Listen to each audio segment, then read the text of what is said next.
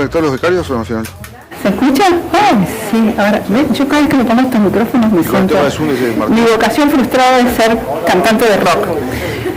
Bueno, gente, tenemos unos pequeños desperfectos, como siempre, es así la vida, logísticos. Listo, gracias. Allá tienen la clave de Wi-Fi.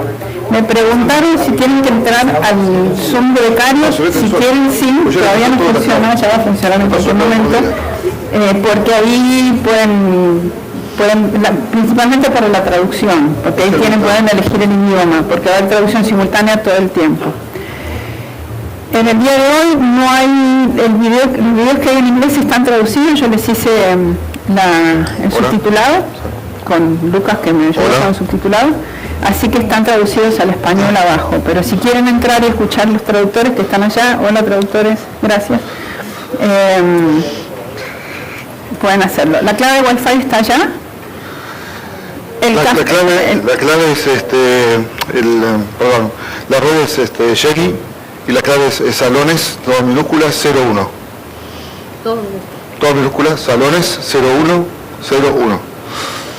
¿Qué más? En el programa cuando dice break, es un break para que ellos acomoden micrófonos porque es un evento híbrido y después si tienen ganas, miren todo el equipamiento que hay ahí. Cuando alguien les diga que hacer un evento híbrido virtual es fácil, vayan a ver el equipamiento y sepan que no es así. Y ellos necesitan algún tiempo para ajustar micrófonos y todo eso. Cuando dice coffee break, salvo el mate break, que acá tiene el amigo que se ha traído su mate, cuando dice coffee break, hay coffee. En la mañana lo vamos a tomar acá, en la sala. El almuerzo es en el salón que vieron al entrar y el coffee break de la tarde también es en el salón afuera, ¿sí? ¿Qué más? ¿De qué me olvidé? Tienen energía a los costados. Tienen energía, tienen agua, tienen caramelos. Sí. Y nada, ya empezamos. Y hacemos un par de ajustes más y ya arrancamos. Ya avanzamos. Veo que nadie se sienta adelante. Ahí tienes el valiente Oscar que se sienta adelante. Josias y Karina han venido adelante. Muy bien, vale. Y acá otros dos valientes que han venido. Karina y Anaí, adelante. Y ahí acá hay mochila. No sé quiénes son las mochilas. Han traído café. Bien. ¿Perdón? ¿Tu computadora? Está el micrófono abierto, por favor. A usted ya lo saludó, ¿no? Sí. ¿Tú recuerdas a nuestro amigo Amparo Orán? Sí, claro. Ahí la estuve viendo. ¿Cómo le va? Mucho gusto. Bienvenido. ¿De dónde viene? De la UFEX. Ah, bienvenido. Los amigos del FESI son un montón. ¿Cómo le va? Soy comanda de la Defensoría del Pueblo. ¿Cómo les va? Bienvenidos, ¿eh? Bueno, ya lo arreglamos. Todo el mundo. Ya arreglamos. Ah, claro. Ahí tenemos varios fotógrafos. ¿Cómo le va? Ah, discúlpame. Sí. Lo que pasa es que estás muy soledad. Sí, gracias. Usted también. Gracias.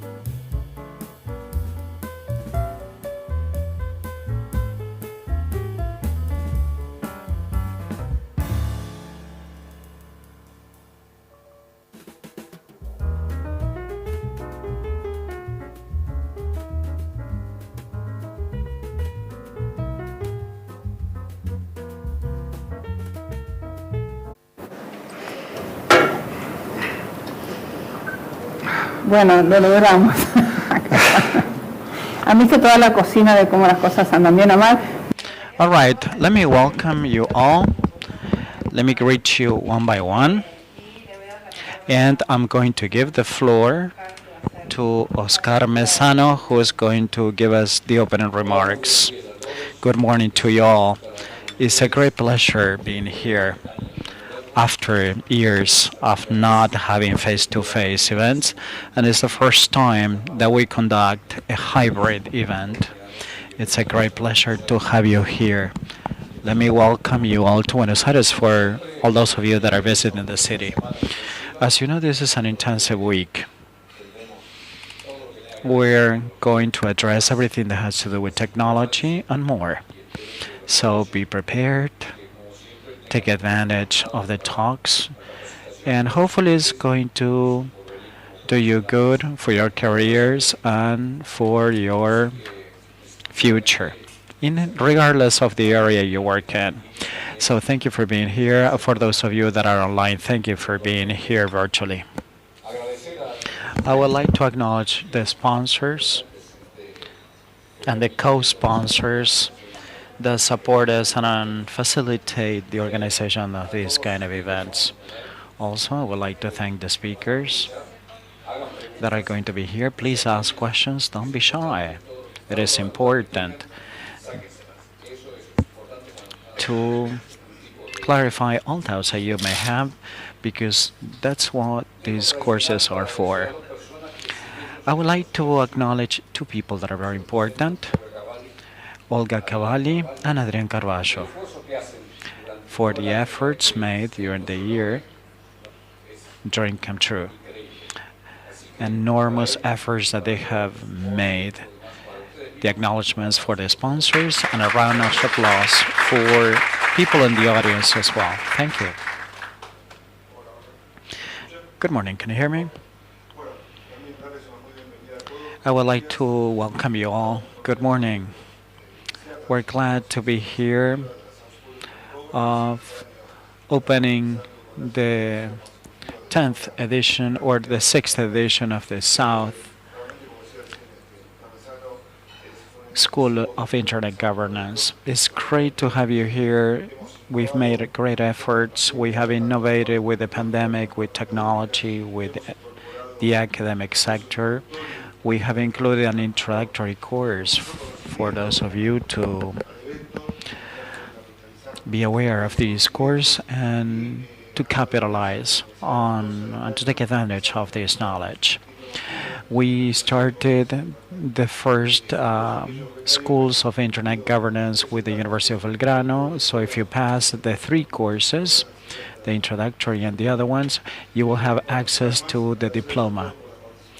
Thank you very much for being here.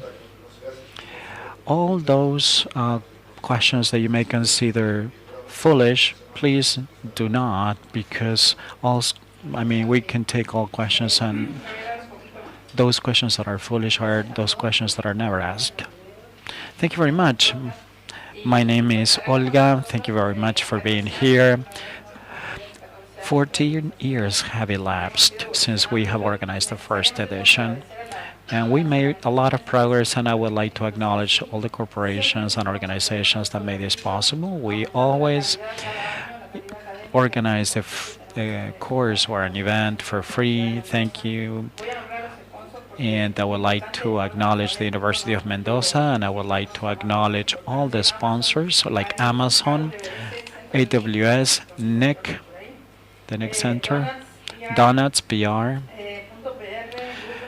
.PR, ICANN, Internet Society Foundation, Argentine Chapter, LACNIC, Meta, Facebook, Microsoft, NIXBR, and CGI BR. Thank you very much.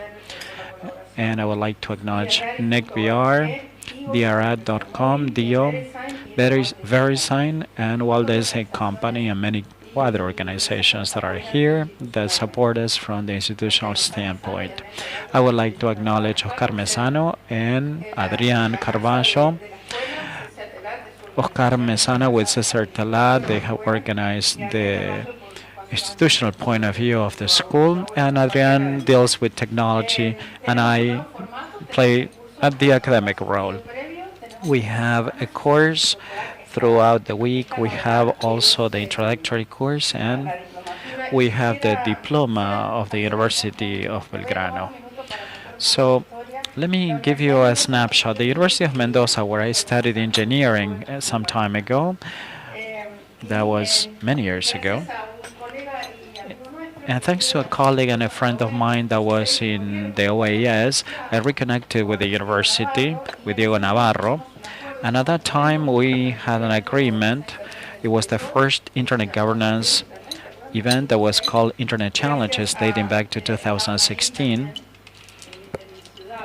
So we held that in Mendoza and in San Martin as well. That's where I was born, and that's where Anaí was born. We had the principal, Emilio Vasquez Vera, that passed away. And then, together with Diego and with Alfredo Iglesias, that was the Dean of Engineering, we organized the first event. And a year ago, looking for a university to pursue this path of quality education, we reconnected with a dear professor of us, that is Cristina Parda, who's an engineer, that understood where we were going. It was not the first university that we pursued, but we sought after the university in order to reconnect the links with the university. She contacted the dean, the president of the university, and then we were in contact with Mr. Marianetti and with the team of the University of Mendoza. And she was the pioneer and allowed us to be here. However, she passed away. She was my professor in circuit theory. Probably there's an electronic engineer in the room, but she was leading. She was a leading role for women in engineering. She organized conferences for women engineering when, gender-based was not that popular like today. And she was very important in developing the knowledge industry in Argentina, not only in Mendoza, but across the region. So our acknowledgments go to her. We highly remember Cristina Parra for her accomplishments. And then we have Eduardo Luna online, who's the president of the university. She was going to be participating virtually. Is he here? Okay. And it's very special, it's very dear to me because that's where I studied that's where I studied engineering. So right now they have new schools, new specialties, new careers, new majors, and it's a clear example of academic quality. Good morning, Dr. Luna.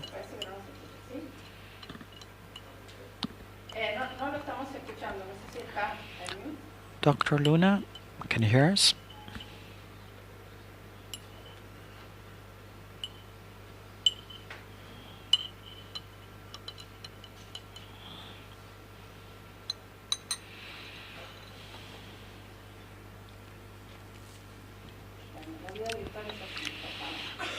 That's what the virtual world looks like. Hopefully he can reconnect in a few seconds. While he reconnects, can we give him some housekeeping details? Yes, of course. My acknowledgments go to Oscar Mesano because for 14 years he's been working for us in internet governance locally, domestically, and internationally.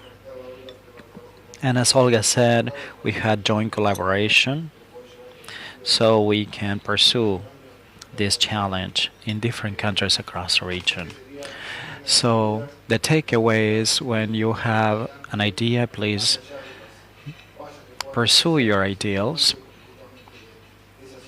and go beyond that, because all those things that come up are good learnings for you and for all of us. So it's interesting that if you have an entrepreneurial idea, please pursue it. So my acknowledgments go to Oscar and Olga for everything they have done and for the future events that we're going to hold. When we did that 15 years ago, I was about to die because nobody understood what internet governance was. And Adrian said, "What are you going to do? What do you want to do?" And I explained to him. And he said, "Yeah, of course, I can do it." And that's how we organize these first conferences. And thanks to CCT Lab support, that is the administrative branch of the Southern School of Internet, we were able to do this successfully. Dr. Luna, can you hear us? Dr. Luna.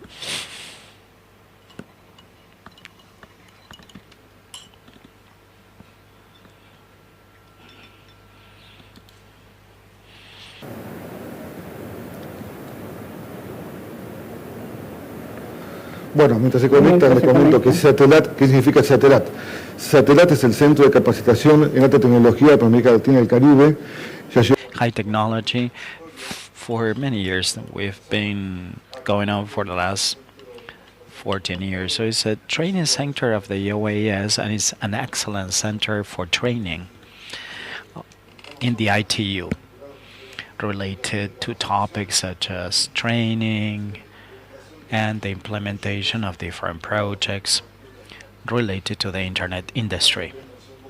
And I am sure that you're aware of this, and if you need further information, we'll help you out during lunchtime. Is Dr. Luna online?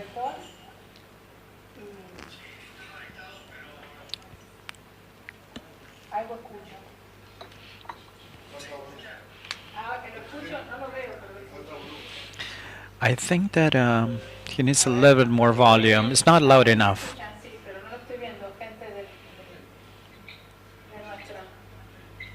I'm not seeing him. Yes? Yes. Good morning. Thank you very much for having invited me to this important day where we're going to discuss topics related to the digital world, technology, policies, and regulations of the internet. For the University of Mendoza, we take pride in participating in this kind of conferences.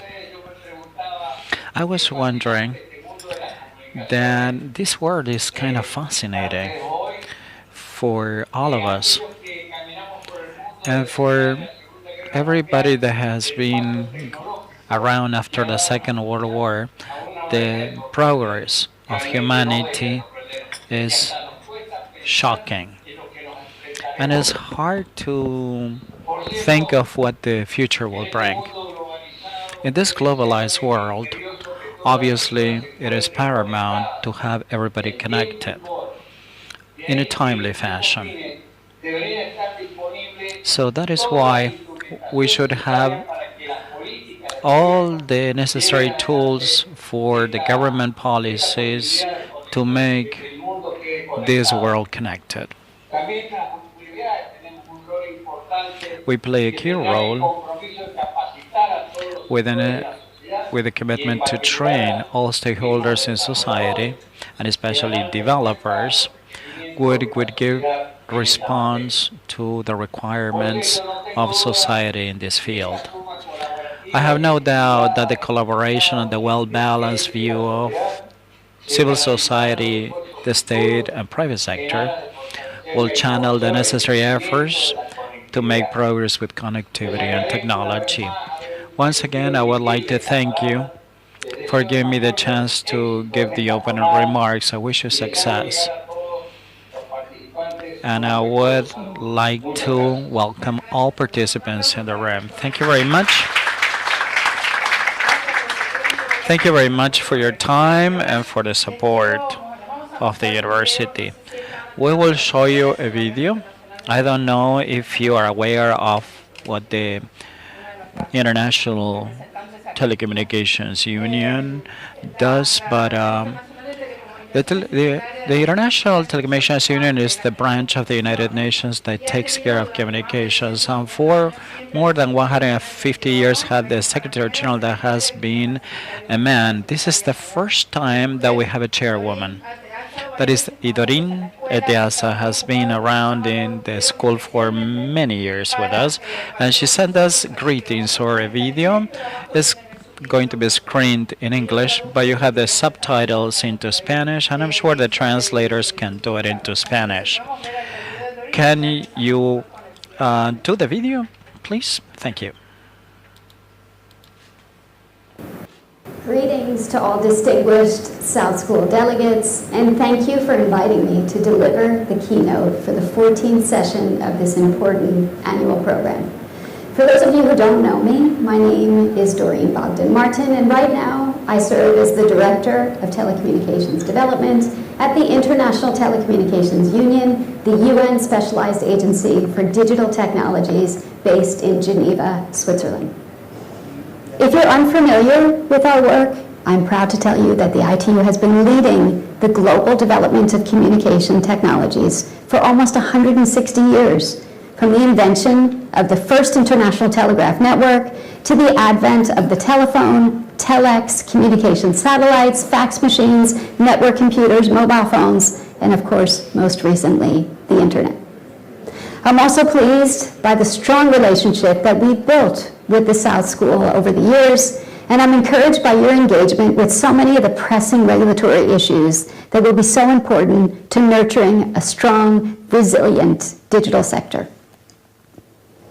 Congratulations also to the school on being the proud recipient of a prestigious WSIS Prize earlier this year.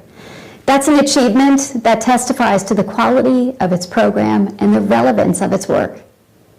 My own role as ITU's Director of Telecommunications Development is dedicated to finding ways to bring the transformational power of digital technology to people everywhere, with a focus on the world's most poorly served communities. It's a challenge that assumed a new urgency during my 4-year tenure in this role, because the COVID pandemic put the spotlight on what digital exclusion really looks like in today's interconnected world. If you've heard it said that the digital divide is emerging as the new face of global inequality, that's because access to digital networks is no longer just the means and ability to speak to someone or to send a text. It now means access to employment, access to learning, access to commercial opportunities, to banking, to a growing host of essential government services, to healthcare, to social interaction and entertainment, and to the store of the whole world's accumulated knowledge. In short, connectivity means opportunity. And yet the latest ITU figures show that 2.7 billion people are currently cut off from that life-changing opportunity. That's 2.7 billion people who have never, ever used the internet. Or, put another way, 1/3 of humanity totally excluded from the digital opportunities that those in the world's wealthy nations now take for granted. And the problem doesn't stop there. ITU data indicates that hundreds of millions more struggle with costly, poor quality, hard to access connections that do little or nothing to help them improve their lives. Those who lack ready access are overwhelmingly those already marginalized. That means women, elderly people, and those with disabilities, indigenous groups, and those who live in poor, remote, or rural areas. And if we don't work harder and faster to reverse this picture, we risk duplicating the profound inequalities of our old analog world in the digital space. And for me, that's a tragedy and a massive missed opportunity when digital promises so much to those who have so little. So the first point I'd like you to take away from my address today is the need to put universal, meaningful connectivity at the very center of our global development agenda in this final decade of action in pursuit of our 17 UN Sustainable Development Goals. So what's keeping people offline? Is it lack of infrastructure? Well, certainly that's part of the problem, particularly for remote communities and those living in geographically challenging areas. But the reality is that those people are relatively few. ITU numbers show that 95% of the world's people are now within reach of at least a 3G mobile signal, and 88% are covered by a 4G signal. So that brings me to my second core message, that our digital divides are multiple. And they're also multifaceted. Bringing life-changing, meaningful connectivity to the unserved and the poorly connected is about much more than just raw technology. It's also about finding ways to bring down the cost of connections and the cost of devices. It's about empowering communities with the digital skills they need to harness online services. It's about conceiving and developing devices and platforms adapted to real-world constraints.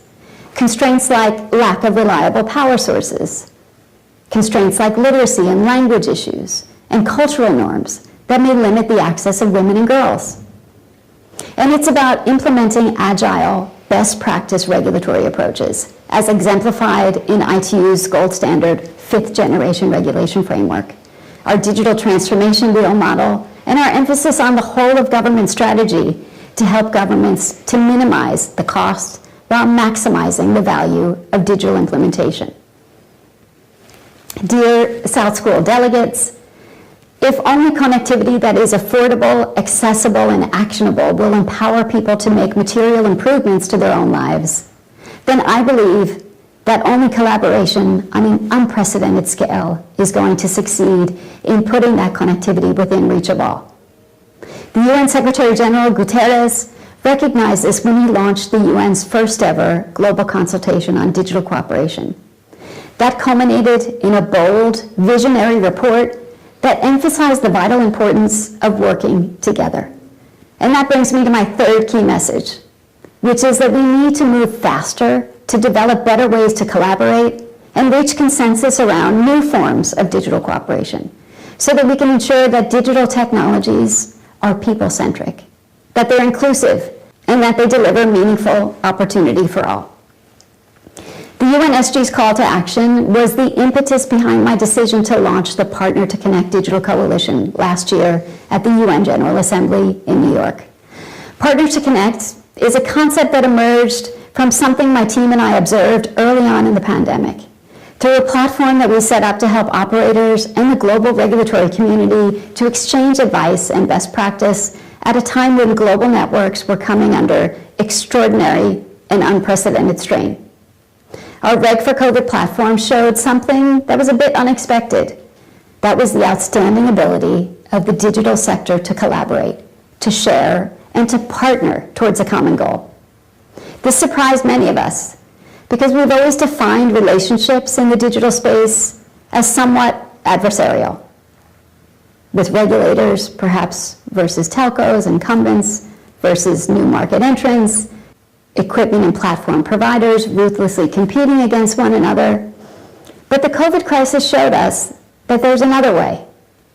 It showed us what the digital sector really should have realized a long time ago, that having more people online actually benefits all of us, and that every single player in the digital space has much to gain from a planet in which everyone, everywhere, has ready and affordable access. Watching the cooperation across borders and across sectors during the height of the pandemic, I realized that we could harness that untapped collaborative spirit and use it to drive global connectivity in areas that market forces just weren't reaching. And I'm delighted to report that once again, the digital sector has proven more than equal to the challenge. Through our Partner to Connect online pledging platform and roundtable sessions at the ITU's World Telecommunications Development Conference in June, ITU members and our P2C partners far exceeded even our most optimistic forecast in their willingness to step up, to make concrete commitments, and to collaborate on a scale that we never saw before. To date, Partner to Connect has notched up more than 500 pledges worth well over $28 billion, and the numbers are still rising. The variety of pledges is staggering, from commitments to scale up affordable access and build people's digital literacy, to reinforcing crucial connectivity infrastructure in remote and rural areas, to putting in place policies to try to close the many different digital divides. Taken together, these Partner to Connect commitments represent a major step towards making meaningful connectivity a reality for all. It's a great achievement, and one I'm so proud to share with you today, because this is what humanity's increasingly interconnected future should look like. I'm now looking forward to actively working with our community to ensure that all those pledges deliver maximum impact, especially for those most in need. But I'll be doing that over the coming 4 years in a brand new role. Dear delegates, on September 29th at ITU's Plenipotentiary Conference in Bucharest, Romania, ITU member states chose me to be their next Secretary General. I don't need to tell you how proud I am to become the organization's first woman in our 157-year history to achieve this office, and how honored I am by the trust and the confidence ITU members have placed in me to lead the Union into this next exciting chapter. Digital cooperation will be the theme of that chapter, and Partner to Connect shows us what it can look like. Collectively and cooperatively, we've made a major leap forward that might just change the way that we interact with each other, with our industry, on a more profound level. We've proved that through partnership, and we really can change the world. As ITU Secretary General-elect, I look forward to doing everything in my power to realize our shared dream of universal citizenship, of a cohesive, inclusive online community, because ensuring that every person on the planet has a chance to engage, to interact, and to make their voice heard lies at the very heart of the UN vision of a safe, peaceful, and more equitable planet for all. Thank you. Todo bien, que no nos escucha, pero no importa.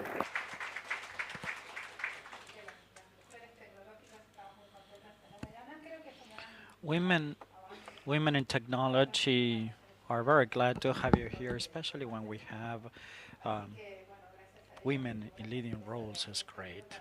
She was very kind to film this video, and I would like to acknowledge Lucas, and I would like to thank for everybody that did the captioning of this video. So I would like to thank Lucas for helping us with the video.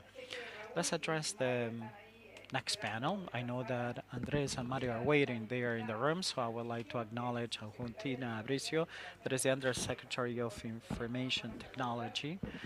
She's also my boss, so please ask her good questions. And the National Secretariat of Guatemala that is here with us today, Ana Judith Chan Chorantes. While they come to the rostrum, let me tell you that Argentina is member of the Partner to Connect. So our boss's boss is, thank you very much, our boss's boss is Micaela Sanchez Malcolm. She's our representative for our Partners to Connect, and Argentina is a member nation of Partners to Connect, so we're glad to have you here. Agostino, you have also a position on the ITU. Yes, and I work for the telecommunications group there. So ladies are very well represented.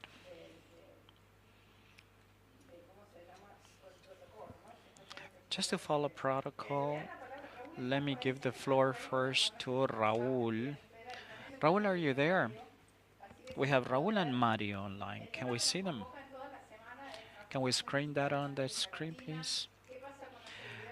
Here we have what happens with resilience, how Latin America is approaching this issue. We have also students from Latin America and across the world. Raul, Mario, can you hear me?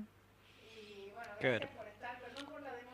We can see you from here. Sorry for the delay, because it's part of the culture to have delays in Latin America. Sorry to delay the conference, but we had some technicalities that we had to overcome. Digital transformation in Latin America implies how a region leverages digital transformation to be included in a more equal world, a more developed world. I will give the floor to Raul, who is a very well-known person in the IT world.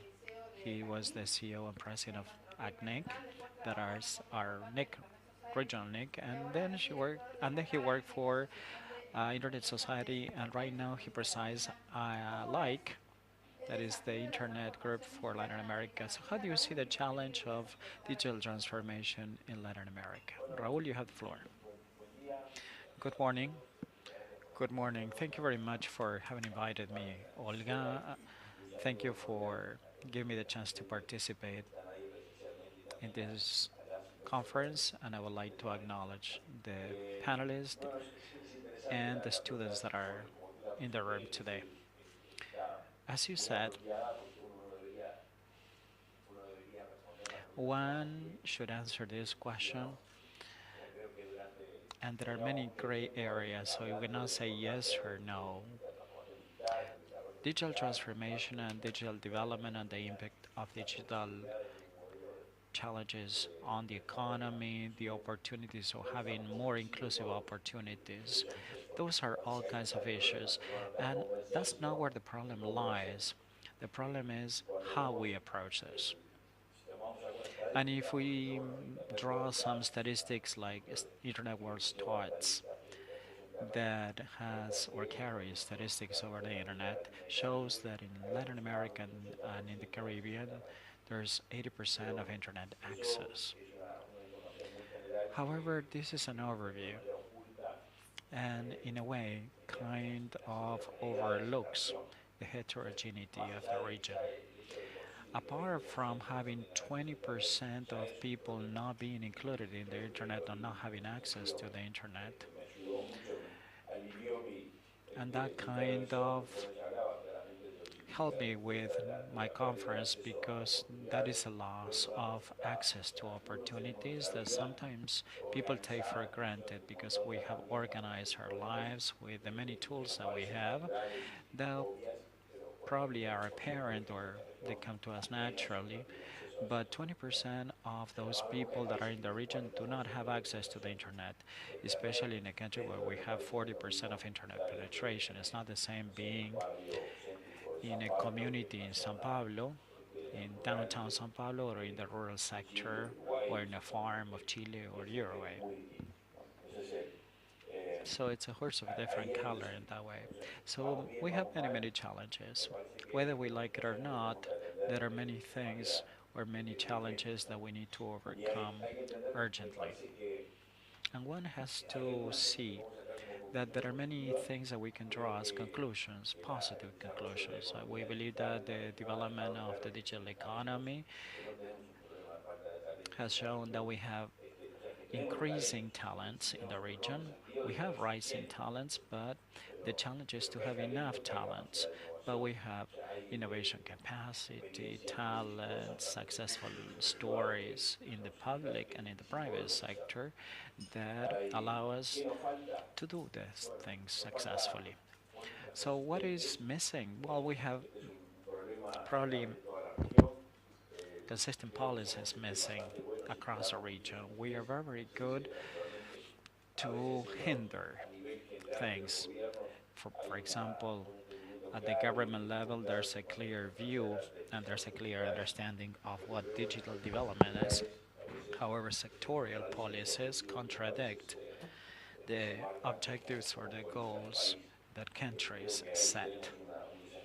So we have a great challenge ahead of us of having more consistent legal frameworks in line with the objectives that we have set.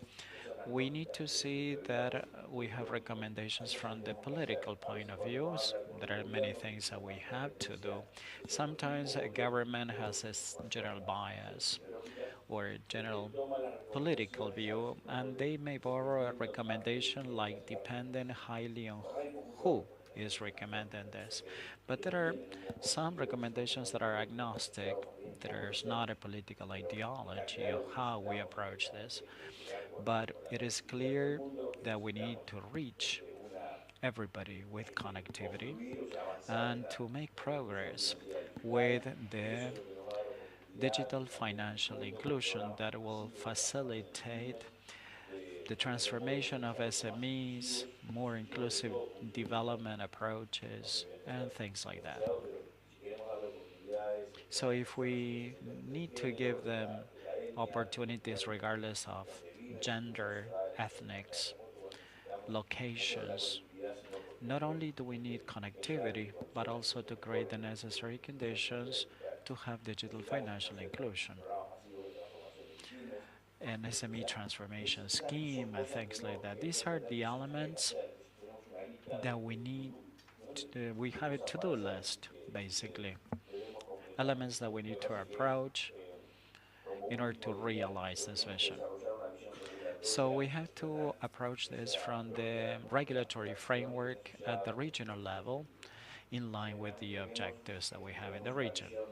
Because generally we have a vision of how this operates in the United States or how this works with the regulatory framework, with the business focus.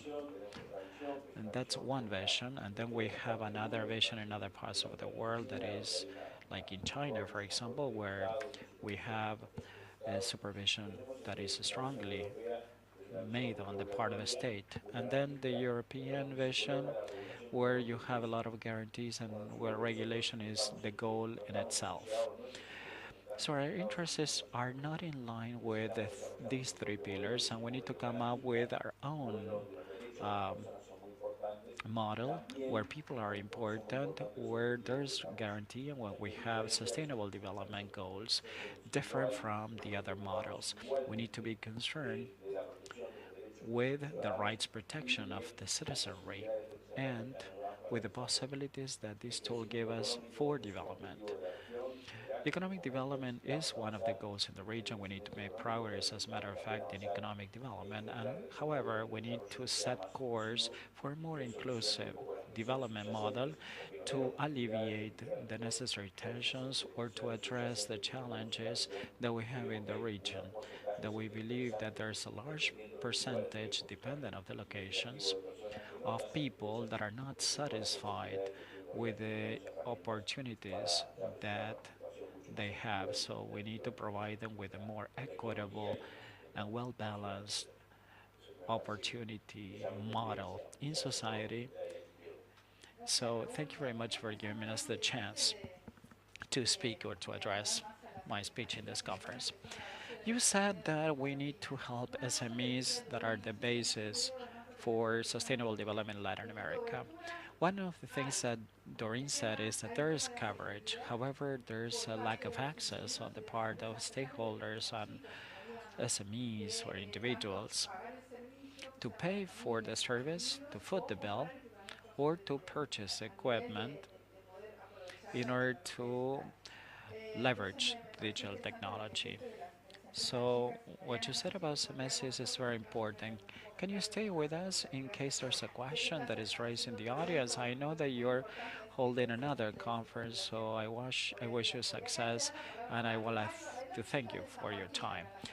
Mario, there are two people from San Martin, Anaí and I.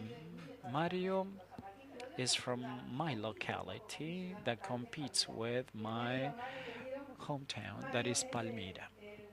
Mario is the Minister of the Supreme Court of Justice of Mendoza.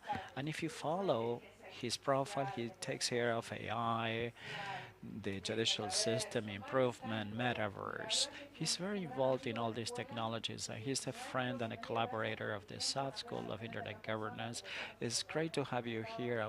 Imagine that we're going to find you face to face in another conference. Could you give us your overview of transformation in Latin America? What is your perspective as Supreme Court Justice and as an expert on these kind of issues? Thank you very much for giving me the chance.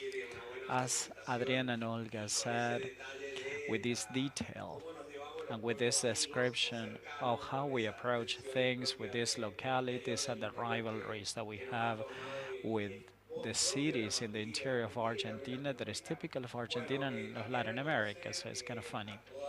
I would like to acknowledge everybody that is part of this panel and to the students also that are involved in this conference, that are attending this conference online and face to face. So I would like to thank you for giving me the chance to speak as a panelist. Let me address some reflections that has to do with internet governance. I believe that we are covering these issues, especially on W3, World 3. What is this model that is hacking national and economic sovereignty that is making quantum leaps, and this is the model. This is Web3, okay? And let me address the internet because what has been acknowledged from the legal standpoint and constitutional standpoint is that internet access becomes a human right.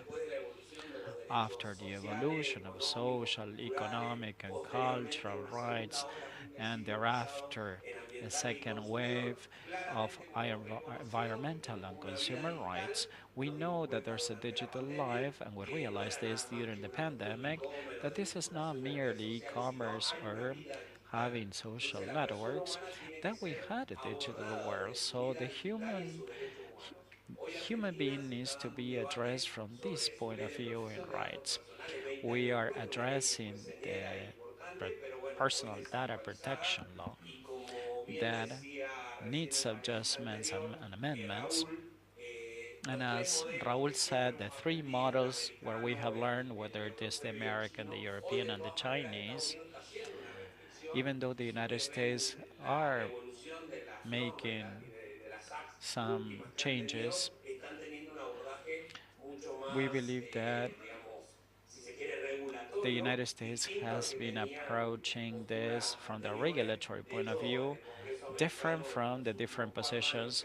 And as a matter of fact, over the last 40 years, most of the CEOs from multinationals have been reaffirming this kind of analytical approach.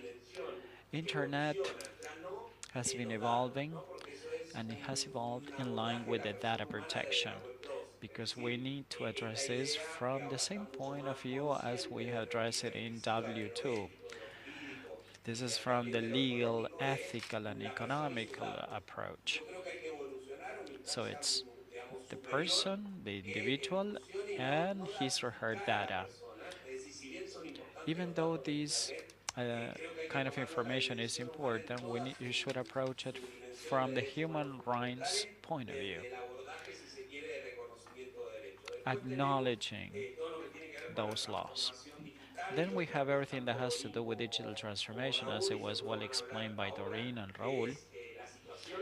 Everything that has to do with the Latin America situation and the divide, economic development and technology divide, from the point of view of access, literacy, development, and the different age groups that may be included in kind of raising awareness of technology. So the state plays a key role thanks to this space, for example, that we have of SSIG and the Latin America School of Internet Governance gives us a chance to address this. However, for those of us that come from the legal field, we are very interested in regulating, and sometimes we have something that is intangible. It's difficult to be out of the comfort zone, and when it's intangible, and when it's not fungible or tangible, we have a problem. We may encounter some challenges, and here we have the internet. As Olga said, we had to address topics from artificial intelligence, blockchain, in W3, and the discussions there are how to approach this new limitless or frontierless or lack of sovereignty world that is in a way detrimental to democracy because the modern state was invented and we had representatives that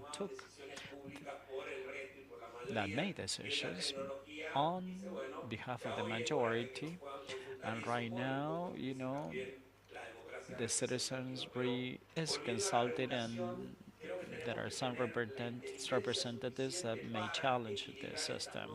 So we need to have a well-balanced view combining the two views, the human rights protection, and on the other hand, by approaching this from the regulatory or from the governance point of view, to facilitate economic development in Latin America.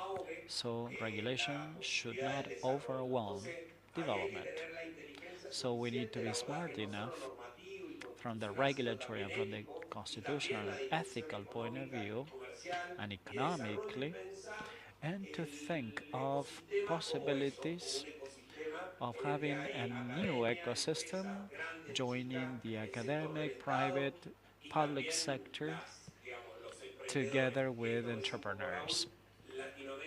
So Latin America has enormous human capital, successful human capital, but what is required is regulations on the part of a state with political leaders that should know the importance of technologies, not only of networks, not only having community managers or influencers. They need to evolve and to be trained in technology because if topics of technology are addressed like 6 hertz and how we are going to run it and where we are going to have 5G, they need to train and they need to be educated. For example, we had search engines that are discussed in the justice system, and the coverage was discussed by the media that they were discussed, where topics were discussed, and the political leaders were not really educated or literate on this topic.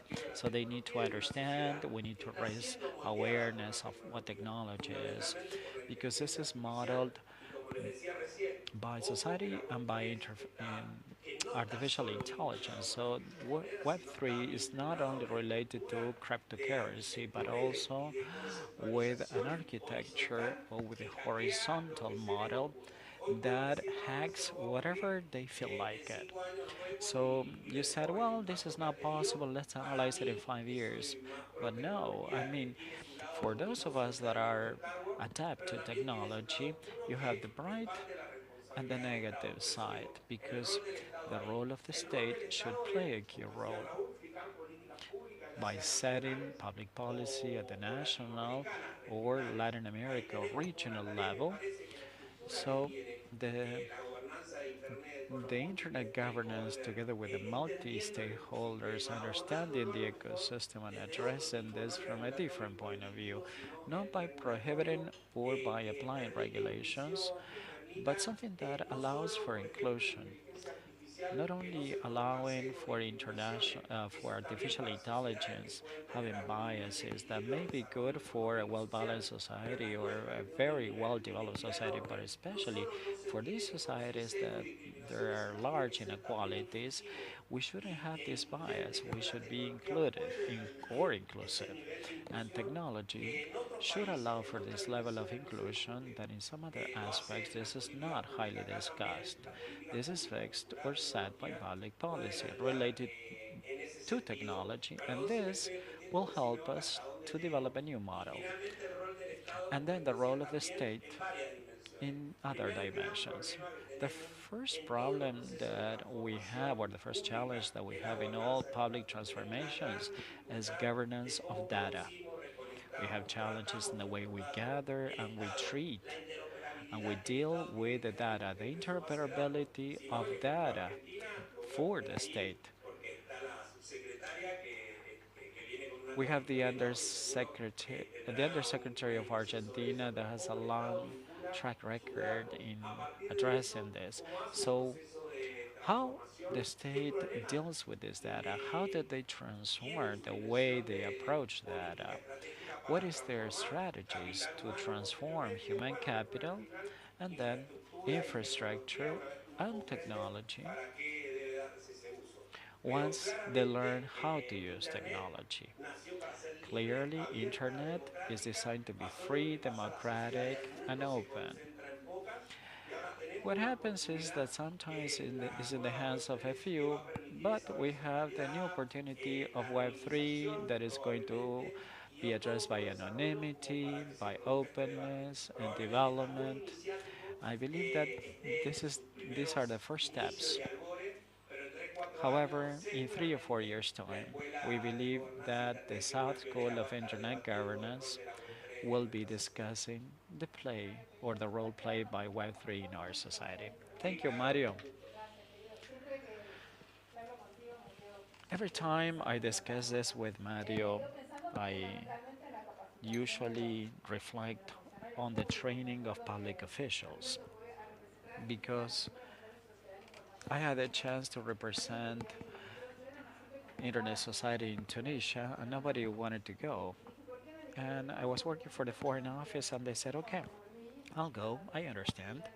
So I was discussing with Mr. Tayana, that was the foreign minister, the Minister of Foreign Affairs, and they said okay. And I said, okay, we need to teach this, and that's why we have the South School of Internet Governance.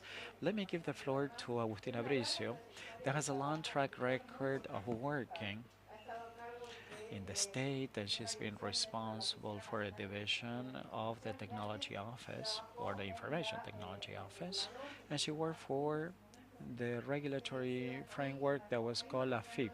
Well, it changed many names.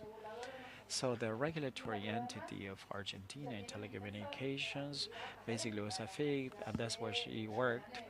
And she worked for many universities like Avellaneda, University of Palermo, and she's a partner of the Internet Society chapter for Argentina, and that is free for everybody that wants to participate. Agustina, it's a pleasure to have you here. Apart from that, she's my boss. Can you hear me? Yes. Sorry for having a sore throat.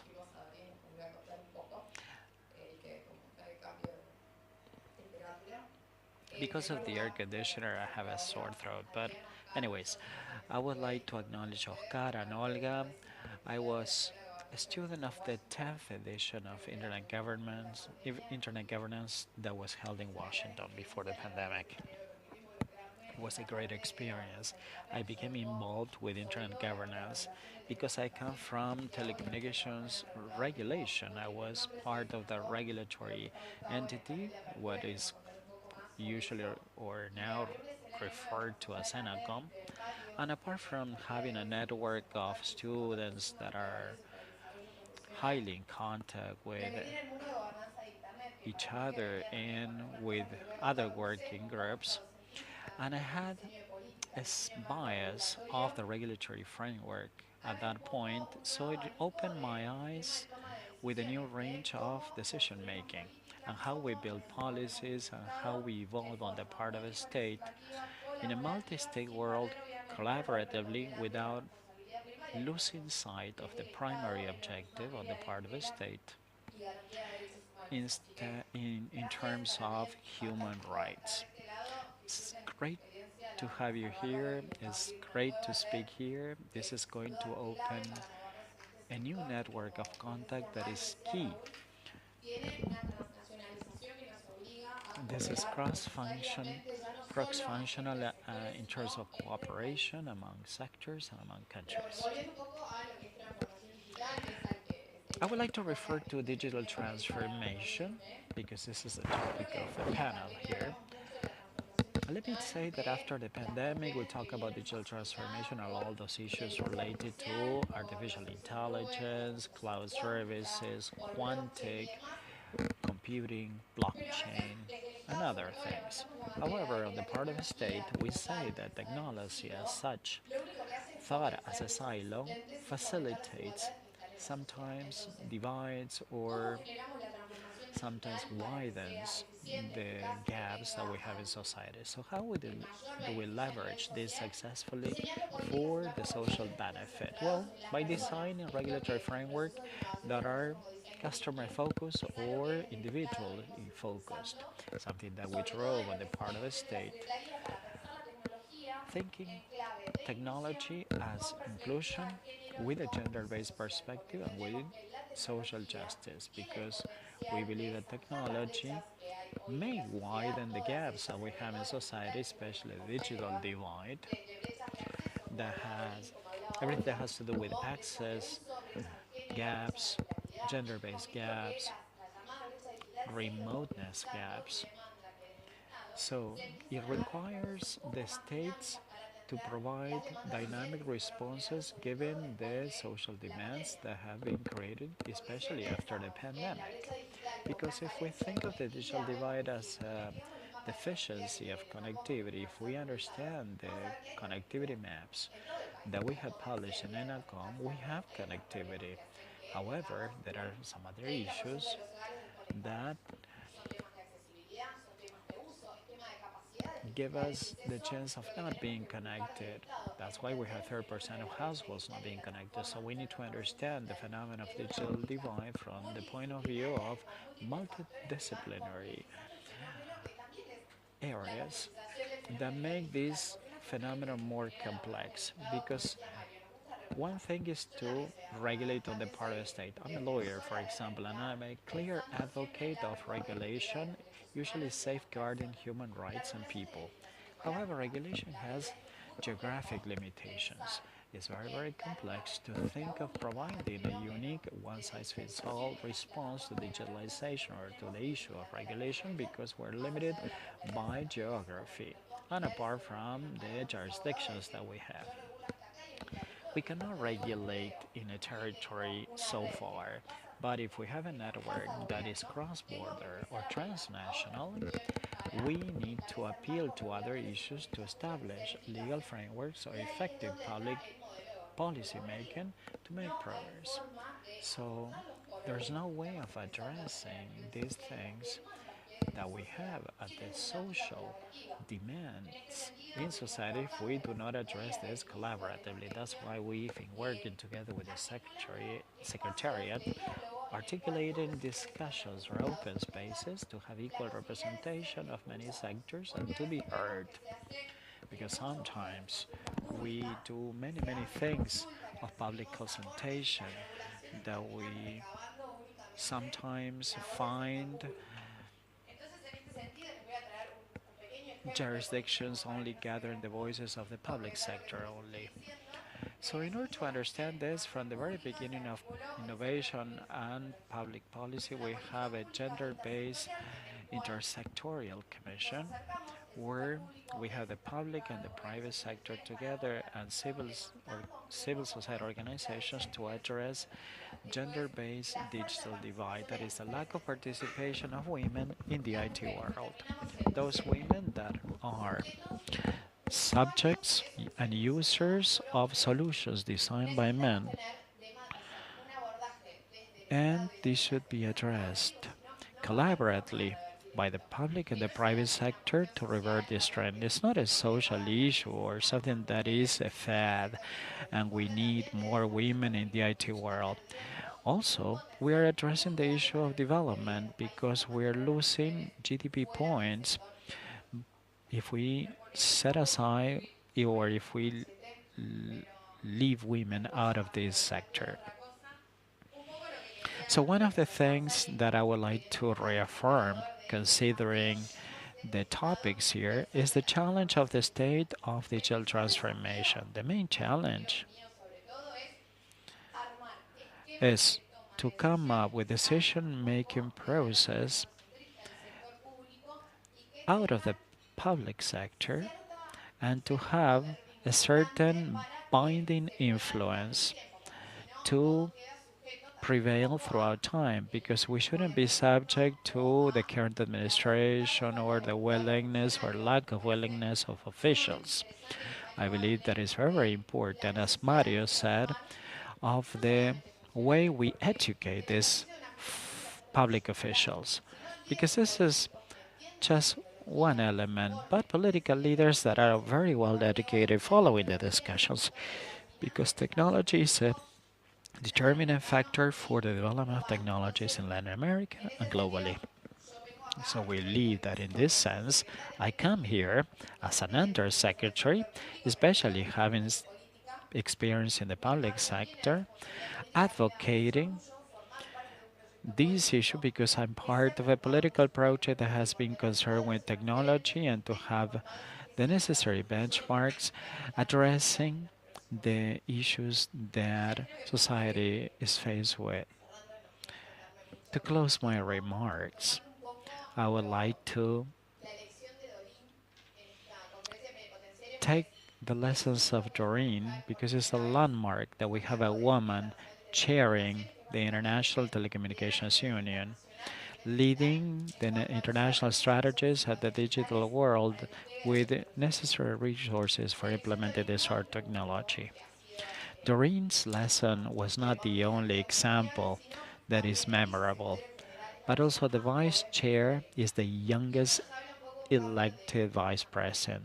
So this is a clear transformation.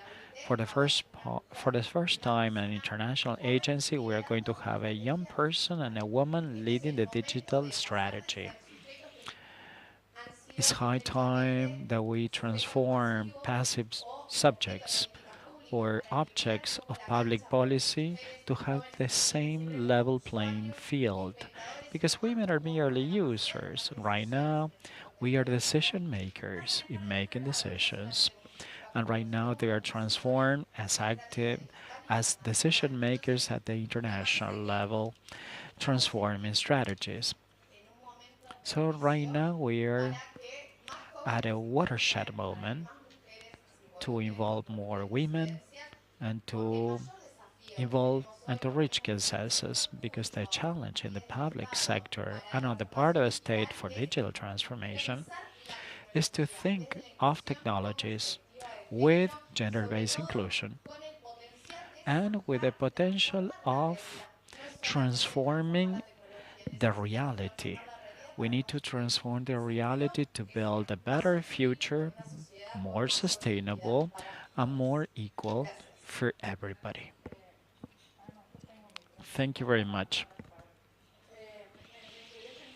I was thinking of the many conferences and talks that are held by the Secretariat of Public Innovation. Michaela is going to be in the closing remarks with the gender-based panel on Friday.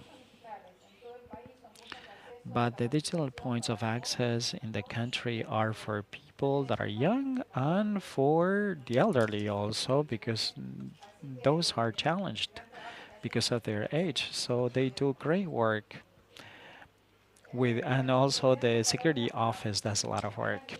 I will give the floor to Ana Judith Chanto Orantes, that is the National Secretary of Science and Technology from the Republic of Guatemala. How do you see this approach from Central America? I have worked, for example, in many regional projects, and Central America is very interesting because those are small countries with complex geographies, islands with mountains, volcanoes, many challenges. How do you face an infrastructure that needs to develop to reach people, to reach the state, corporations? And how do you approach this from the regulatory point of view? It's great to have you here. Thank you very much, Olga. Thanks for the invitation. Good morning to all of you. Greetings from the government of Guatemala and from the National Council of Science and Technology. Let me follow my notes because in my team we prepare certain information that would be useful for the panel for the opening remarks. And secondly, I landed in Argentina at 4 in the morning. That's why I'm kind of dizzy, jet lag, and all of that. So I applaud the objective of the SSIG, where students and professionals may interact with these topics and participate in this hot debate on the internet and understands the importance and the awareness of internet and development of the region. For us in Guatemala, we've been participating and having preliminary talks with you, and despite that we have developing countries, small countries, we are making strong and large strides in order to develop science and technology and to put this at the forefront, which has not been a priority for decades because we have many economic crises, social and political crises as well, so we live the day to day instead of having a vision for the future. And the COVID-19 pandemic demonstrated to the world, and especially Central America or Latin America, the weaknesses and the delays in connection to the well-developed countries like Korea or Israel that they believed in the usefulness of technology to develop and to accelerate their progress in an inclusive way, sustainable way, not to leave anybody behind. In this context, digital transformation became an unavoidable task and posed the challenge to accelerate the rate to be more competitive with a new norm, not to leave anybody behind. And even though digital transformation impacts all sectors of society, it does this at different rates, at different speeds, and with different intensities. When we address and when we talk about digital inclusion, it's not technology inclusion. It has to be a strategy or a comprehensive scheme to transform the way we produce, the way we educate, and the way we relate to one another, to transform the processes to be more effective, and to train human talent to acquire the necessary skills in this technological world by transforming technologies, optimizing or streamlining management. For example, in Guatemala and in Central America, we are wondering if we are educating the new generation in these new skills, digital skills, to work in the future, and if we are ready to export talent rather than to import to take those jobs in our country. So, digital transformation is a great range of opportunities, providing us with the necessary tools to make progress in the region by using public services, diversifying the economy, improving the quality of life of the citizens. And that depends on technology, so we need to work jointly.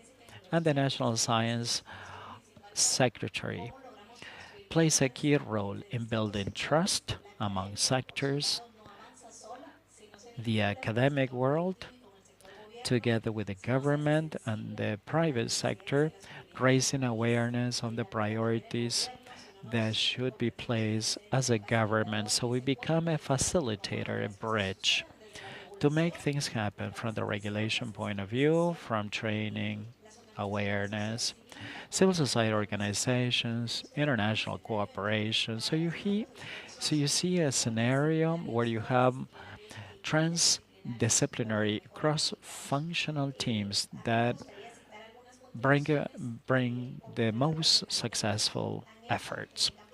Let me bring some examples of Guatemala in technology because let me highlight or underscore some of the great projects like Luis Bona that invented CAPTCHA and language learning like Duolingo.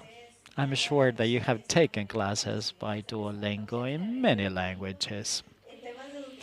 In education, Christian Banderher is the co-founder of Plastic, and Plastic is one of the leading platforms on online e-learning and develops telecommunications and has trained 4 million people in soft variables or soft skills in order to transform the economic world in Latin America.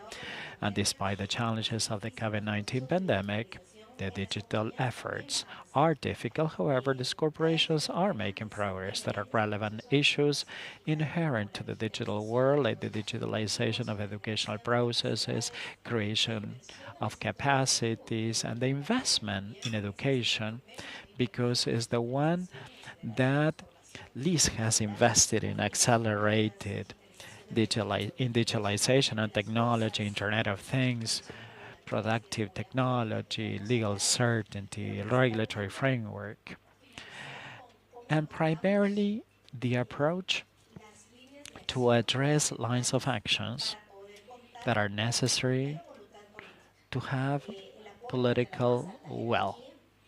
The support of leaders is important to carry this out, and we need full support in order to overcome the reluctance to change. And I'm addressing this from the point of view of the institution that has worked in one way, and I'm sure that you had the same experience. So, we should innovate, not to do things as we have done it historically. Guatemala and Central America rely on the investment on infrastructure. So it's a weak point as we have this as a developing country. So we need to carry out the digital transformation. We need to change the monolithical approach and to board the train of emerging technologies. It's an essential change of connectivity, development, and access. We have many challenges to cover, like, for example, the electricity grid. If we do not reach all communities, connectivity is not going to reach everybody. So, if we don't have access to information or training, for example, in Guatemala, only 3% of the population joins universities. So, higher levels of education is really a privilege. So, what are we going to do with 97% of the population? How do we bring these people to the informal sector to be trained and then to excel with their skills? So, we need to train human capital because it's no use having the latest technology if the human factor is the pillar of the prosperity of every single country. So we should analyze and design a long-term scheme, a digital scheme, to reach future objectives by transforming the digital identity that is not a short-term plan, but a long-term one that could reach all entities. And that involves the stakeholders, all the stakeholders, by raising awareness of all the stakeholders to reduce reluctance and to increase participation of society, private sector, and the population at large. So thank you very much for giving us the chance to speak here and to learn from all of you in Argentina. Thank you very much. Let me applaud the panelists, and we have two people in the audience that are going to be, I'm sure, asking questions virtually and face to face. Do we have questions in the audience here? It's important for the translators. My name is Soledad Martinez, and I work for the advocacy of, or the Ombudsman of Santa Fe. It's a key aspect to work with the Ombudsman by modernizing the institution. So the Ombudsman is working along these lines. One of the issues that we raised last year is the legislation of personal data protection in educational platforms, e-learning platform. How do you expose, for example, students from primary schools and teachers? In Argentina, there's no legislation that rules e-learning. How are you addressing this issue in other parts of Latin America? Good question. We are going to have the Visanchorena that is going to teach us on the personal data protection law. I'm not an expert in this field. I don't know Mario and Raul or Ana, and if not, we're going to raise this question for tomorrow. I'm going to be brief. I'm sure Beatriz is going to answer this more effectively. They're working along these lines with the Latin America Internet Society, and we have been actively participating in this field. We have made a lot of progress in the legislation. Many countries had made changes in the data protection law.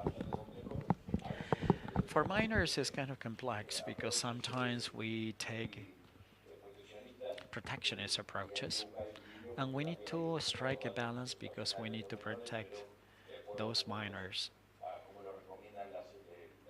personal data, and in line with the agencies, we need to take the evolution skills. It's not the same addressing this for a 12-year-old or a 17-year-old. They have different skills of understanding. And also, we need to be careful with the protectionist approaches because sometimes they are detrimental for the teenagers in having access to internet services that are very, very important for participating in society and for the community from the digital point of view. But as Beatriz As Olga was saying, Beatriz is going to give us a very assertive answer of what the process is like and how they address this issue. I think we have the European framework. It's called FARO. It's like the beacon or the standard, the norm for treating personal data at the international level. So the law is borrowing this model. Let me underscore what I said before. The dimension or the pillar is not in the data, but in the human being. If we take the human being as a whole, data comes after. So if we focus primarily on data, we would be making a serious mistake. And the responsibility lies in private and public entities that should consider this right and this kind of situations. With Beatriz Anchorena, I'm sure that you can ask her because no public agency has a registration of database or declares or mentions in the way we deal with this data that is created. So there's a need of personal data law, but this is not done by the state. What that is not being done with a responsibility and in compliance with the prevailing law. There are no judicial entities that register their personal data because it's not required by law, probably. And there's, for example, the ombudsman or the advocacy agencies, especially when the state are under cyber attacks constantly. We have many situations, as Agustina said, and we accelerated the digital transformation agenda for the state. However, we did not accelerate the good practices, the good conduct, or the preventions necessary to address cybersecurity.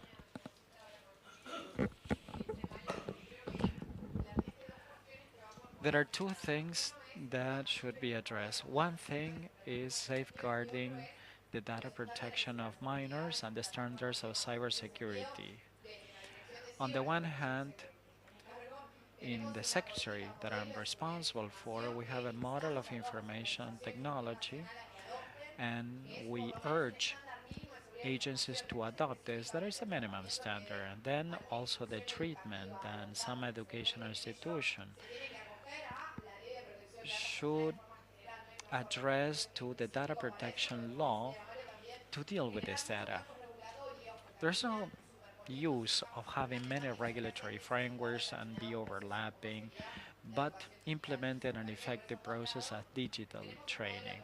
So we have an information security model that is being amended as we speak, and we have a collaboration process of the data protection law, the personal data protection law, that is going to be addressed by Beatriz tomorrow. Are there any online questions in the Q&A? No? If there are no questions, oh, there's one more question there. Could we pass around the microphone? It's necessary for the translation because the interpreter's at the back of the room and they are interpreting into English for some of the visitors. Can you hear me? Yes. Yes. I would like to ask you a question. What is the main obstacle that you find in order to reduce the digital divide? The digital divide as such is non-existent. There are many divides. It's not only the access divide that is related to investment and geographical challenges. There are many ways to overcome this geography or remoteness challenges that you may reach these people by satellite, wirelessly, but also we have, I don't know, local rules, biases, and social reluctances or resistances because of misinformation of infrastructure. Like, for example, that antennas are the source of cancer or things like that if you use them. And there are fundamental issues like, for example, using effectively this technology. We may find illiteracy. For example, sometimes we have illiteracy and digital literacy because there are technologies that are not well thought from the point of view of accessibility. So they become complex, especially for people with disabilities.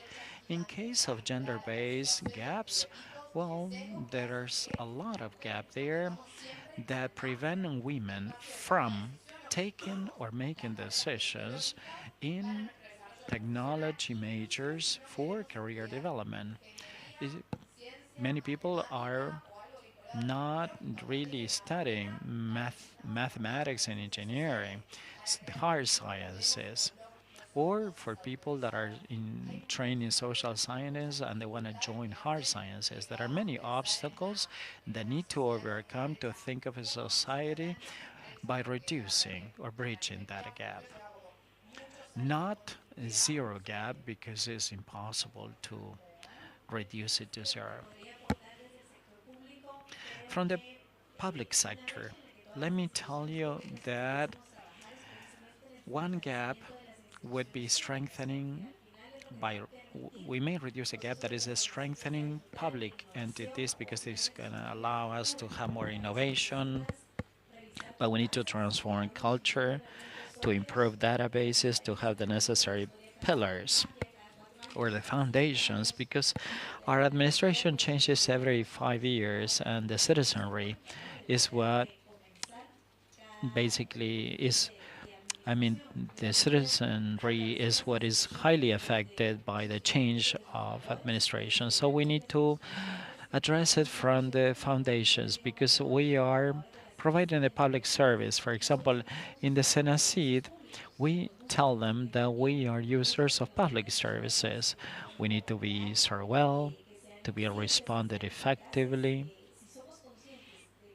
and if we are aware that we serve as a link, as a facilitator, we will learn or we will come to learn this process of transformation. There are also in Guatemala structural causes that may result into a development that, for example, is detrimental to society like malnutrition, acute malnutrition, poverty, literacy, not only formal education but digital literacy.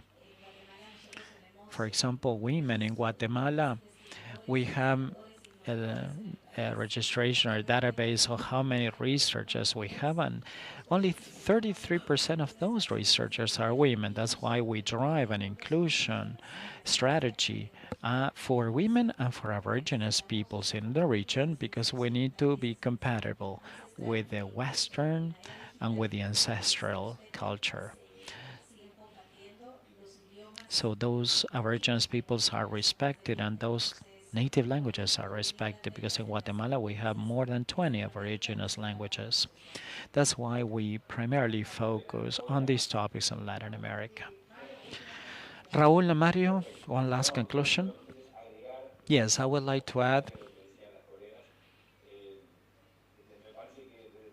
that from the point of view of connectivity, the great challenge ahead of us is to innovate from the technology, political, and regulatory field. I'm referring to speaking not only of a technology that is going to address all issues of connectivity. The challenges is to overcome the technology that we have available. So we need to develop first 5G, but 5G is not going to solve all evils. Yes, satellite communications are important. Fiber is important also to facilitate self-regulated networks, community networks, to provide the necessary access to non-licensed spectrum. But the important thing eventually is to innovate, to think of all the possibilities provided by technology. We have technology that allows access, and we need to innovate from the political point of view, to innovate with policy making, to leverage this. innovation in regulatory frameworks also to facilitate different business models, operational models, and the access to different technology depending on the many different needs. Another crucial aspect that Agustina brought to the table was the collaboration internet governance model.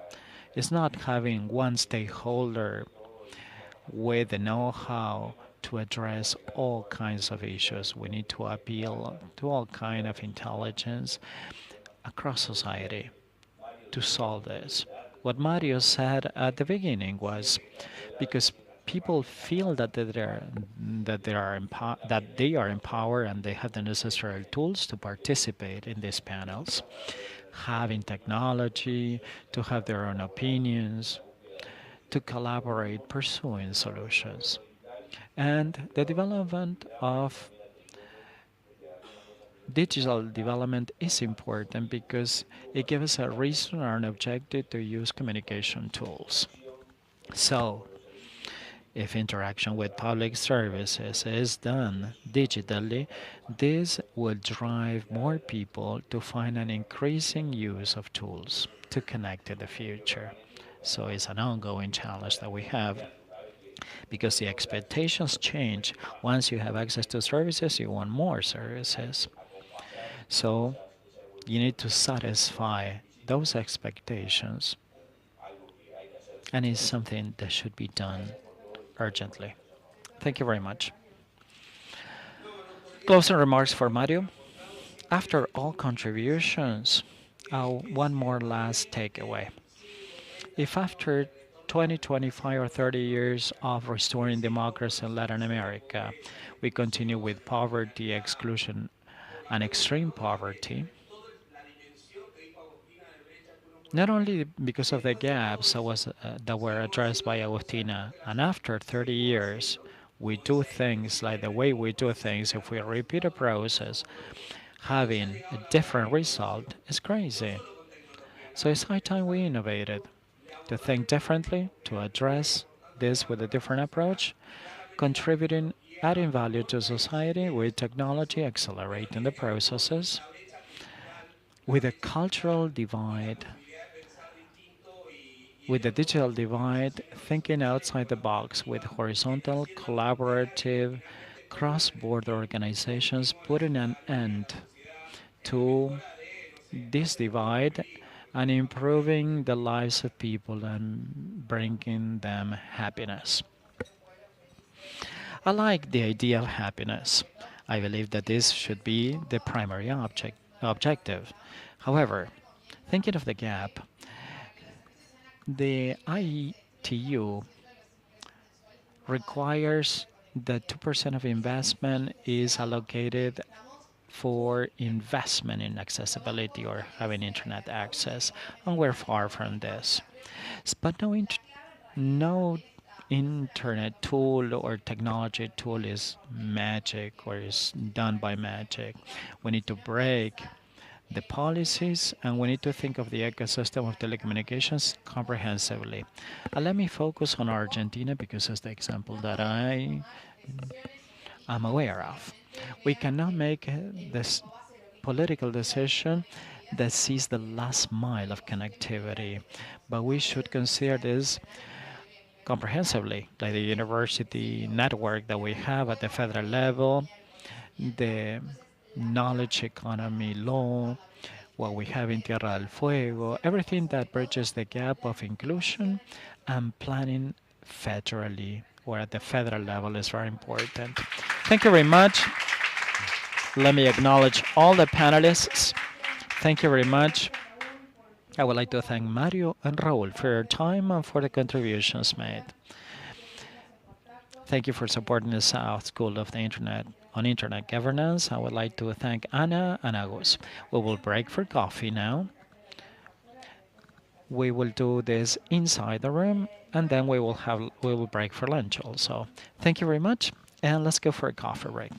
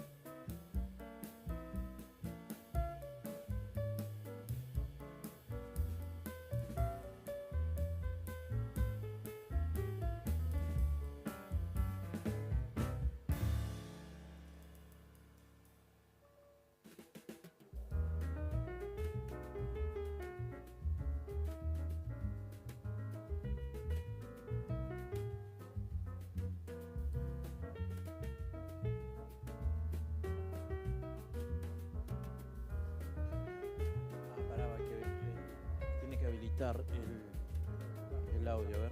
Max, ¿me escucha? Para. Ahí está. Ok, ahí lo estamos revisando a los niveles. Igual estamos en break, estoy hablando bajito. Ahora cuando comience la reunión voy a escuchar un poquito más fuerte. Gracias.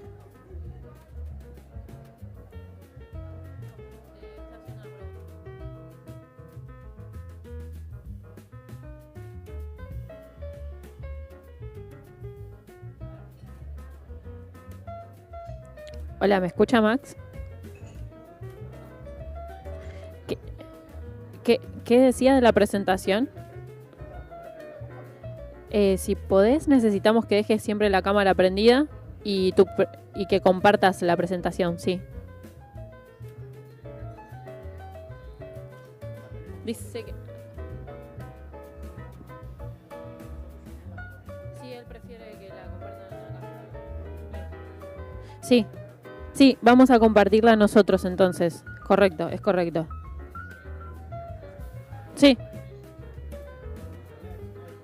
Sí, y él pide la próxima, sí. Ok, perfecto. Sí, si puede dejar siempre la cámara prendida, gracias. Claro, sí, así como está ahora, así ya tenemos su imagen. Gracias.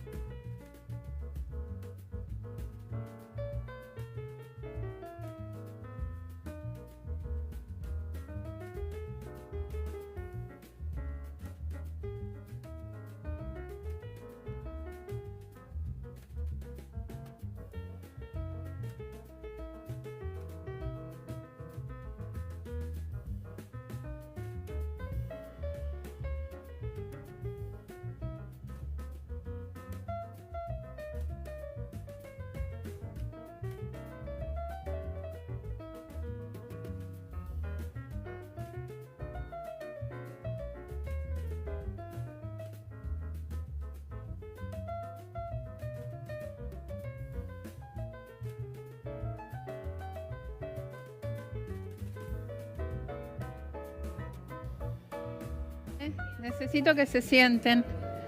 Siéntense. Siéntense. Bueno, shh, calma. Adrián. Adrián. Cumpla con las órdenes de la máxima autoridad del salón. Bueno, gente, vamos a seguir con nuestro próximo orador, que es el... We are going to continue with our next speaker. Is the Vice Minister Maximiliano. Are you there?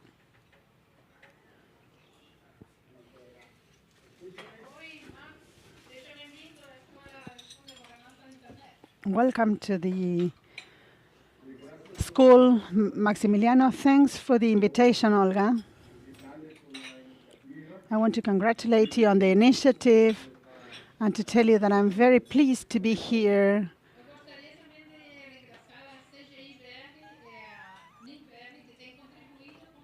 I would also like to thank DGIBR for contributing to this School of Internet. I'm going to switch to Spanish now. I don't speak Portuguese, I speak Portuguese. We have a lot of Brazilians in the room. Or we are a majority. No, you're not the majority of the audience. We have like 20% Brazilians here. So I'm going to switch to Spanish. For those who don't know Maximiliano, he is the Secretary of Communications of the Ministry of Communications in Brazil. Everybody tells me that he's the Vice Minister. I don't know how I need to introduce you. But we want to thank you for being here, and we want you to tell us a little bit about everything you have been doing. Brazil is a very important country. It's one of the biggest economies in the world. And in my 40-year experience working with technology, I've been young for many years. I have learned that decisions made by Brazil as regards technology have an impact on all countries in the region. I remember the first digital mobile technology contract in the year 2000. The technology that Brazil acquired, which was European technology, made all the countries in the region to stop using CDMA and working in TDMA at the time. So Brazil has a lot of influence in our region. And it is important, especially for Argentina, because Brazil is our business partner. It's the biggest business partner that we have, even more than China and Europe and the US. And it is also a neighboring country, and we share a lot of things in common. So why don't you tell us a little bit? I know that Brazil is having the 5G process being introduced, and why don't you tell us a little bit about the process and the news and some ideas that you may want to share with us. And thank you once again for being here with us today. Thank you, Olga.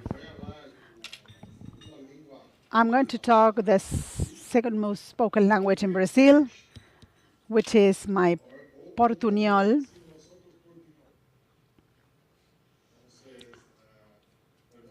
I'm sorry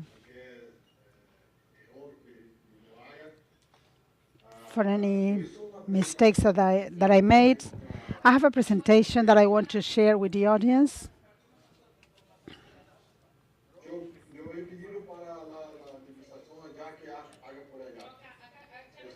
We are already seeing the presentation.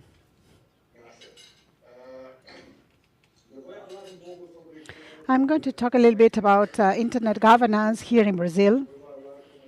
And then I'm going to tell you about the telecommunications scenario in Brazil. And also the most important aspects in the recent years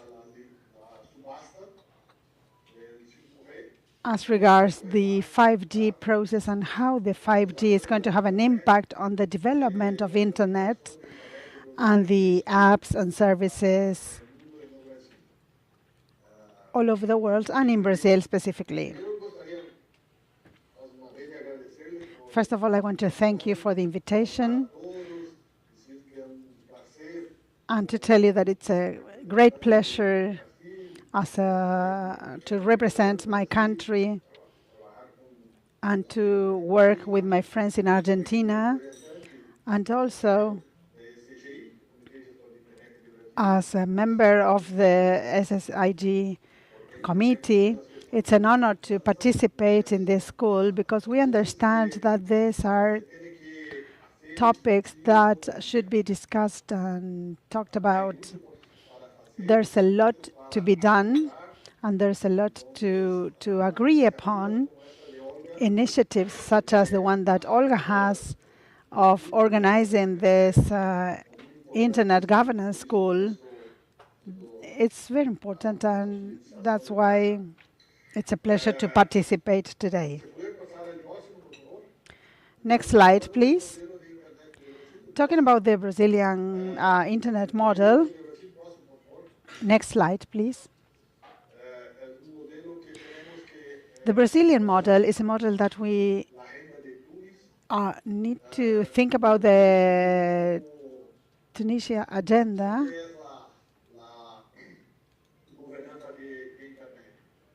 and internet governance. According to the agenda, it is not something that is at the government level, but there's a lot of responsibilities that need to be coordinated with the private sector, with the civil society, in order to share principles, norms, and rules in the decision-making process to develop internet. And this is one of the paramount things that we should take from this meeting, to understand the importance of working with internet and internet governance from a multi-sector perspective.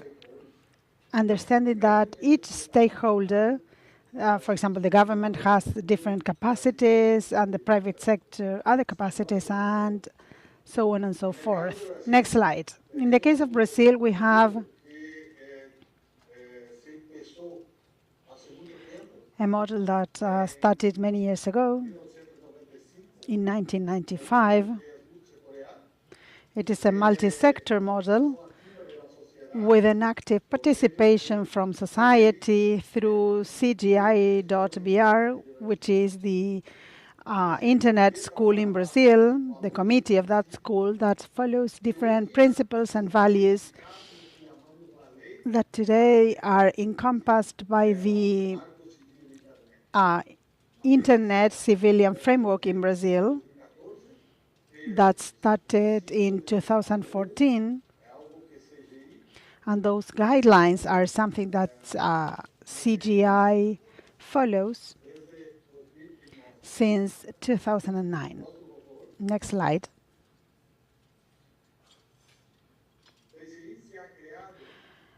CGI was founded in 1995, before the Tunisia agenda, before the Internet Civilian Framework, and before talking about multi-sector governance. CGI was developed in Brazil as a multi-sector project.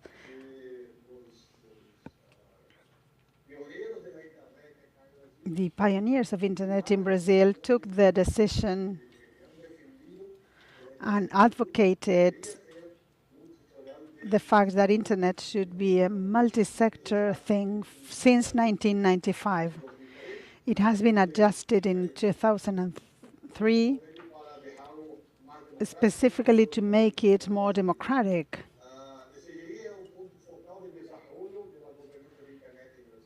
It has to do with development of internet governance in Brazil. It has no regulatory framework, but it has some recommendations. And since it is a multi-sector framework, making decisions, it is very important in Brazil. It coordinates and integrates initiatives in Brazil, and it has the capacity to promote technical requirements, innovation, and also the spreading of services. It has been, it has been developed by the government of Brazil, but it is not something that is part of the government. It is a private committee with participation of the public and the private sector.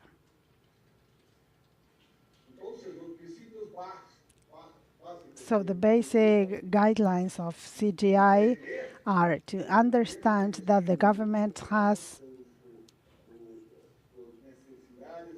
different needs and priorities that are multilateral, but also understanding that in internet governance it is important to include all sectors and to have a multi-stakeholder approach. One of the guidelines of CGI is that it is democratic, so the representatives of the civil society in Brazil are democratically chosen. Every 3 years we hold elections in Brazil. And also it is a very transparent organization. All decisions are made publicly through the internet site.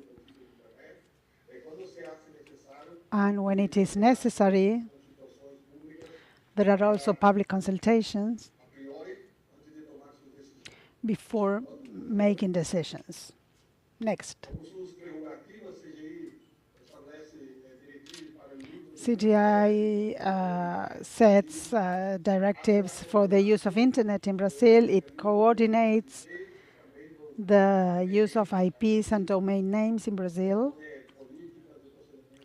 with policies and procedures as regards activities on the internet and recommendations for technical procedures for the safety and security of networks, and also programs that have to do with searches and development of internet. And it also participates in national and international forums as regards internet. This is the organization of CGI. It's a multi-sector organization with members of the federal government, for example, the ministry where I work, the communication, science and technology, defense, economy. We also have representatives from the provincial governments, or state governments as we call it in Brazil, through the Ministry of Communication, Science and Technology and Innovation. And we also have the participation of elected members from the private sector, representatives from the infrastructure providers, content providers, and also the private sector representatives. We also have the academia representatives. And every 3 years we hold elections to choose the different representatives of these sectors that are highlighted in yellow: the private sector, the academia, and we have here the different positions in each of the sectors. In the federal governments, there are 10 seats.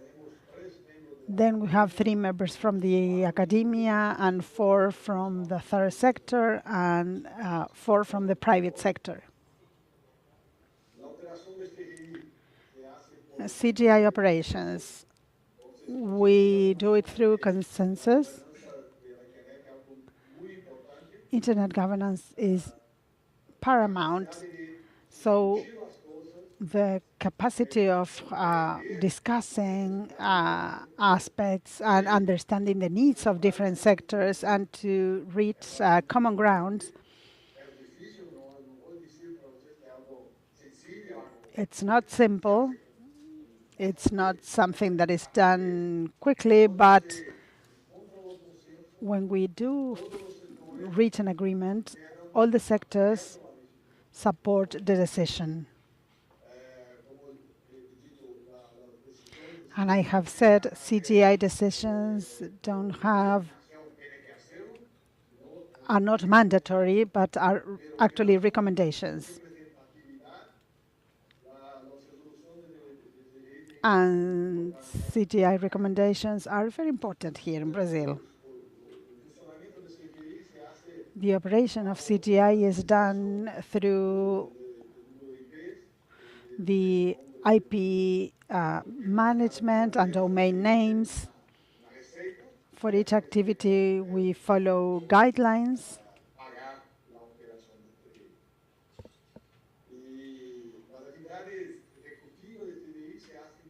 And the executive activities of CGI are carried out through an organization that is called nic.br. We have different projects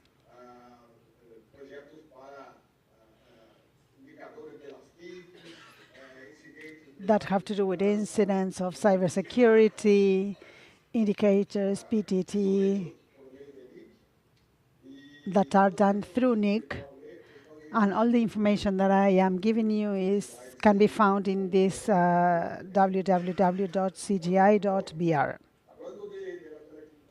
As regards telecommunications in Brazil, next slide, please.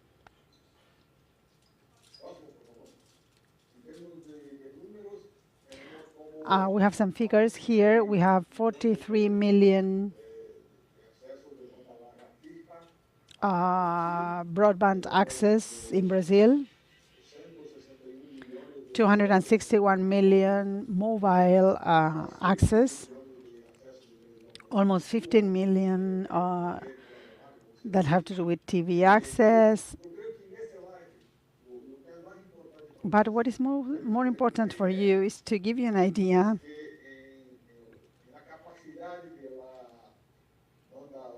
of the fixed broadband in Brazil. We have like 20,000 internet access providers in Brazil.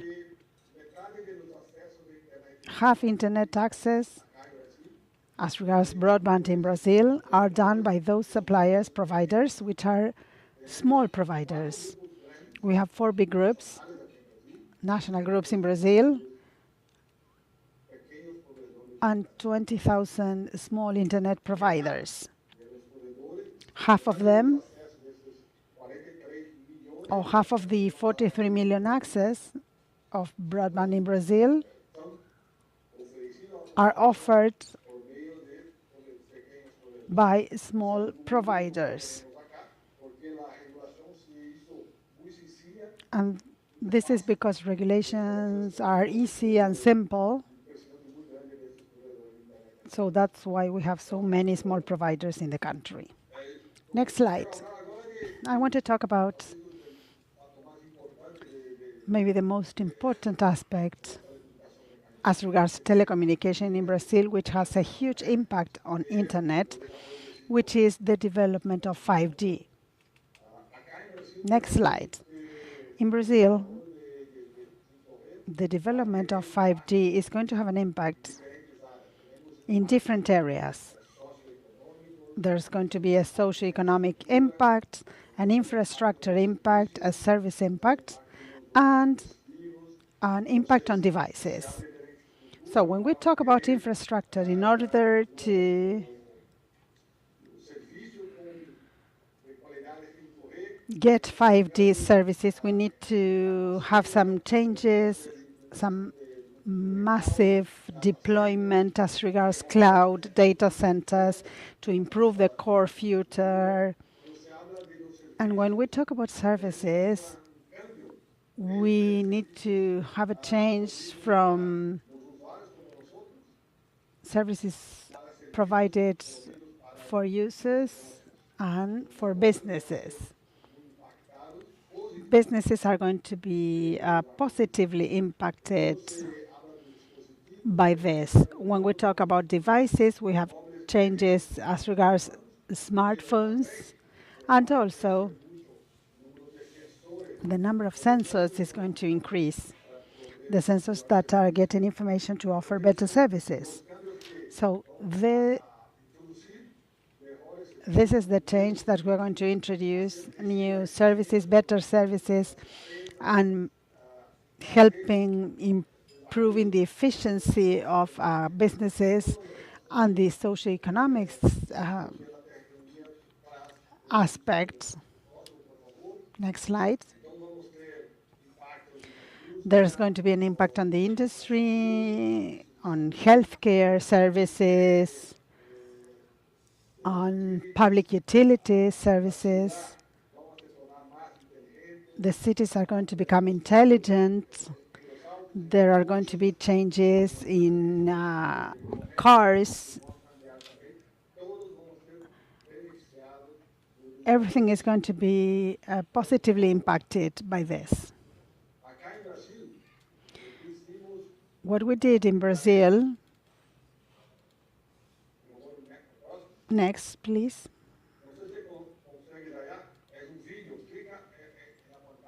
Please click the screen.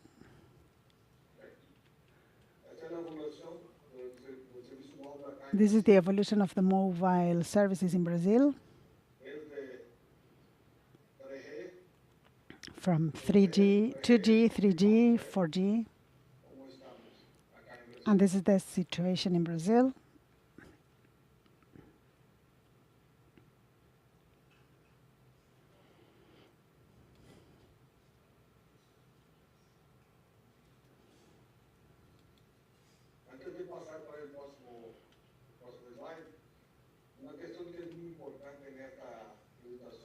Something important about this presentation is that in the north of Brazil, we have some difficulties of access for optic fiber because we have the Amazonian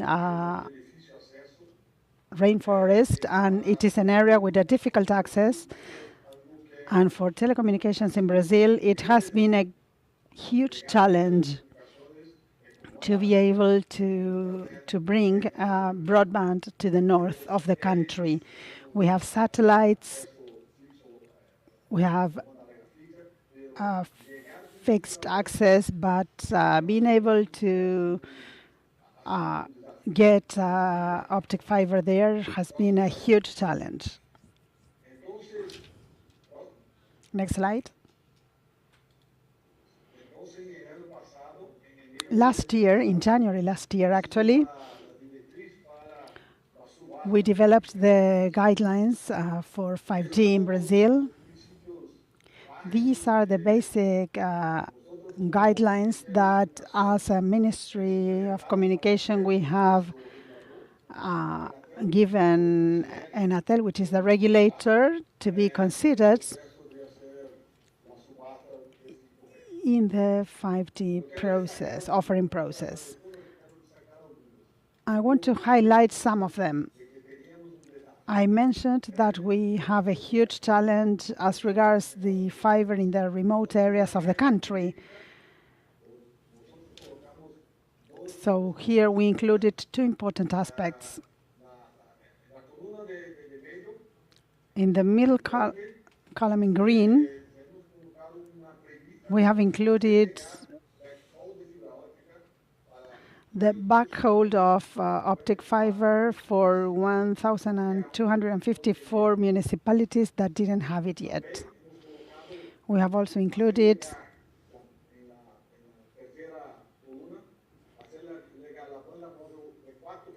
.4G mobile band for all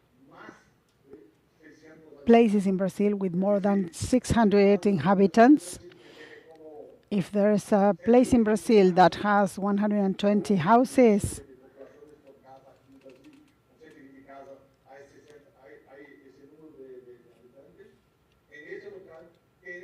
it is considered that in that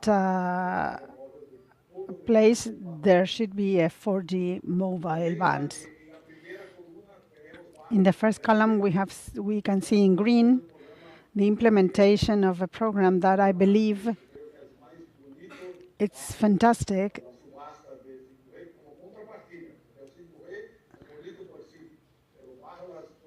$5G is very positive in itself, but I believe that a good thing is the implementation of the PAIS program. Next slide.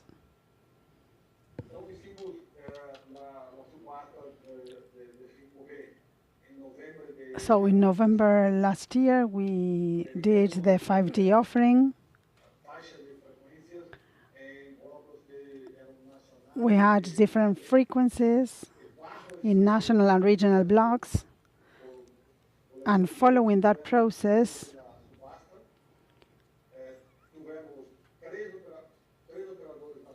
we had 3 national operators, a new national operator, and 4 regional operators. So in each region in the country, we are going to have at least 5 operators offering the services of 5G or 4G. This has been the greatest offering here in Brazil, and one of the biggest in the world. As regards the economic numbers, we had 47 billion reais.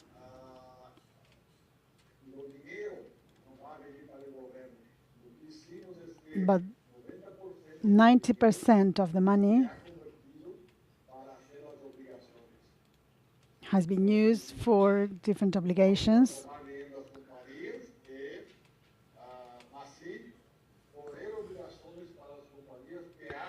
We're going to make the companies offering the services to invest that money.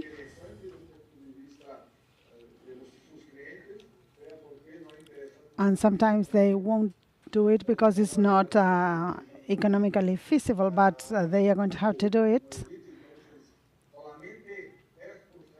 And only 10% of the profits are going to be given to the government.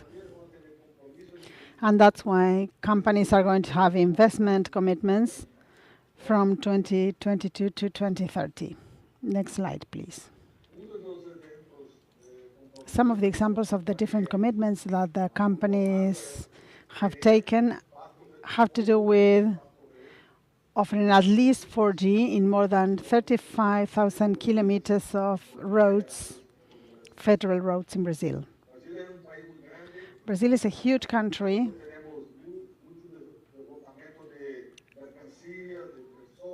We have a lot of transportation issues in the roads, but we didn't have regulations as regards 4G, and now we do. There should be 4G in more than 35,000 kilometers in the roads in Brazil. I insist that a huge challenge for Brazil was offering the optic fiber in the north of the country, where we have huge rivers, the Amazonia River. And so what we did was to have 12,000 kilometers of optic fiber under the rivers, in this case the Amazonia River. And this is an idea of what we're going to do. 12,000 kilometers of optic fiber that are going to be deployed under the Amazonia River so as to offer optic fiber in the cities in order to offer this access in the north of Brazil.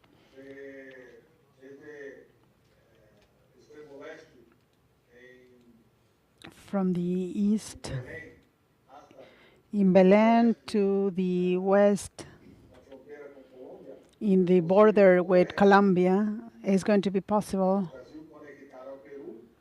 to connect Peru Instead of Peru using the Asian connection from Belém to Fortaleza, we're going to offer connection to Africa and Europe from the north of Brazil. So through this cable, we are going to have connectivity and to have a better integration of the internet connection for the countries in the region. Next slide. We are going to also offer broadband in schools.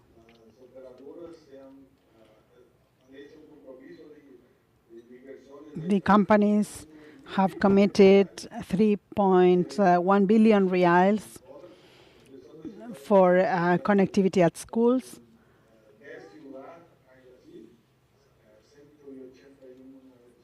This is a pilot project with 181 schools that we are going to continue with this 3 billion investment in order to offer broadband connectivity at schools. Next slide. We are going to bring 4G to more than 7,000 cities that don't have services now, and we're going to offer 5G in all the municipalities and the cities in Brazil. This is the scenario today.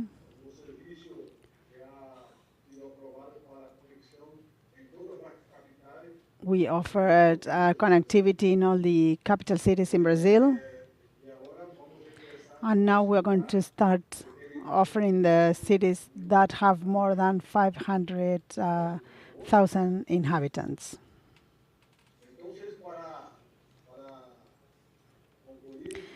Some conclusions. Internet in Brazil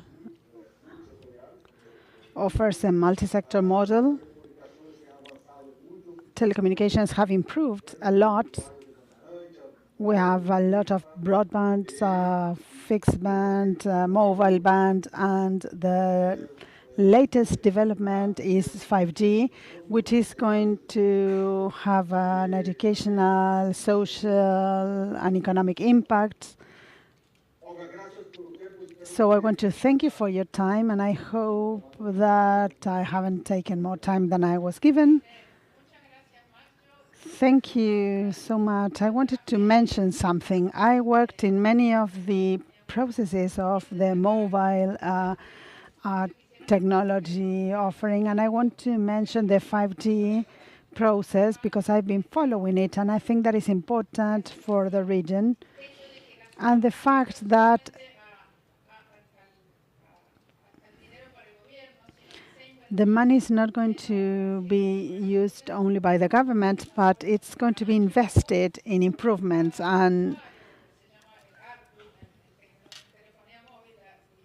what we talk about revenue by user, it's something that is low. So for a company, it's very difficult to develop a solid and good penetration infrastructure if the money is gone there. So I wanted to mention it as an example for maybe other offerings in Latin America that are taking place. It's not the case of Argentina yet, but I believe that is a very interesting example of a mix between beauty contests, which is the way we did it at the beginning in mobile projects, and the offering itself. So I also wanted to mention, I have Oscar Mesano here. I was asking him how many small providers we have in Argentina, and he said 1,500. And in Brazil, there are 20,000. So I was surprised by the numbers. And also I was surprised by the 4G coverage that you have that covers most of the country.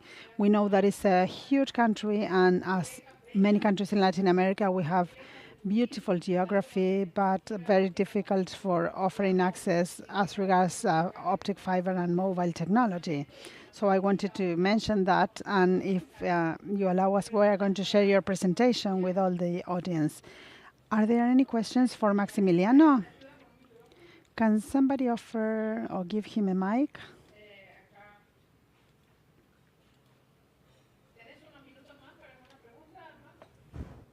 Do you have a few minutes left for another question? Good morning. My name is Lorenzo Martinez from the Dominican Republic. Very interesting discussion. Let me ask you a question. First, I would like to commend you on the Brazilian model. Very impressive. You have a great capability of exchanging money by technology. However, I would like to underscore in the way that universities may benefit to conduct research on 5G as a benefit. And since you operate in line with 4G, 5G, and 3G, how costs could be lower, especially for those communities that they have lack of access and they may benefit from that implementation. So first, 5G benefiting or making progress with the research conducted at the university or on the part of the state, and how does that impact on cost for those people that they do not have access to 5G yet? Good. Olga, can we ask 2 or 3 questions and then I will gladly take the 3 of them. Good morning. I would like to ask you what is the perspective of 2 issues. First, the impact of environmental protection on the deployment of these technologies on public works especially, because increasingly more we are awareness of CO2, the CO2 footprint on the environment. So probably that is one thing that you have addressed so far, especially when the Amazonia in Brazil has an extensive coverage. And the other thing is, what is the impact on the internet of Google, Amazon, Meta, the social networks, since they are paying for the infrastructure of the internet, and how could this endanger in the future this structure? So this question was from Colombia.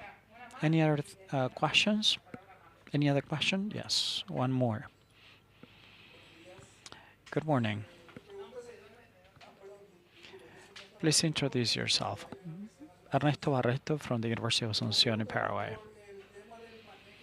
My question is handling the misinformation of 5G, because in some communities in Paraguay, during the COVID-19 pandemic, we believe that 5G activated some kind of thing on our bodies, and they even burn 4G antennas. We haven't implemented 5G yet. So how do you address that information or misinformation? As you can see, you have a wide range of questions. Can you take them? Sure. Let me take Lorenzo's question. How, from the academic point of view, we are making progress in the development of 5G. We got to understand that 5G is not something per se. It's not something in itself, but it's going to bring benefits, future benefits. As I said at the beginning of my presentation, that probably will impact on the infrastructure. Under development of 5G, we have a national scheme for the Internet of Things. At the same time, we have conducted a plan of international artificial intelligence.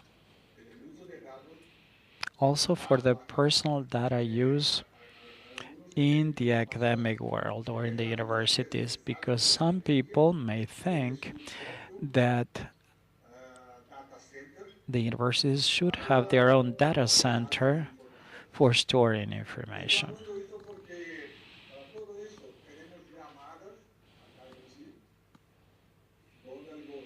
In Brazil, the government makes investments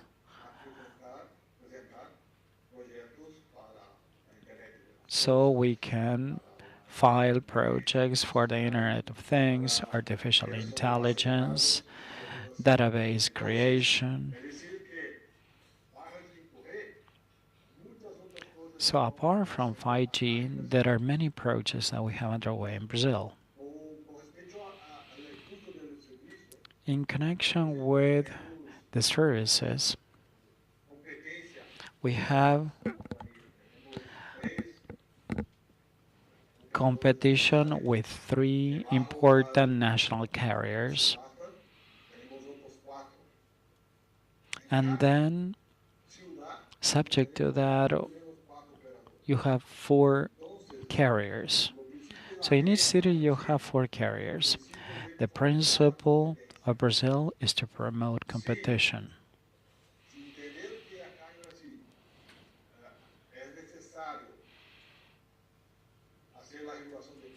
And if we need to regulate prices,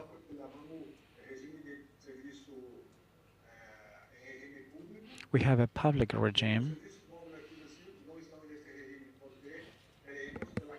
However, the internet services are not included there because, however, we believe that this scheme is providing a very good response to the carriers and the operators that we have in the marketplace.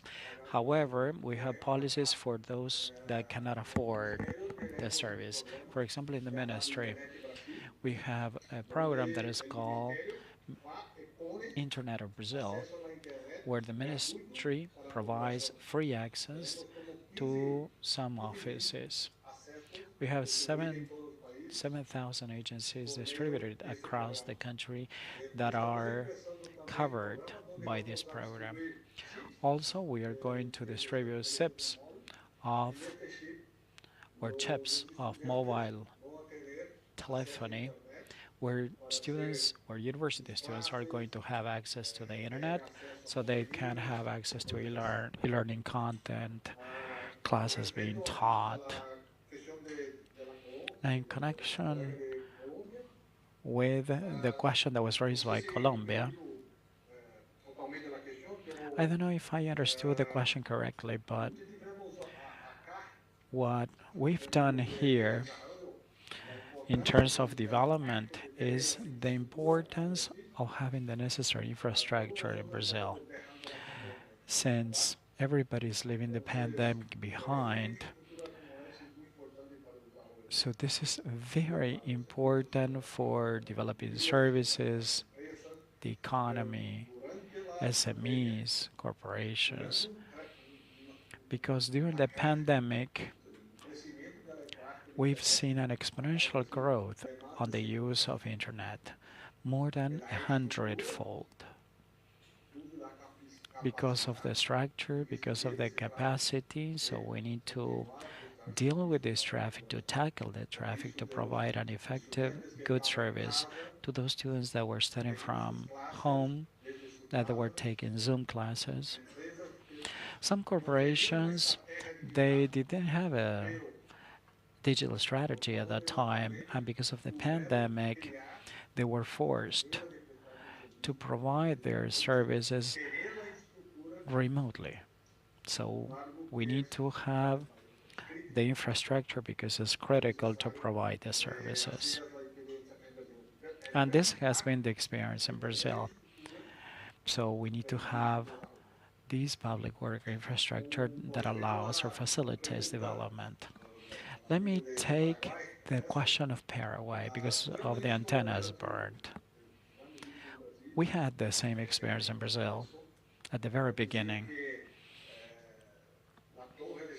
People argued that the 5G antenna was going to kill birds, or even worse, that was going to cause cancer. So in order to mitigate this reluctance in Brazil was to reaffirm what we have done for a long time, is to provide the guidance of the WHO, since the World Health Organization includes a committee where we adopt all the regulations issued by or the guidance issued by the committee. And only one side effect has been approved, and that is a thermal effect, which is the capacity of growing something. Now, what this committee has provided was something like a guidance of this. They try to broadly describe this issue, and they determined that electromagnetic energy may grow 1 degree Celsius the temperature in a living organism. So taking the principle of warning, the Commission decided to describe the 1 Celsius rise in its guidance. So in Brazil, we reaffirm the provision of the guidance and recommendations provided by the World Health Organization. Thank you, Max, for your comments and for your contributions. Let me commend you on what Brazil has been doing. It's an example for the region. And once again, I would like to thank Nick BR and CGI BR for providing support and for giving us students so they can take classes online here in Argentina, to have all these people interconnected. Thank you very much, Max. Hopefully I'll see you in the future and to thank you in person. Hope you have a nice day, and we'll be in touch. Thank you very much. Thank you. Let me address this in Portuguese. Thank you very much, and have a nice day. I would like to acknowledge for the support of the South School of Internet Governance for your initiative. I know that it was important because it's very important to share the contributions and to discuss Internet governance, because there are many things to do. And if we had the chance to raise awareness and to improve, we'll be understanding these new ideas. If you want to contact us in the future, Olga has our personal information. I'm sure that you can contact us if you have any doubts. Have a nice day, and hope to see you in the future. Thank you very much.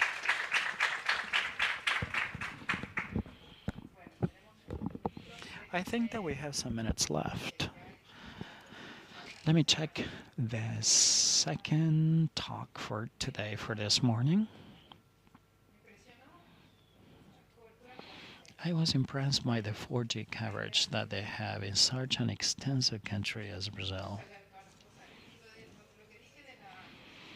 And what I said about the 5G auction is just like that, because if corporations have to pay for the auctions, they will have no money left for investing. Sebastián Rovira is going to take the floor, who is responsible for ECLAC, the Economic Commission for Latin America and the Caribbean. If you're not aware of ECLAC, all the publications made by ECLAC on the region are very important because they highly focus on economic activity, and especially in terms of technology. Sebastián, can you hear me? Good morning. I'm sorry to keep you waiting. Good morning. I was introducing especially your work in ECLAC and the role that ECLAC plays as a Commission for Latin America, and the number of publications that are available in Spanish or in English in the ECLAC website that are very important. As an academician in the industry and researcher, on technology, society, and economy, it's very valuable. So I urge you to read Cepal or ICLAC's publications so you can receive all their new newsletters. I know that you have a new executive secretary. Ms. Barcena was with us in previous edition. She was the executive secretary of ICLAC. Mario Simoli was the interim president. And who's going to be the new leader now? Sebastian, let me welcome you. Thank you very much. We have 60 students here from the South School of Internet Governance, and online we have 120 participating, not only from Latin America, but across from other countries across the world, coming from Europe, Asia, North America, and Africa, but most of them are from Latin America. Thank you, Sebastian. It's great to have you here in a Hydra event. First and foremost, Olga, thank you very much for your introduction. It's a pity that I'm not here. It's always nice to visit Buenos Aires. It's great to have you here to have a discussion and to discuss this over brunch or coffee, and not always online, but because of the pandemic, I had to be online. I work for the economic development of ICLAC, and we conduct work in different environments in gender-based gender-based equality, business, entrepreneurial development, technology development, and many other things. And as Olga said, you can download our newsletters or documents.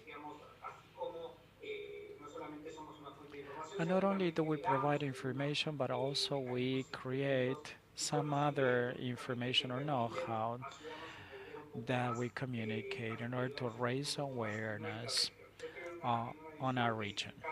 Our division is responsible for providing information on innovation and technology solutions.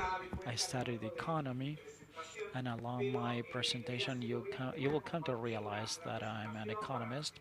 So by way of background, I'm going to give you a PowerPoint presentation, and at the same time, we will discuss some of the ideas and we'll provide you with statistics and an overview on the region, because the idea is not to have a truism or general truth, but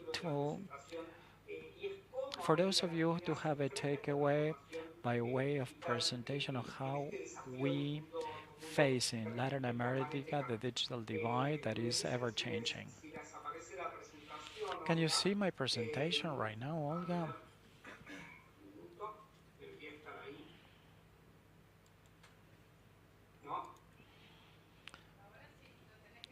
Yes, the PowerPoint is already screened. Thank you.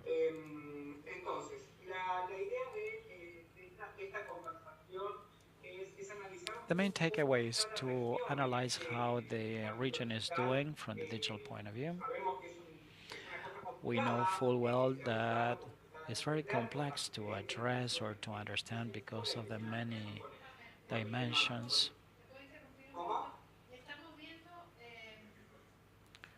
Excuse me. We are seeing your desktop. It has to be under display settings or full screen. Arriba será display settings, arriba no. Show taskbar no. Display settings, sí, serán display settings.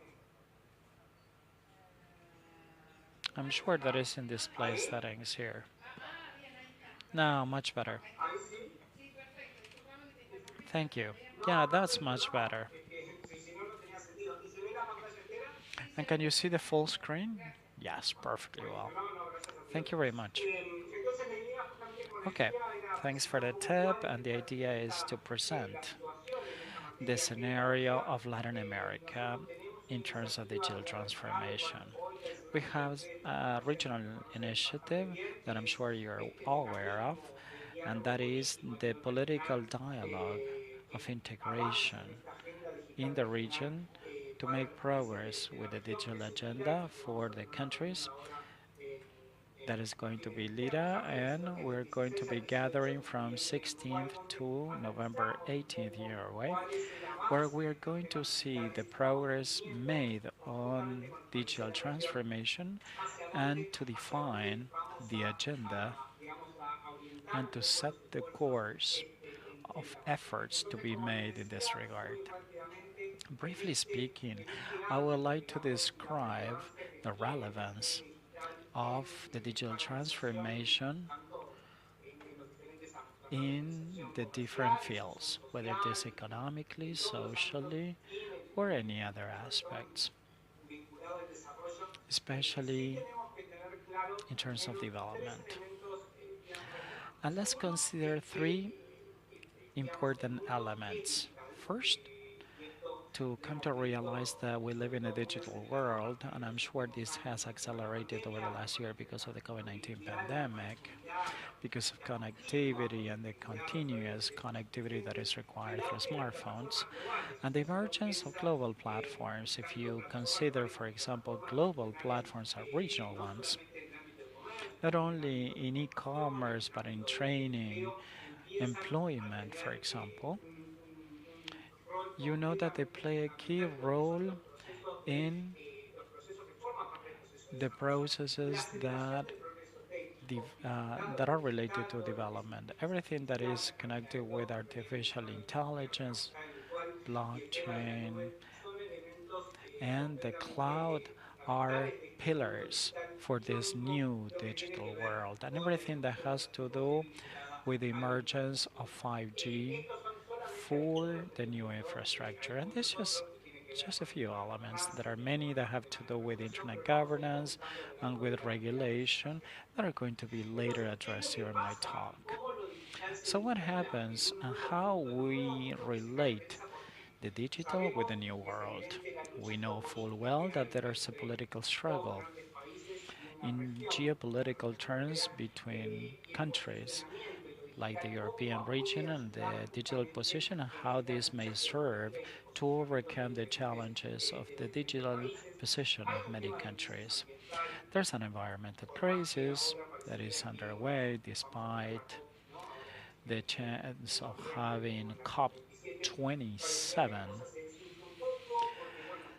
that is going to alleviate some of the tensions because there are priorities like the inflation, the war between Russia and the Ukraine. However, there are many things that are there and are going to pick up later on. We have to see how the digital world will help overcoming the environmental crisis. Also, inequalities and exclusion, because the region has a lot of inequalities and exclusion, and some countries experienced a worsening or an exacerbation because of the pandemic of inequalities and exclusion, especially how price hikes impact society or the most vulnerable sectors of society, and how this is going to affect the exclusion that we have in these countries. Also, we have the issue of democracy, for example. In the past, it seemed that we were going to have a good pattern of democracy, but we have to see how the world behaves, especially in some of the countries where we have under discussion the role played by democracy and how we are going to drive this process. And also this relates to institutional stability. For example, some years ago, we published a work with the OECD, CAF, and the European Union that dealt with the how the region or some of the countries made some improvements socially, economically, and in terms of well-being.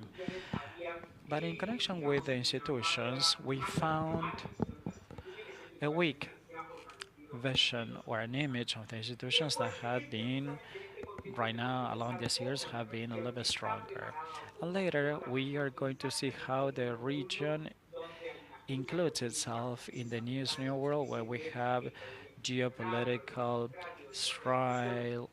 struggles, low growth, and the relevance played by these digital tools and how we involve ourselves in this world. And later we're going to some indicators or statistics, and we're going to see that the region is not that ready. It's not that ready, not only from the digital point of view, because we are going to see what happened because of the pandemic. But as of 2015, the region has been stagnated. That had a slowdown, low levels of investment, and it was quite concerning because if we may think that if we have an investment that is underway, especially developing countries that should have been investing 30% of its GDP, shouldn't, I mean, they have invested 5% or less. So this is concerning, and we are going to see how this productive structure is created, especially by some sectors do not demand low skills, or they do not create high quality jobs, or we've seen the impossibility of creating or redistributing wealth. We were able to curb some poverty and inequalities, but we're not that successful in fighting poverty and inequality lately. And COVID-19, or the COVID-19 pandemic, if we see what happens with some of macro indicators, and if we see the before and after, we found that over the last 2 years we returned to the 7 levels of income. And this is when we analyze it from the macro point of view. And we are not in the same situation because unfortunately we lost 10 years in terms of poverty and inequalities compared to the situation that we had before the pandemic. So this is a primary element that we should analyze in the way we are going to improve poverty and inequalities. And obviously the war between Russia and Ukraine, that is one relevant aspect also. We should analyze the role played by the digital world. And we may think how the digital world plays in this new world position with the region and with the countries. And we should consider this in connection with the role that we played to tackle the pandemic. Not so long ago, even though we may think there was a long time ago in Chile, for example, there was a lockdown, we had only 2 permits to go shopping, but to shop for groceries, basic needs, or commodities basically. We included some aspects in terms of education, teleeducation, telemedicine, telework, e-commerce, and e-governance that help to maintain the way of living of people. But it was not the same across the board. I mean, it's easy to think that digitally we have the opportunities because I may have access to networks or the internet, but it was not the same for everybody. And these structures that we, or structural limitations that we have in red, like the access of lack of connectivity that is fragmented because of levels of income, gender-based, like women, migrants, or aboriginal peoples. There are many people, or maybe socioeconomic groups, that they do not have access, or they have lower access to compared to other high income groups. And these the pandemic basically extended the vulnerabilities or the deficiencies. For example, lack of speed, insufficient networks that may have access to the internet, but if I don't have the necessary tools to leverage this technology, probably the least developed people could not develop their full potential and they could not be in a position to have a better access or better economic level, and they will lie behind. And then we have some other structural limitations, like for example, the scarce digitalization of production or the lack of trust in some of the institutions that has led that we may think that this is okay, the issue of connectivity and all of that, but this does not apply across the board for all people, especially for people's the most vulnerable sectors of society in Latin America. So we may think or we should consider of the mechanisms and tools to implement and to drive this access of or increasing access of technology, and we may think of elements to reach different levels or different groups of people. For example, by developing innovation like startup or technological startups, and we may or we should analyze how do I respond to these people that are not having access, and since they are far from having access to the technology, basically they are left behind and they are far away from having access given the digital divide. These are the numbers or statistics that are considered on a daily basis. We're going to come up with new numbers in the near future in November. However, even though this has changed and they have increased over the last years, right now we are in stagnation. Yeah, we have 67% of people that use internet. However, there's a third that they have limited access or no use or no access to the internet, which has to do primarily given the socio-economic crisis that we were discussing. Whether it is broadband, mobile broadband, or mobile data use, or fixed broadband, that accounts for 14%. And if we want to increase the bandwidth or broadband for productive sectors or to drive new business, we have to see how we come up with a better improvement of having better access to that broadband. And then we need to think of the differences because we may think of factors like gender base, income levels, location of people, but also we need to consider that there are 75% of people in farms that are not connected and group ages, like for example, people that are under 25 and more on people that are over 66 that have no access to the internet. Obviously, this fluctuates per country. And this is the reality of Latin America. However, apart from the 40 million households that are not connected, 50% is in the two more poor quintiles. So this is where the differences are. For example, in the case of Peru, in light blue, where you have 64% of the high income people, in the low income people, you have access, you have 40% of people having access. So there's a huge difference between the two groups. In the other countries, you don't see substantial increases. Like for example, in the case of Brazil, like I think you have not so much a difference. And this is related to the cost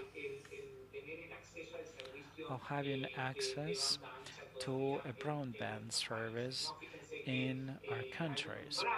There's a threshold that was set by the Broadband Commission of the United Nations that accounts for 2% of income or 2% of less. This would cost this would be the cost of having access to broadband. And you can see that the first quintile and the second quintile are included here. For example, despite the cases of Chile and Uruguay, we are going to see that the rest of the countries do not have costly or expensive services. However, when we see the cases of Colombia or Bolivia, for some, to have broadband access, fixed broadband access, is like allocating 30% of income. So it's crazy. They are not going to pay for that just for paying internet services, broadband services. And that is in connection with the cost of access, connectivity, but also we have speed problems. We may have speed issues, so we categorize in this what we included or we classify, for example, low speed as 5.5 megabits per second. That is useful just or is good for sending an email or text audio, but it's not good for e-learning or for remote work. So this, the medium and the high and the low speed is classified in millibytes per second, and for most of the countries in the region, we see that 30% does not have the necessary speed to do e-learning, online classes, or teleworking. So we should see what elements are there to overcome the challenges. And this basically emerged in the pandemic because digital technologies allow school children to continue schooling or their schooling. And it's very difficult to measure the impact despite the usefulness of providing them with training and education during the pandemic. The long-term impact we know that are going to be very significant, and especially they're going to be very important for the low-income households. As you can see, 46% of school children between 5 and 12 that live here in unconnected households. So a large percentage of these school children did not have access to online training or online education. So there's going to be a gap between the low-income people and the high-income people here in the right of education to overcome the socioeconomic challenges. That's why we need to overcome the socioeconomic charges, uh, socioeconomic challenges that I was telling you about. For those of them that were lucky to work for their homes, it was okay, and this has to do with the type of work they perform, with the role they play. So what we see in ICLAC was to analyze the potential on those kind of jobs that could be done in the region by teleworking. In Europe, for example, or in the United States, 40 people could perform their jobs online, but in Latin America, only 21% of those jobs could be performed online. So this speaks of a limitation to maintain their income by teleworking, and if we conceive the informal sector is even worse because 55% of workers work informally. And the, the, the job or the work they do, they cannot do it online.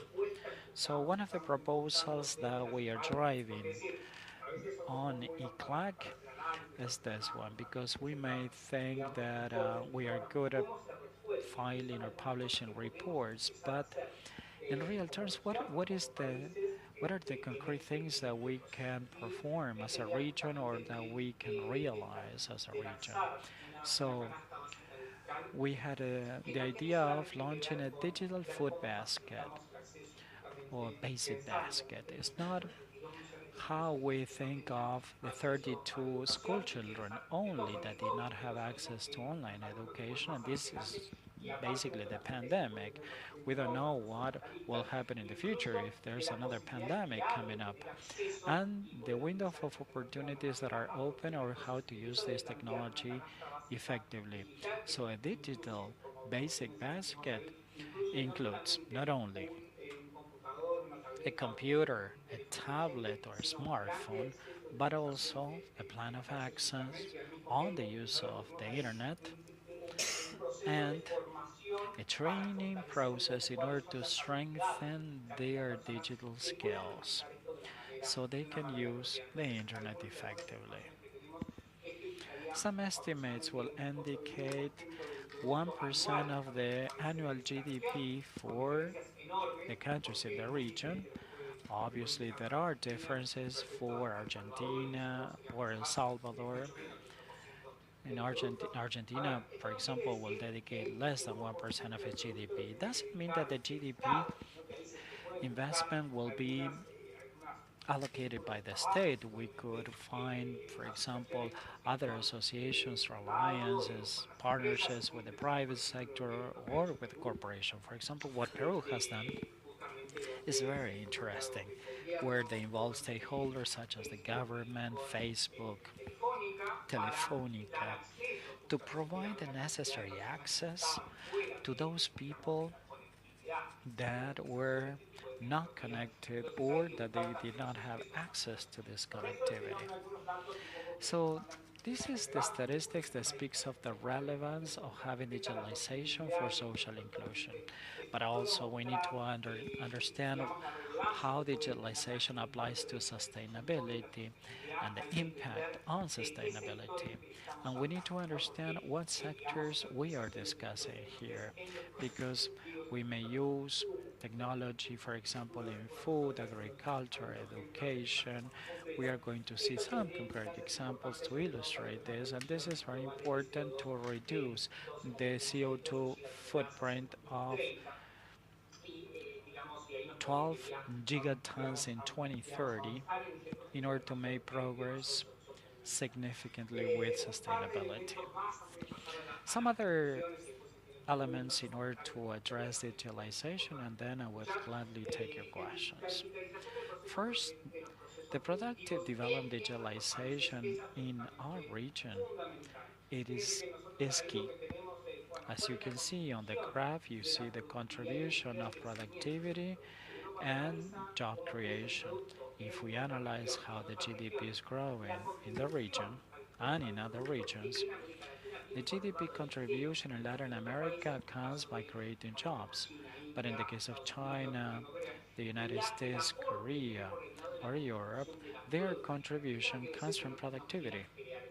It's not that we don't want to create or they don't want to create jobs, but in line with jobs, there's an increase in its productivity as well, and in the way we are contributing to that GDP increase, which in line has to do what we have created or described in the graph, that there's a low technological maturity or literacy in our jobs. So if one want to enhance productivity, that is would be the Achilles heel. So we need to accelerate the maturity and the technological transformation process by seeking productivity, and technology plays a key role. We need to find a dynamic response related to these transformation models linked to the digital world, because we are at crossroads, because we have an increase of variable costs and overhead costs, and everything that has to do with the war between Russia and the Ukraine. Also, we have higher production costs that kind of resulted in a freeze in the economy. So we need to improve the efficiency, energy efficiency, collect efficiency, data gathering, the Internet of Things, and how this will result in reducing costs, improving productivity.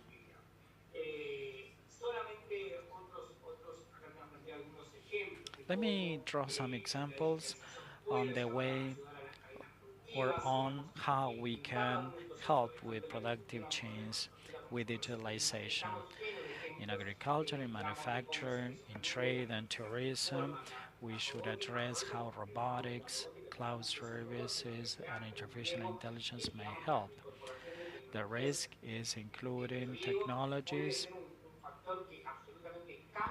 for example, in irrigation, that may have an impact on creating a new product or more products in agriculture, and how agri-tech or agri-technology can help with productive services in these different fields.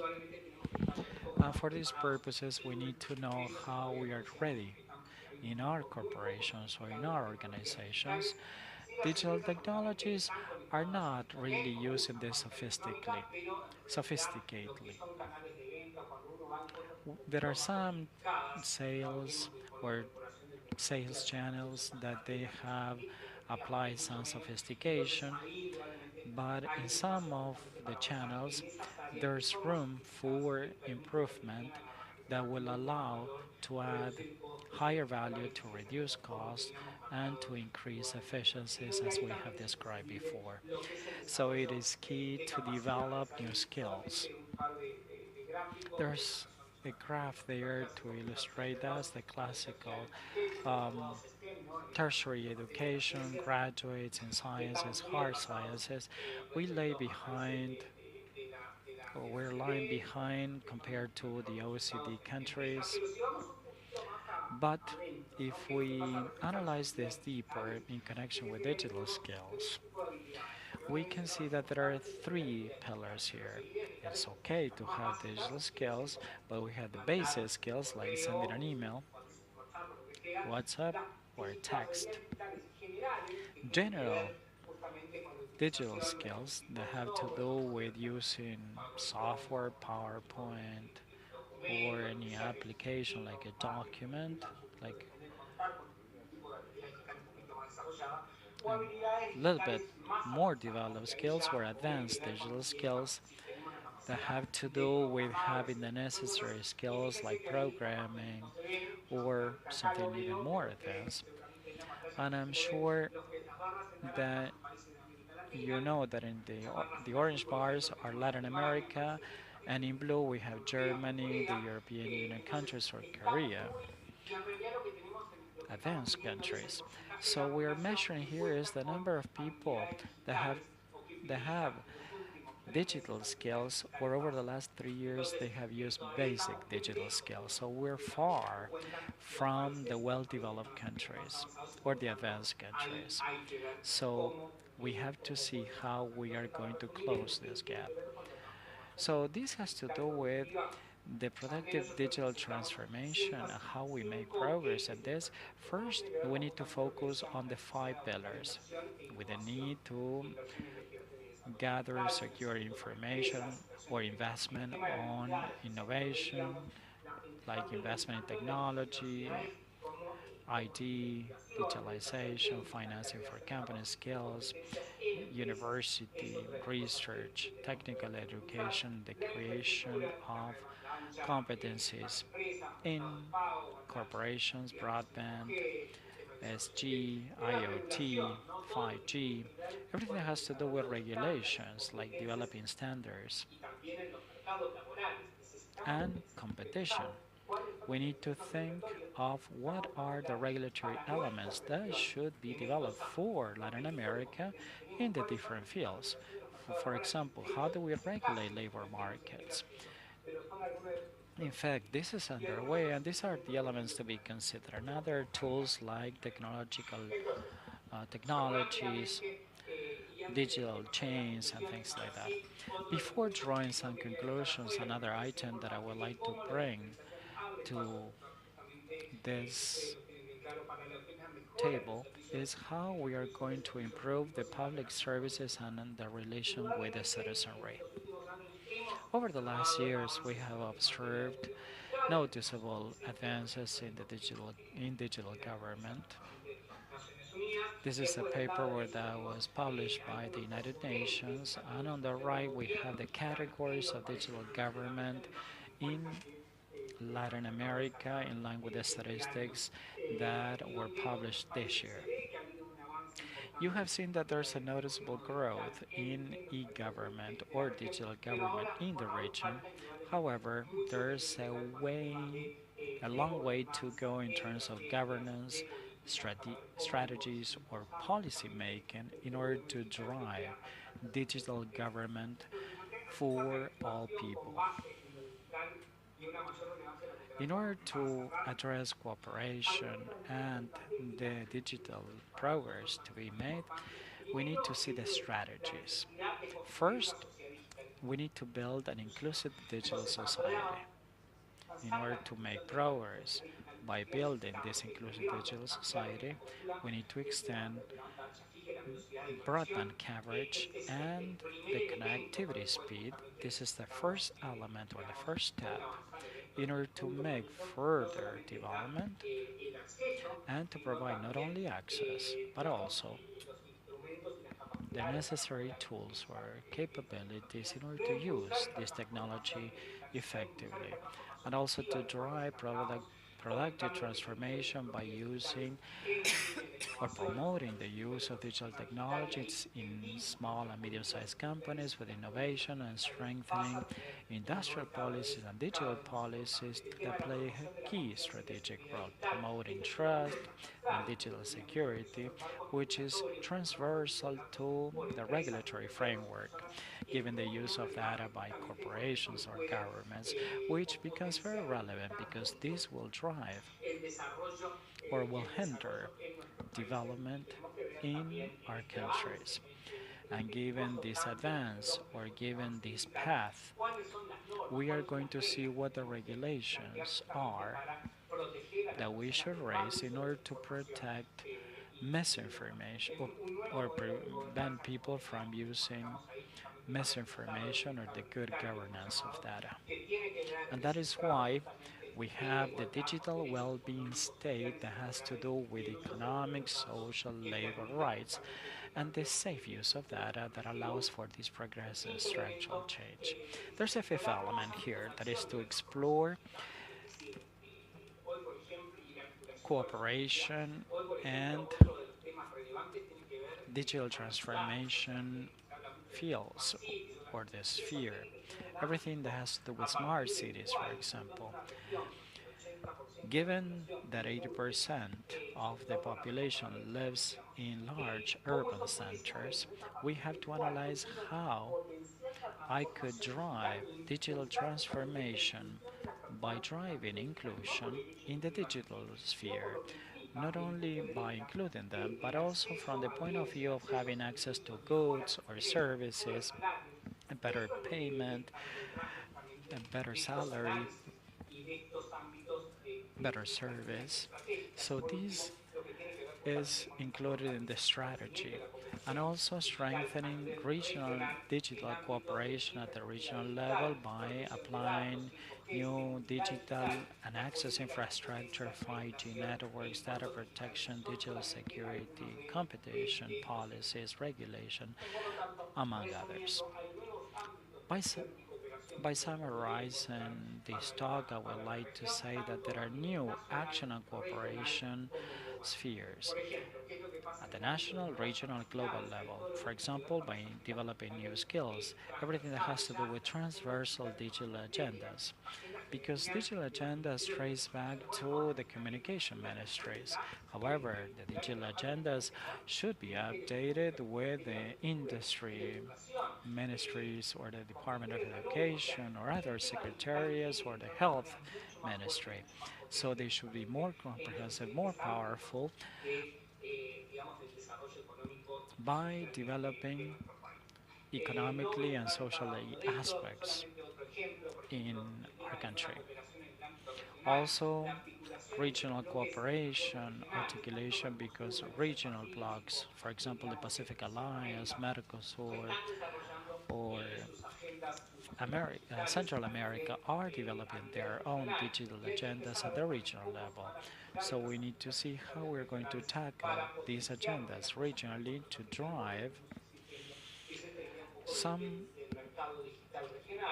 things in the digital regional market, thinking on the way they could facilitate economies of scale to have a better scope or a more comprehensive integration and to have digital cooperation to go beyond the good intentions that we have and to think of what this knowledge transfer is going to be like or the enhancement of technologies and to have a dialogue with the local governments because we may think that we may not drive any longer the use of technology, and this has to do with what happens inside our countries. I'm not going to delve into any detail on any of these pillars, and it will take so much time, but it was important to give you a snapshot of these instruments or these tools that have to do with regulations or standards or regulatory frameworks or conceptual frameworks, for example, related to platforms use or digital platforms that should be tackled strongly or more effectively, especially with a view of dealing with this on the part of the region, because we may learn takeaways from the European Union, like Estonia or France. However, we have a different reality. We need to see how we make progress along these lines by elevating the skills of those stakeholders that are innovating or included in innovation, like the digital industry, but especially all those people that are not having access or they're underusing or under leveraging the technologies in the region. Thank you, Sebastian. I was thinking about the digital basic basket. It's a great idea to implement this in the region. And I was thinking also of the obstacle of transversal use, like for example, to drive this across the ministries, agencies, in order to minimize the impact of technology, which is not easy to do it at the ministerial level. People believe that ministers or governments are monolithical in nature, but this is far from the reality. For public officials or for those of us that work in governments, we know full well what's going on. Let me see if we can take the questions that are online.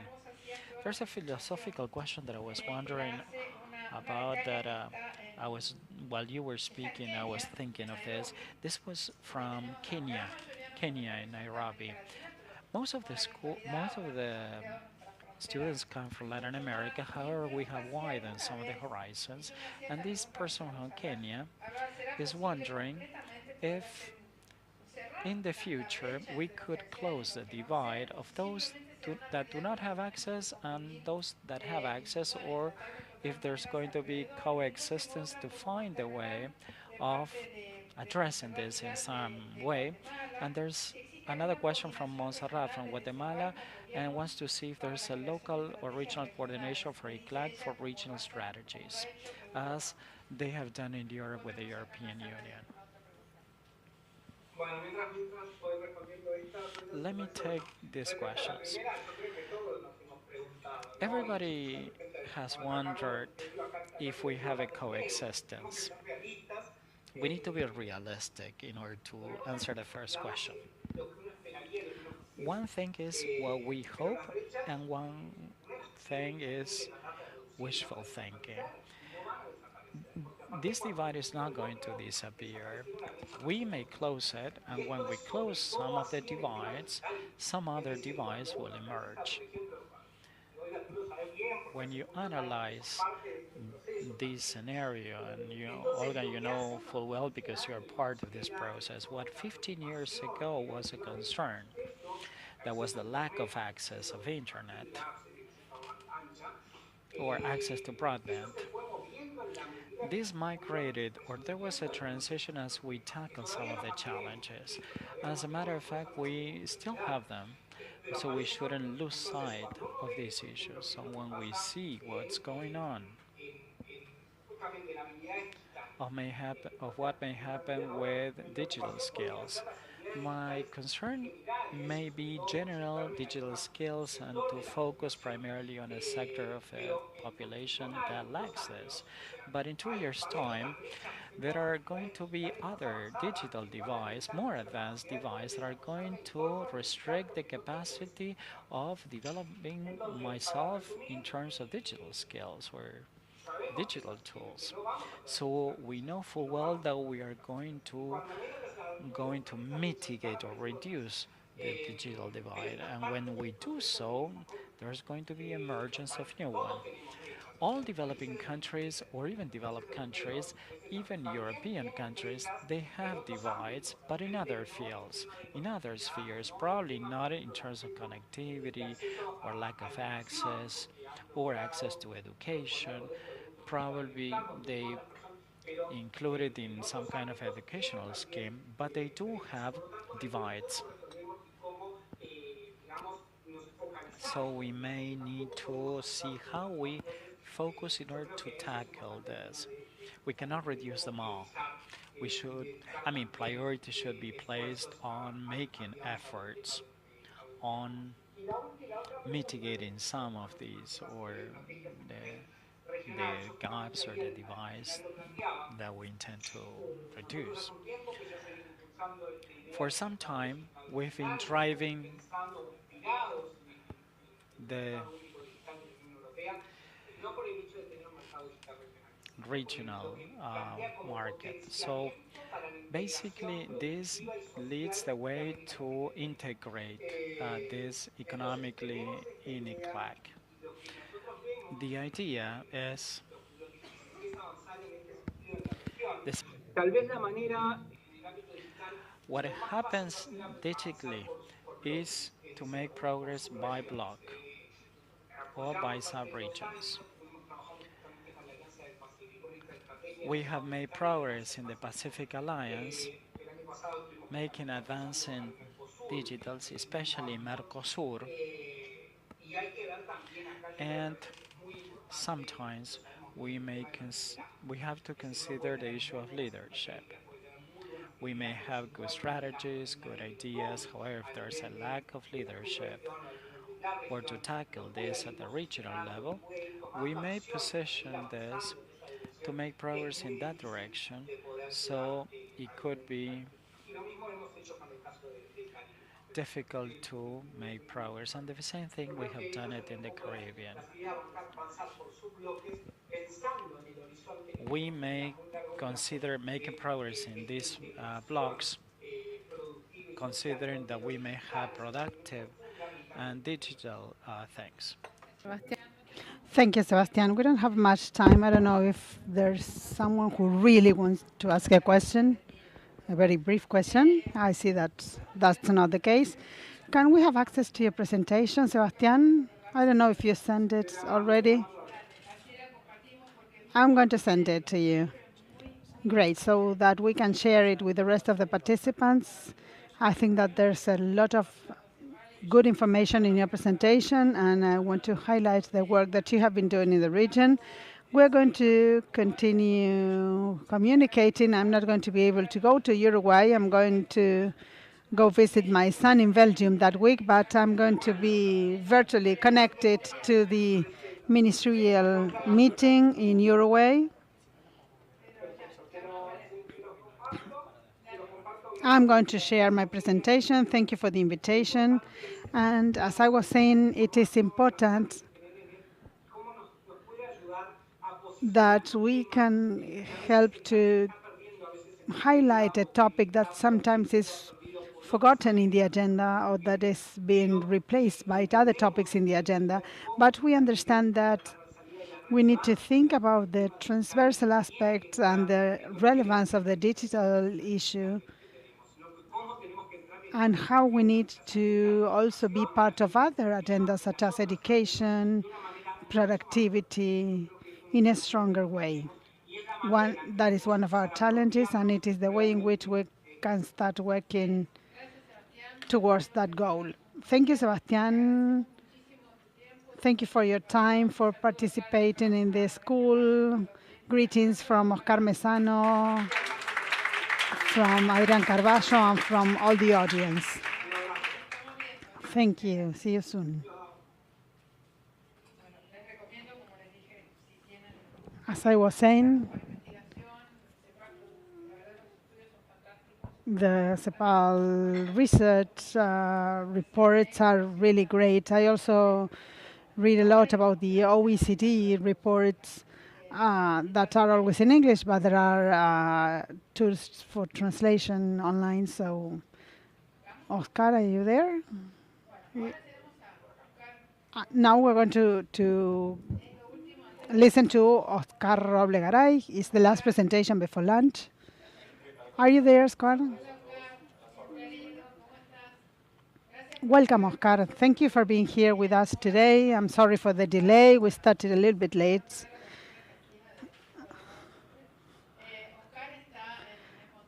Oscar is based in Montevideo, Uruguay. He's well known in the technology and internet field in Latin America. He's the leader of ACNIC, which is our regional internet registry. It has a very important role in distributing IP addresses and also as regards training with internet access providers and specialists all over the region. There was a very interesting meeting in Santa Cruz de la Sierra, Bolivia.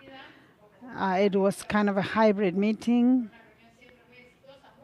It was very successful.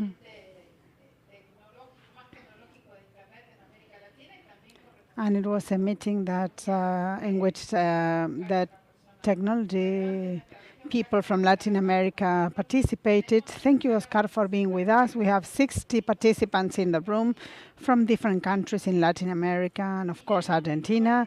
And we have a lot of online participants from not only Latin America, but also from Africa,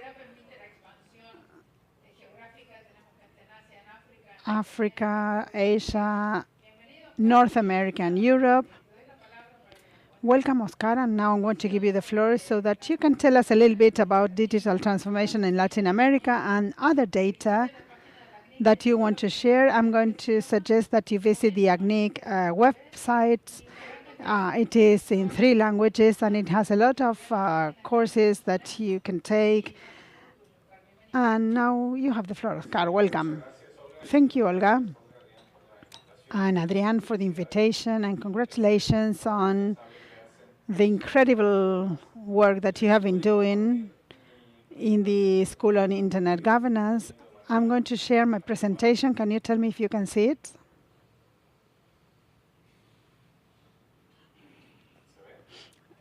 Can you see it? Not yet. Okay, now we can.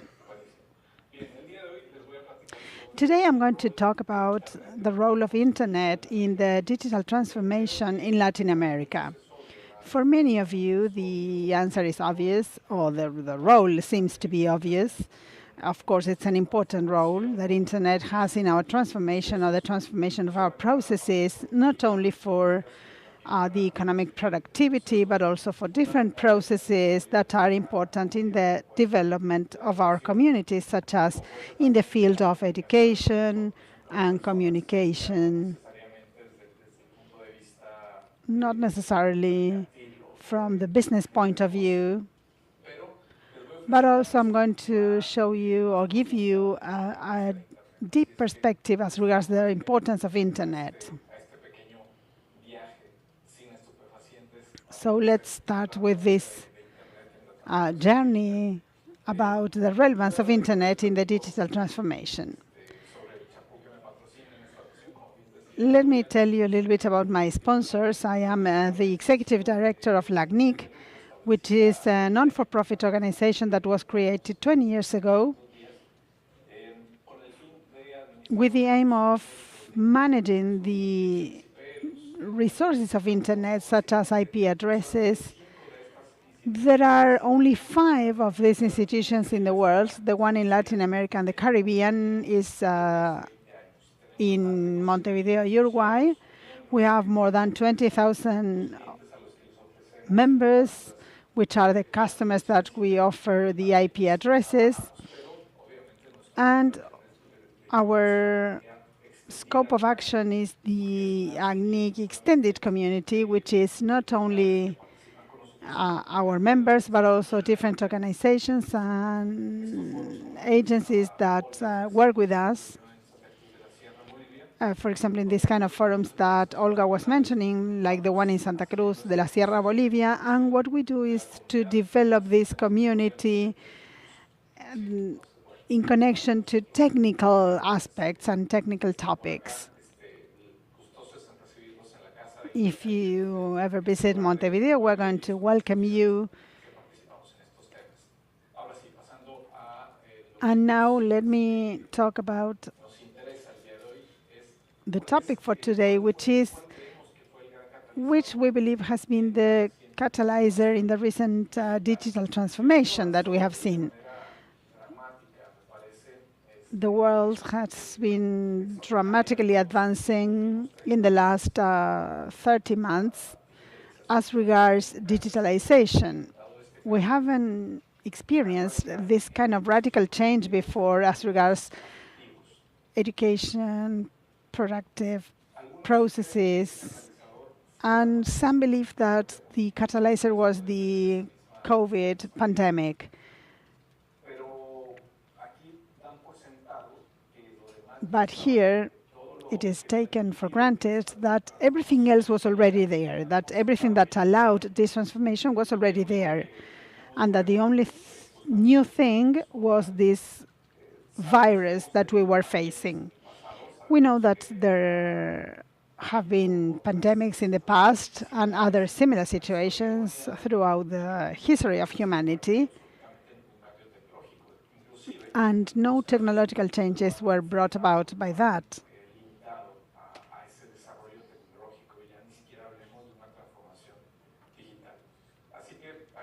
So let's think a little bit about the past, and let's think about what could have happened if this pandemic took place in another time and another moment as regards the development of internet. Let's start at the beginning of the 80s. We had only few countries, developed countries, that were making efforts to build a network, which was not the same network. There were different networks in Japan, Europe, the US,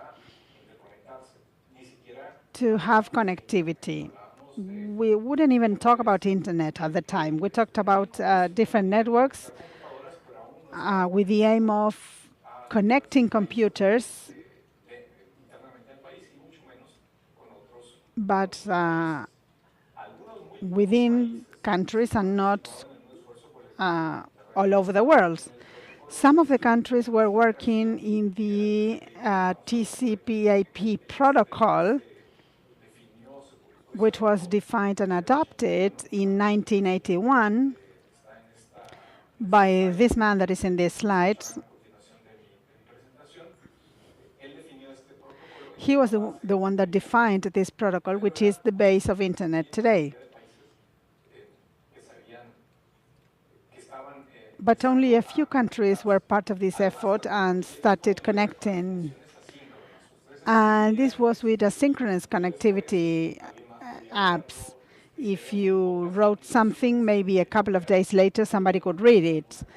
And there were some kind of real-time apps in order to have some kind of communication, but it was based on limited texts. We cannot even talk about hypertext or videos. So, all this scenario was really new as regards interconnectivity, so we couldn't talk about the 80s internet or networks being able to support a pandemic.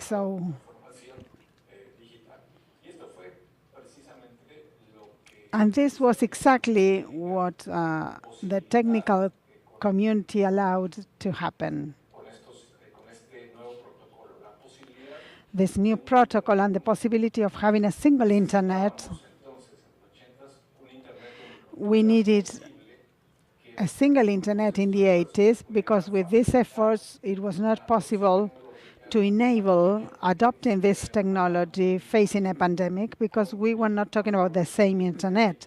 So by introducing the TCP/IP, this single language that is used by different networks, this became a possibility.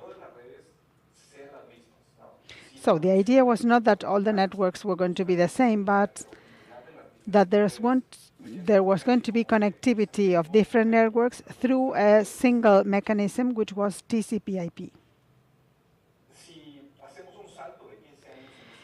If we move forward 15 years into the future to the mid-90s, we can see that some developed countries already had internet. And some countries were interconnected through that internet. These were not the same networks.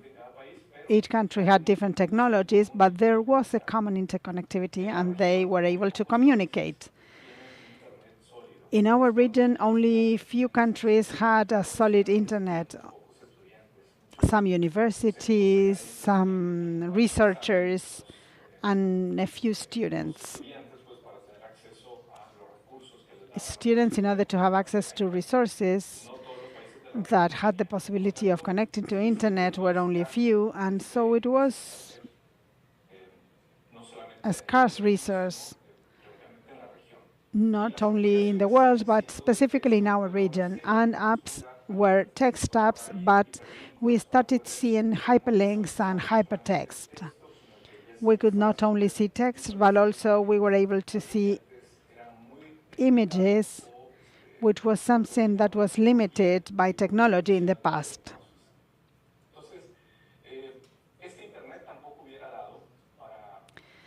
So this kind of internet wouldn't have been able to support a pandemic.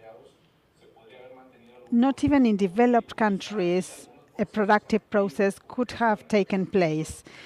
Maybe something that had to do with entertainment, but nothing solid enough. We already had a single internet now, but we needed something else. We needed internet that could be able to support a pandemic and to favor digital transformation. I'm sure that many of you know what I'm talking about, which is not specifically the pandemic, but let's continue with this journey that I'm taking. Let's move 15 years into the future. Once again, the world is ending a global economic crisis. The different economies are growing, and in Latin America, we are far away from surviving a pandemic. Although in the world, there's a lot of internet penetration. We have moved from several millions in the 90s to 2 billion people connected.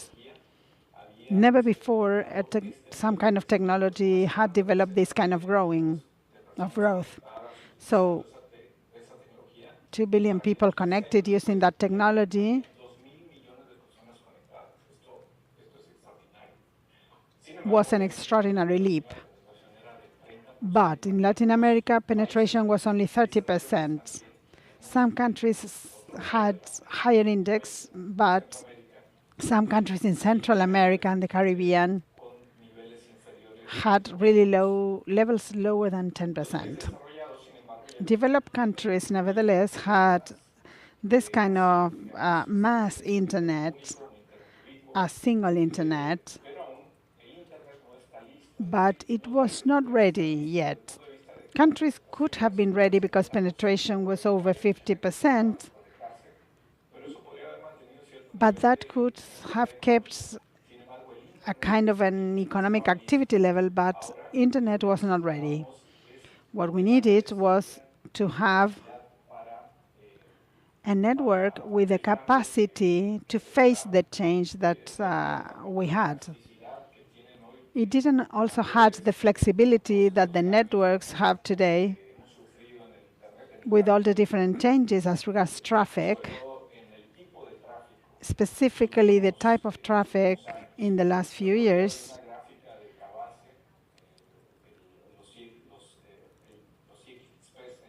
The other day I was checking the XPs in Argentina, and traffic grew from 1 gigabyte for seconds to 1,000 in the last years. We are talking of a 1,000-fold increase. But we need to consider this 1 to 1,000 growth in 10 years. So the growth capacity of the networks has been incredible. At the world level, this was less dramatic because there was already a huge video penetration in some countries. But traffic at the global level grew 30 times in these last 10 years. So we are talking about a strong growth. If we think about the links that were forecasted in 2010, for 2020, this is not enough. So the investment that we need to do as regards this industry and technology, planning, the adoption of protocols and mechanisms to take advantage of technology is incredible.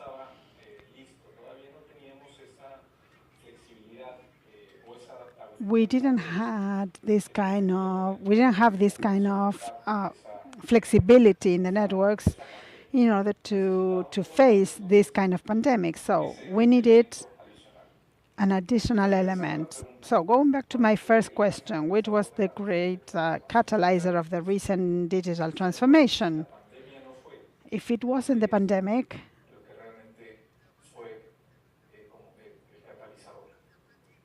which was the catalyzer? I believe that it was a single, scalable, adaptable, and flexible internet. I'm going to mention some data as regards this flexibility, scalability, and adaptability. Of course, internet is a single one, except for some exceptions in the country, such as China, which is clearly totally different. But in the rest of the cases, it's a single internet with these features that I was mentioning.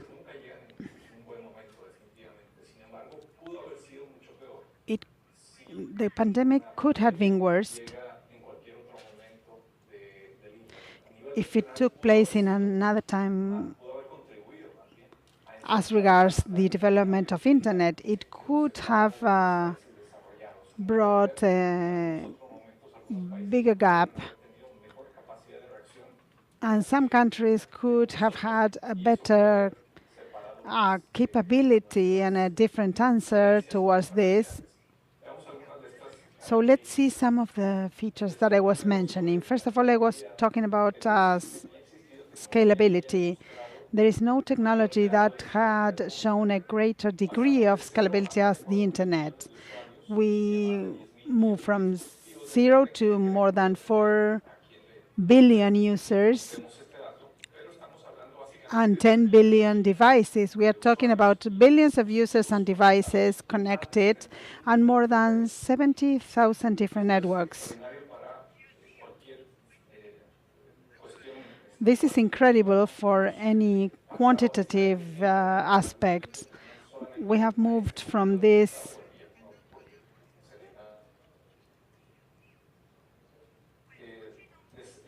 kind of connectivity because we need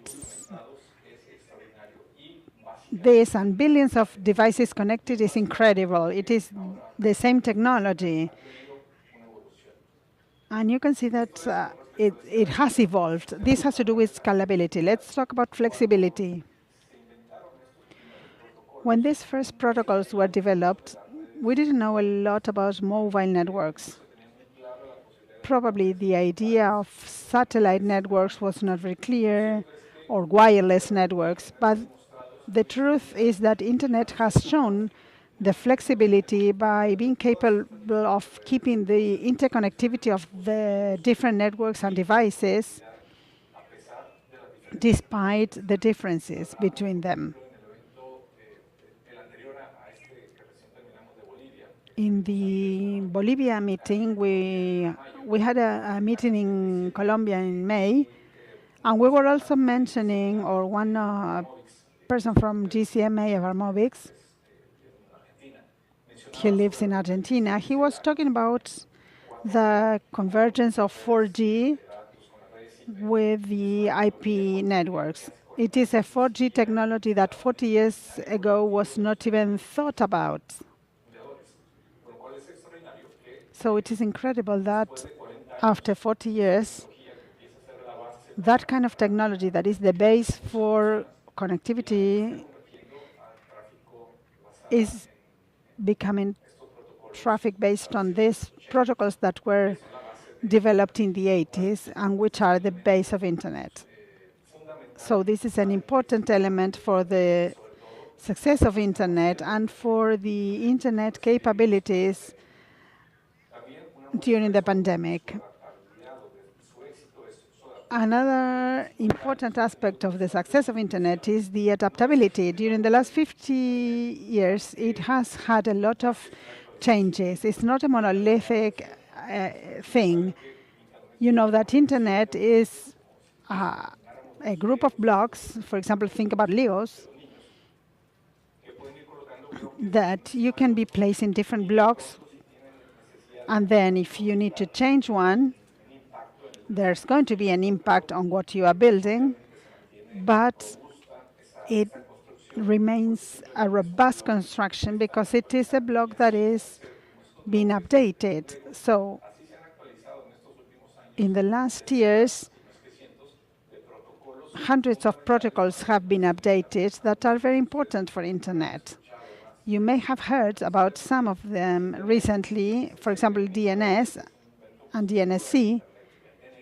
DNS was created in 1984 and internet was developed in the 70s. So to give you an idea of this, DNSC was recently adopted and IPv6 was developed in the mid-90s when internet was already a success, and they had to think about a permanent protocol for this network. Some other elements that are important during the pandemic have to do with resilience. Internet was able to keep productive and educational processes because of the capacity that it had to face the impacts in growth, not only as regards security, but also as regards development and growth. In the last 10 years, we have seen different kind of developments, but in this last, during the pandemic, this took place in only a few days. It was a 20-30% on average, but in some networks it was 70, 80, and in some cases 100% growth. And this was the standard in many of the links and networks in the internet, and it was something that shows how resilient internet is.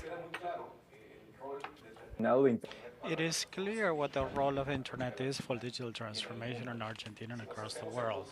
However, if we wonder what is the role of the internet in the digital transformation in our region, I am fully convinced that it is the cornerstone for digital transformation. As I said at the beginning, we learn to think of the internet when we consider business processes, even though they are traditional or whatever, or however traditional they may be, because we have realities in the region that are far from the digital transformation, and they are far from digital transformation be a real thing. For example, merchants in Bolivia and La Paz, they don't require digital transformation. Merchants in the grocery stores in Mexico are not interested in digital transformation. They are not going to overcome any challenges. Although they may have one, the internet is far from their reality. Of the rest of them, the internet for all are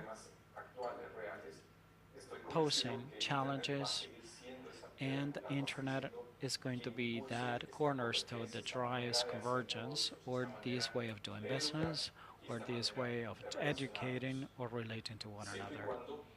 As long as we can maintain and protect the internet. Because as you can see, it's not the internet that is going to allow the digital transformation. What is going to allow this digital transformation or having a better quality of life in our society is to maintain the internet with all these features at an appropriate level of service. The issue is that we take for granted that the internet is always going to be there and has been there. But this is not the case. It has not been as it is today, and it's not going to be the case in the future. And internet depends on people. So if we conceive the internet as this immaculate mirror that is perfect, spotless, that is here to stay or that arrives here to endure the pandemic. However, due to the greed that we have in the world, and because we have many corporations or some corporations that have endless ambitions, or that there are governments that they do not like a few things that they see over the internet, that could be just like this mirror. If there's a reflection that they see detrimental to their own government, they will see, or they will have to understand that this is a reflection of society. Even the spotless mirror are going to reflect the dirt worse than the present or the incumbent situation. It's not the problem or the issue of the mirror, the problem of the internet that we may have these ambitious or greedy corporations or governments that they fear the information over the internet, or authoritarian government that they intend to protect their power or authority. Authority is okay, but power is another thing. So sometimes, as a weapon, they argue that rely on over-regulation, so they can cover this part of the mirror to hide the reality of society. But what we need to solve is how this happens in real terms, or why this greed in corporations or organizations, and how they can limit or the power of these companies, or how can we make sure to provide the necessary entertainment over the internet for final users. So instead of asking what is the role of the internet in digital transformation, we should ask ourselves of what is our key role in order to maintain internet in the digital transformation in Latin America.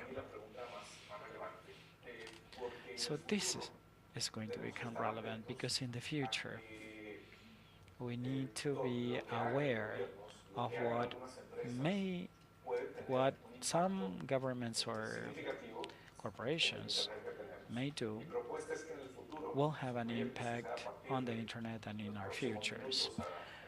And in the near future or in the long term, we should be aware of the attacks on the internet integrity, on its resilience, because these attacks are disguised as adequate measures. or addressing adequate issues, but generally the measures may not be adequate. They intend to uh, resolve human traffic, child abuse, terrorist acts. However, those measures will impact the internet directly. Some days ago, they hacked the Secretariat of Mexico and some defense ministries in the region. So the immediate action is to pass legislation to prevent hackers from committing further crimes. But this is not going to resolve the issue. It's going to affect the rest of the transactions, legitimate transactions, and hackers. I continue hackers are hacking. So there should be better interconnection at the interagency level to pay license, to pay renewal of equipment or software renewals, or to have better access of information society, and not to affect or attack the internet that is operational as we speak. It's not attacking equipment or serious initiatives, like for example in the case of China or corporations, in order to break the basic paradigms or principles that I mentioned. It may be a new law, a new social network. I mean, the sky is the limit. Ambitions have no limit. So if you want to be aware of the fundamentals of the internet in order to keep digital transformation going, you can resort to the Epinix information or LACNIC. We produced a study a few months ago where we discuss in depth all these topics, and I'm sure there are going to be interest of you, so you can advocate the internet in the next few months or in the near future. I would like to acknowledge LACNIC for your participation and for the role it plays to keep a safe and stable open internet in Latin America, and for co-sponsoring this event that allow us to have a hybrid or to hold this hybrid event. It's more complex, or it's more difficult to hold a hybrid event rather than a face-to-face or an online event. And thanks to LACNIC, we were able to organize this and to provide housing or accommodation and lunches or coffee breaks to the students in the audience. I have a question here, something about intergovernmental coordination. That is the challenge, the largest challenge that governments may face. We believe that governments are monolithical, but we're far from being monolithical. And one interesting thing that you mentioned is to protect infrastructure, to have upgraded license or updated equipment, or a cyber security hygiene. It's very difficult to find this in government because in Latin America there's always budgetary restraints, other priorities. And when there's a specialist that requires an upgrade of a license or some piece of equipment to have a strong and resilient infrastructure, the investment is not made. So we should raise awareness in administrations, in governments, in order to mitigate these attacks, because this is what we have experienced in the public sector. Are there any questions for Oscar? Are there any questions here? I know people are hungry because lunch is coming up.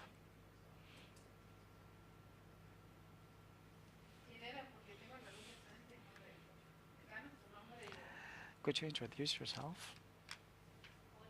Yes, my name is Carolina Valenzuela. I come from Chile,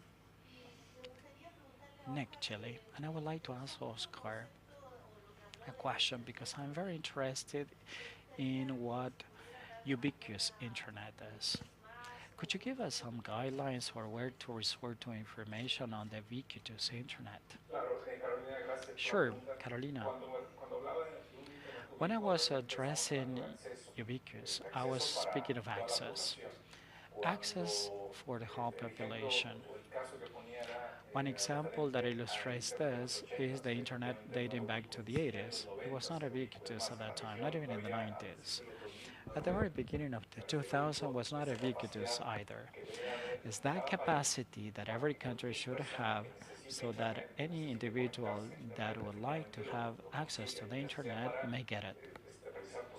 Whether it is transactions, social networking, education, that is ubiquitousness.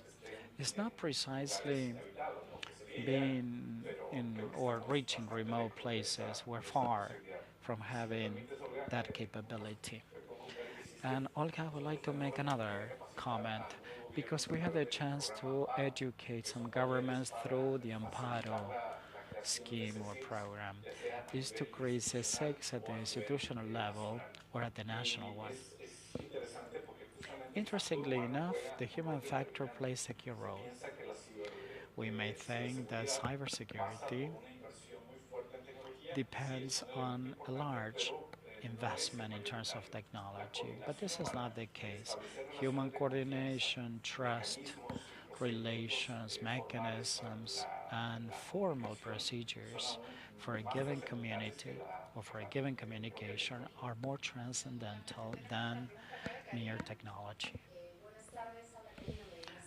My name is Carolina Medina Serie from Bolivia. Great pleasure to hear from you.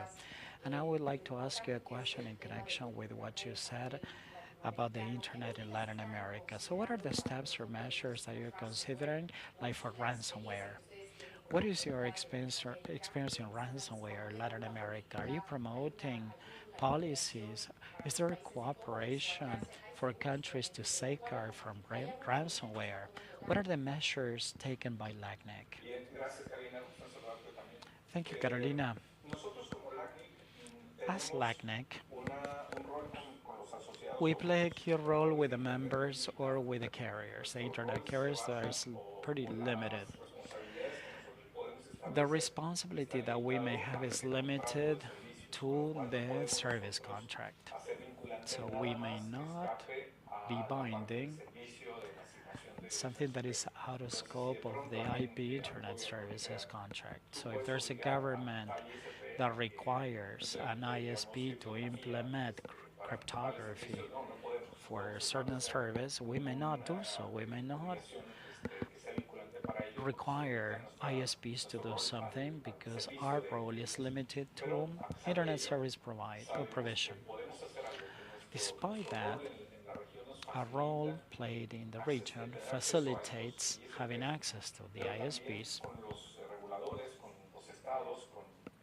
and with the states and with some law enforcement agencies.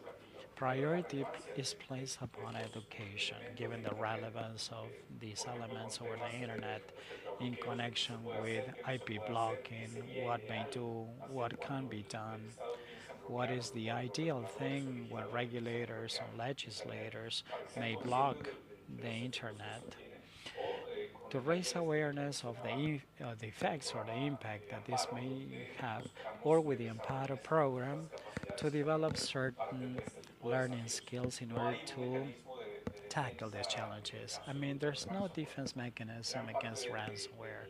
Most of the defense lies in the individual, in each of the members that work in organization. However, many resources should be allocated to training, education, these topics in general. Unfortunately, this is one of the topics that least priority is given to because there are other priorities. So priority is generally not placed upon this topic. My name is Lorenzo Martinez from the Dominican Republic. Thank you, Oscar. Very interesting talk, but along these lines, as you have explained, I know that the Amparo program intends to strengthen skills, but what happens with the cyber hygiene like nest or each one with different approaches? How do we borrow elements in order to reduce a cyber hygiene that may touch upon or affect the final users, not only the state, but also the private state or the final user or the public state or the public sector that is the weakest link in the chain, as you have well explained.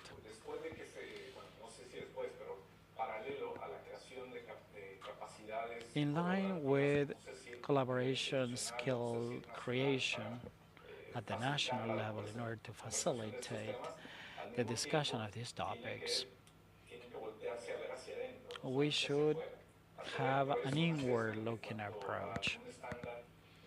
Address international standard that could be GIS, ISO 27000, SOC, or any other standard that could identify the processes in information security and accordingly may offer treatment or processes for that procedure. This is supplementary because on the one hand we have the establishment of that SEC and depends on the collaboration of organizations that is always necessary, is always needed for national strategies and internally because it's not me being the weakest link in the chain as an individual, but it requires a national or an organizational strategy coordination. Thank you very much, Oscar. Thank you very much for participating. Greetings from Oscar and from Adrian. A round of applause for Oscar. Thank you very much. Thank you very much for participating and for taking part in this conference. We will see you in other conferences that are going to be held across the world. We're going to break for lunch. Thank you very much. 1 hour. We will resume at 2 sharp. Thank you. Thank you for questions and for taking part. Es peligroso.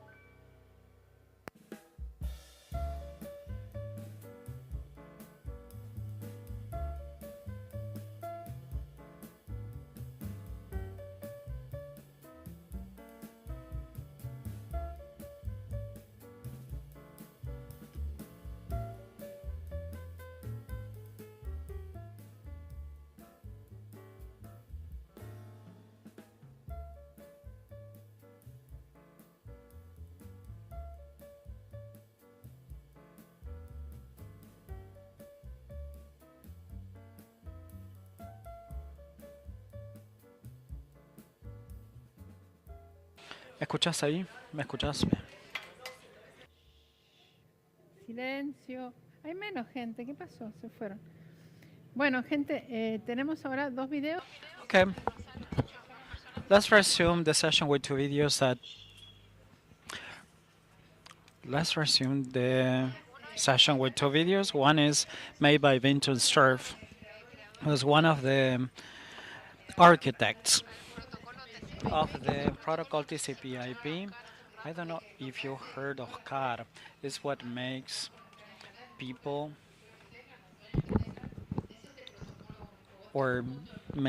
communicate through this protocol. It's called TCP/IP.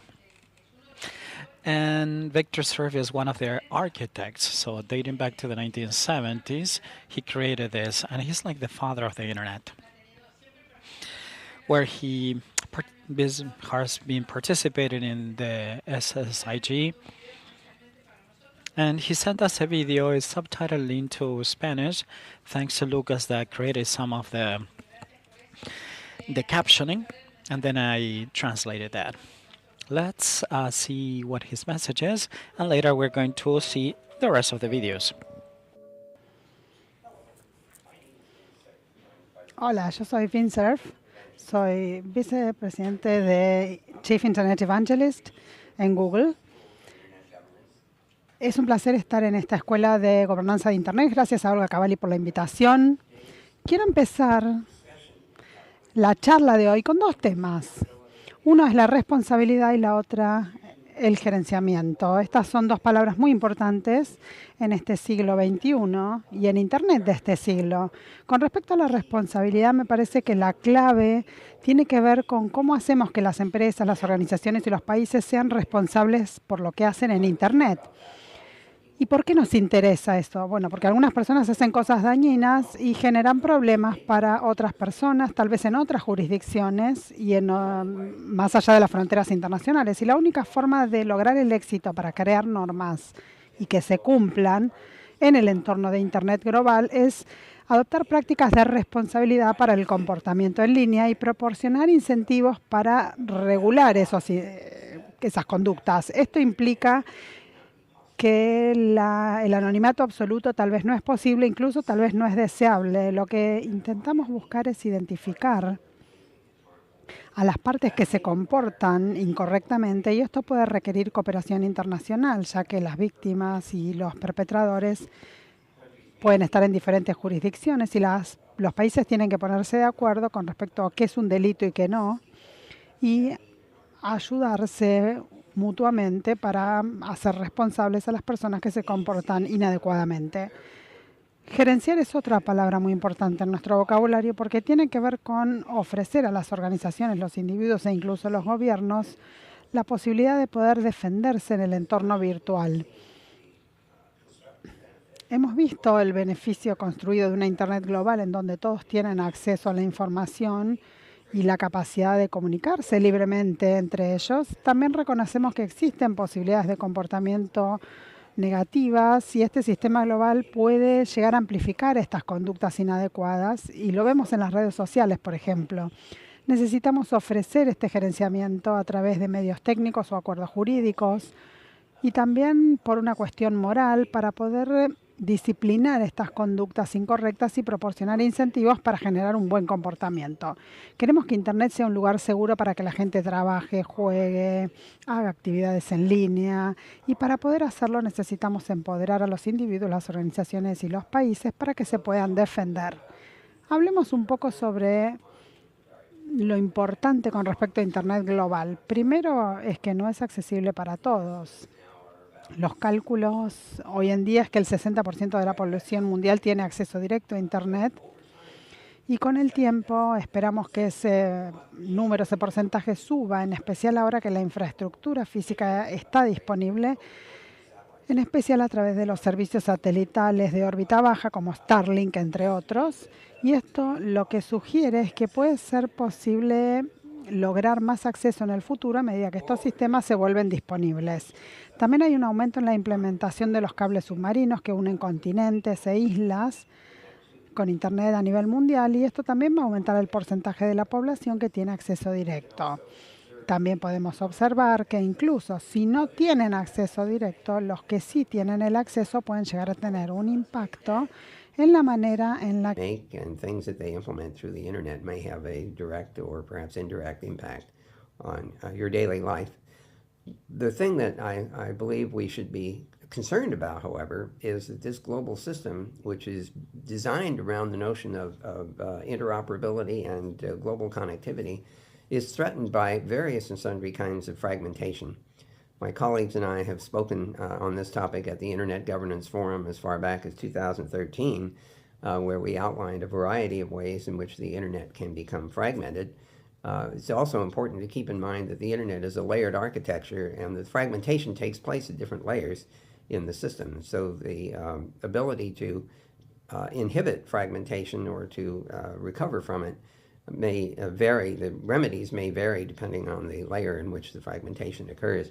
So as a dramatic example, of course, some countries shut the internet down, and it's possible to do that if the underlying communication system doesn't carry packets anymore because you turn the radios off or you shut down the optical fiber networks.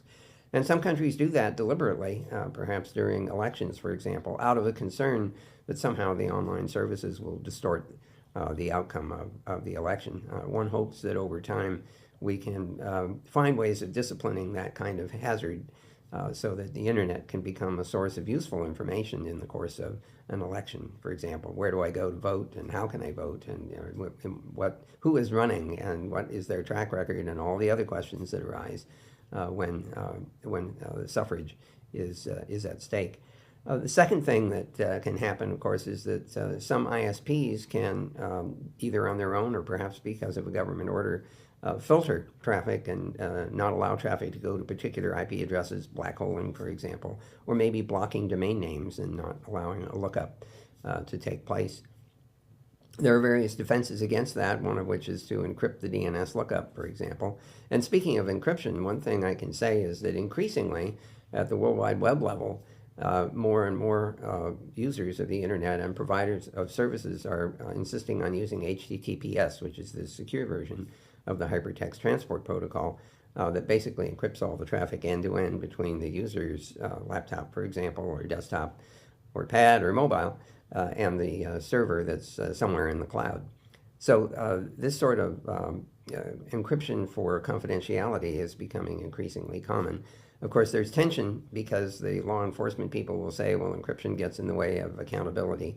And so obviously we're going to have to work our way through the policies that allow sort of piercing of the veil of that confidentiality.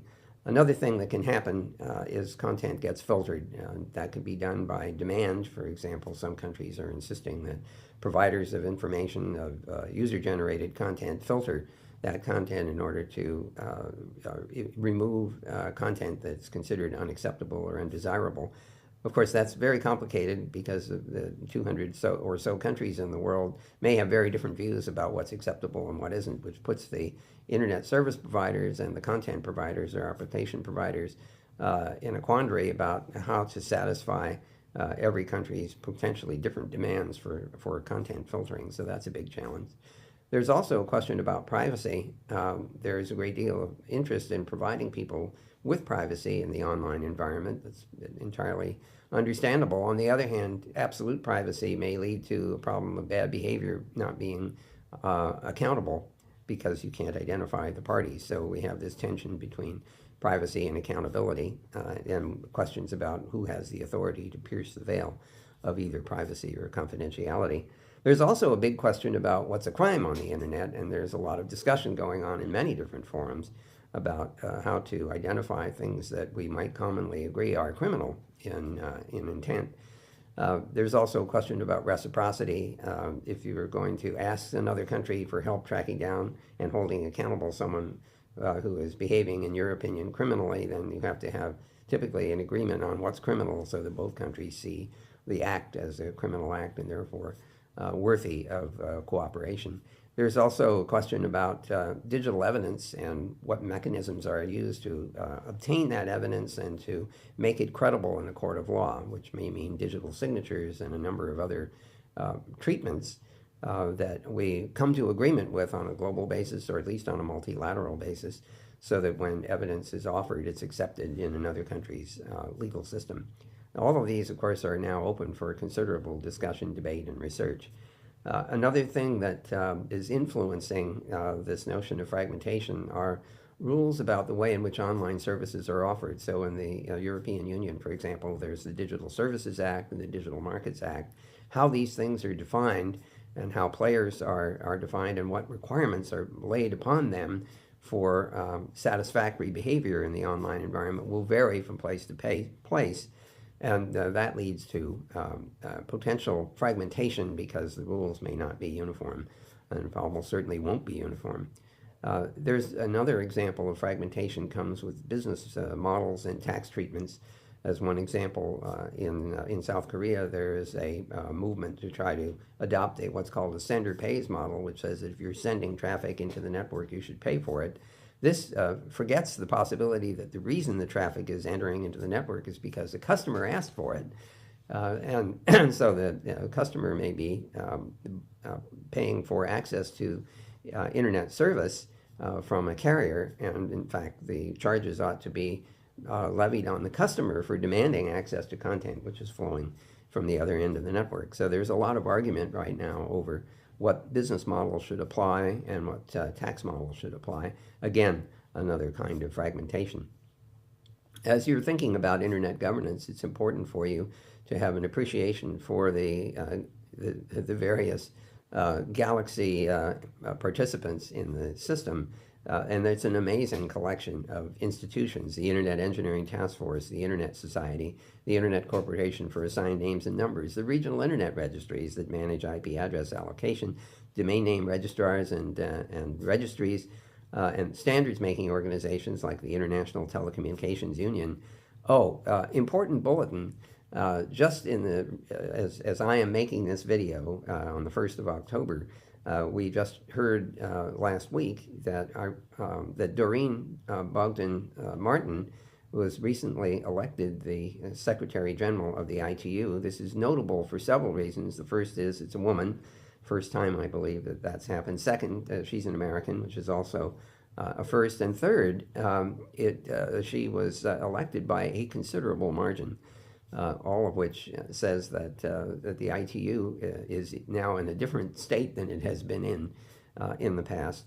Other organizations that are part of the standards world, the International Standards Organization or Organization for International Standards, the 3GPP, which is an important part of the mobile standards activity, IEEE Standards Association, network operator groups that usually bring network operators together to talk about operational issues.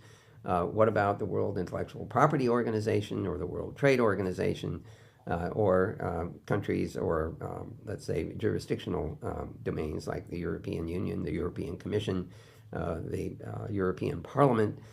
These are all bodies that potentially have a lot to say about how the internet operates in one place or another on this planet. Speaking of which, we're at the cusp now of what I consider to be a very new opportunity, a new era, and that is leaving the planet and moving outward into the solar system. We've been exploring the solar system using robotic devices since the 1960s. We've had the International Space Station in operation for quite some time in near space. We now have, of course, the moon landing, American moon landing in 1969 was a major milestone. But now we have a return to the moon. One of those missions, an American-based mission, is called Artemis, and an associated mission is called Gateway, which is a kind of international space station that will be facilitating movement from Earth to the moon, to moon landing sites, to moon bases, laboratories, possibly even mines or other kinds of commercial activity. And so we're entering into an era where interplanetary communication is becoming important. Since 1998, a group that originally started at the Jet Propulsion Laboratory, which is sponsored by NASA, has grown to include most of the NASA laboratories and other space agencies like the European Space Agency, the Japanese Space Agency, the Korean Space Agency, that are collaborating and cooperating on the development of an interplanetary networking system using what are called delay and disruption tolerant network protocols, one of which has been evolving since 1998, is called the bundle protocol. It has a variety of features that are designed to deal with the variable delays and disruption that we experience in deep space environments, partly because of planetary motion, partly because of orbital motion, partly because of simply mobility on the surface, which obscures access by radio, for instance, because of craters that and mountains that get in the way. So we are on the edge now of entering into an era where humans will be off the planet and beyond low Earth orbit, and en route both to the moon and in the longer term to Mars and some of the other planets as well. So I'm quite excited to be a part of the group that's looking at the interplanetary backbone network as an evolutionary development over the course of perhaps the next 100 years, where standard protocols are introduced in the spacecraft that are used in space. And those spacecraft, if they're, for example, scientific missions, might complete their missions and be repurposed as communication nodes in an interplanetary backbone, or we might anticipate that some spacecraft would be launched deliberately and specifically to support relay capability, store and forward relay capability in deep space. So this is all a very exciting time for the internet, as I see it. It's the beginning of the third decade of the 21st century, and opening up a variety of possibilities that will include networking on a really grand scale. So let me encourage you to continue your work in the Internet Governance School to come up with solutions to a variety of fairly knotty problems that still confront us. And hopefully in the course of your discussions, you'll share insights that will be of value to all the rest of us. So I'm sorry I can't be there in person, but perhaps we'll meet on the net.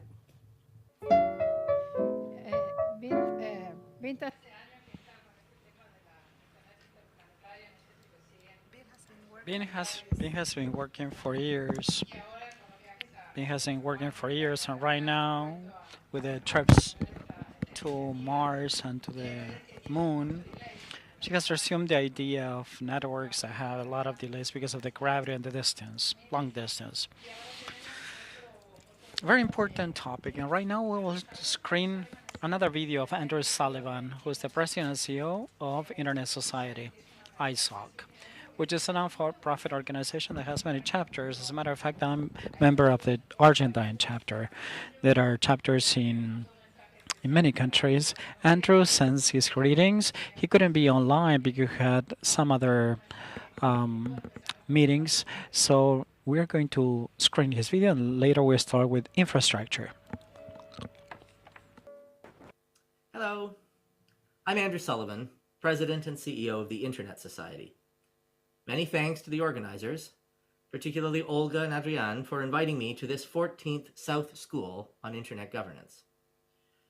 Congratulations and thanks for your participation in this important school. Congratulations because the school is well recognized, and thanks because the issues facing the Internet seem to get more complicated every year. So we need well-informed people like you to help keep the Internet for everyone. That is our vision at the Internet Society, that the Internet is for everyone. In a way, it has to be. Because the Internet is really just the sum of all the constituent networks that connect to the Internet, it needs to be open. A closed system, not open to everyone, would be a network, all right, but it wouldn't be the Internet. And this fact is highly relevant to the theme this year, digital transformation in a global, changing environment. Certainly, the environment in which the Internet finds itself is changing. Especially in the first part of its life, the Internet was made of many networks and service operators that interoperated mostly using open protocols. In that same period, many of the people using the Internet were also those building it, which meant that developments were often aligned with what the users wanted. As governance mechanisms emerged, they addressed often explicitly this basic nature of the Internet by embracing the awkward term multi-stakeholderism. The reason was pretty simple. The Internet is a network of other networks, and so on, which means that control in the Internet is necessarily distributed. In a distributed system, there is no center of control because there is no center. Naturally, then, it was necessary to get all the participants, the people with a stake, involved in order to make progress on how to govern the unique and surprising system that emerged from their participation.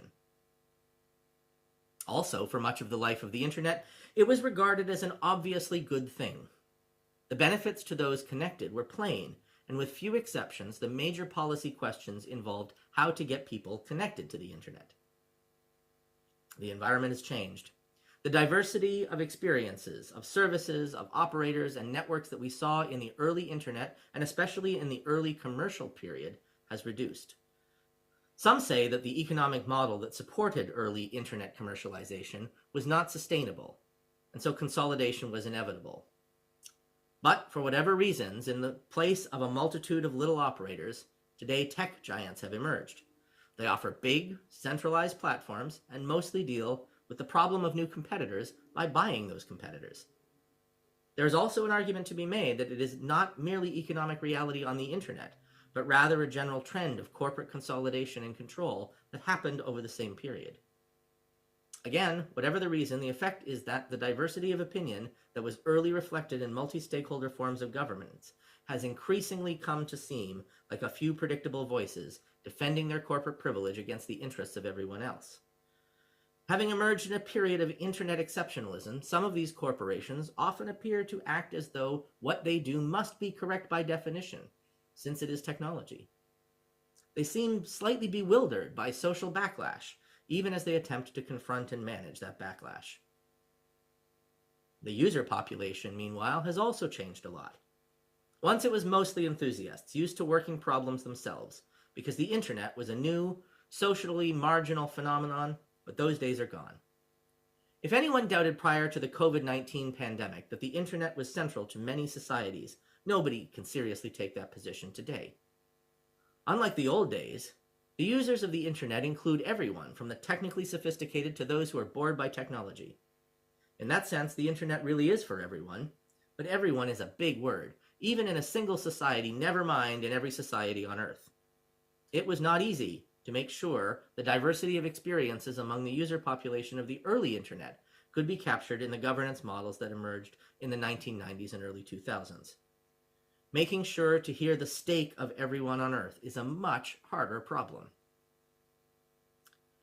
Now, there are, of course, good reasons the internet has become so important.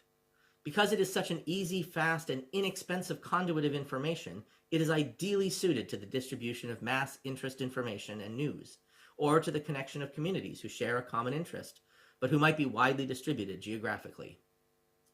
It allows us to connect with loved ones when we are forced into isolation by health emergencies, but it also allows employment and commerce without everyone gathering in a single place. The kind of video conferencing many of us do every day using the internet was total science fiction when I was growing up, and despite appearances, I'm not that old. If nothing else, the world has an urgent need to address the carbon footprint of transportation, and the communication afforded by the internet must inevitably be part of that. Still, the internet faces a lot of challenges.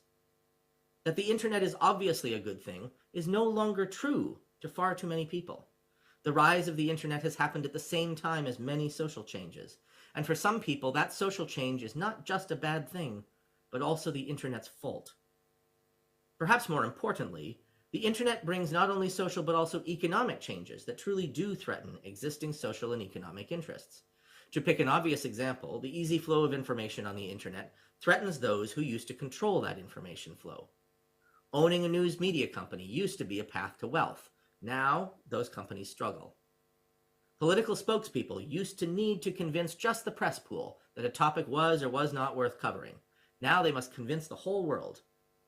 And all of these issues arise before we face the fact that easy lies seem to spread faster on the internet than uncomfortable truths.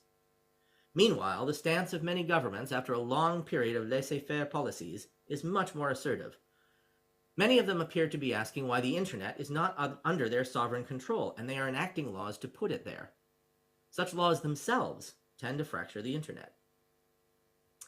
But the weird thing is the changing environment seems to be leading to the recycling of many old, unwise ideas. For those of us familiar with the internet governance debates of the 1990s, far too many proposals seem like Back to the Future. Debates about encryption are nearly identical to those of 30 years ago. The idea that each country should have an independent, country-bounded network is an idea that was investigated and rejected even before the internet really got started. The notion that the low-level infrastructure of the network ought to provide content and security controls so that bad stuff can't appear to users is a recurring and persistent idea, but it is not one that gets better with age. And so I come back to why I am thankful that you are here. The issues facing the internet are real and they are important. They are also much deeper than public debate usually allows. We need people deeply invested in the value of the internet and also schooled in the technical and policy histories in order to confront these issues. Just a couple of examples will suffice. To begin with, concentration and consolidation on the internet undeniably create threats to it. A network of networks controlled by a handful of giant corporations is not a lot better and may be worse than a single network controlled by only one such corporation. Yet consolidation and concentration allow a scale of service that is historically unusual. The ability of your favorite video conferencing system to handle the demand at the onset of COVID-19 lockdowns is a great example. A decade ago, it all would have fallen apart because the hardware and network connections that would have been needed to handle such increases would have taken weeks or months to arrive. Instead, most internet services today depend on the cloud, and that means depending on a handful of truly giant service providers who are buying and deploying new hardware and network infrastructure every day, no matter what happens. Cloud providers know that there will be demand for the hardware and network capacity they are building, they just don't know who will use it. But this approach will only work for perhaps tens of providers. If several thousand providers tried to do this, most of them would go bankrupt quickly.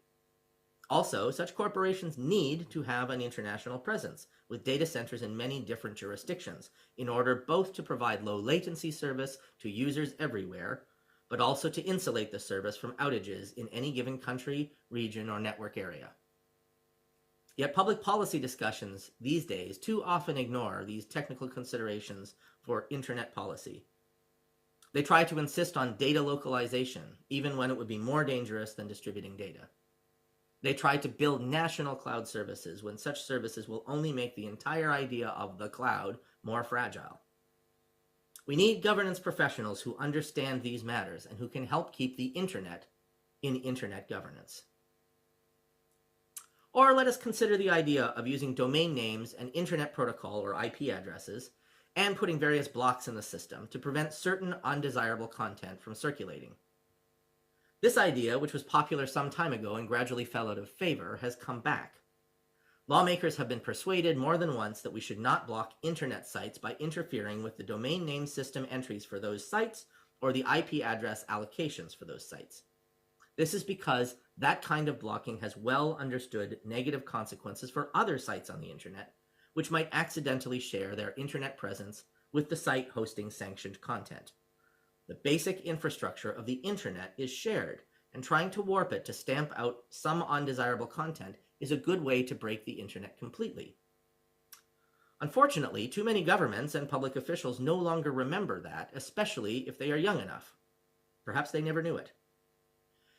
This is, again, why we need experts in internet governance, like you, to bring these considerations to the public policy debates of our age. Now, I would not be doing my job as Internet Society CEO if I didn't note here that the Internet Society offers further opportunities to help you in developing this expertise.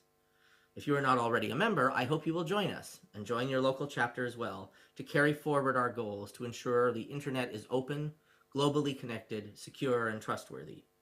We offer fellowship programs and training intended to ensure that those who share these goals are equipped with the tools they need to carry them forward. But no matter whether you join our membership, my hope is that this school of internet governance will help you to advocate for the internet. It is under threat as it has never been. We need allies who can see why it is so important that the internet is for everyone. Thank you very much. Trae una visión un poco más.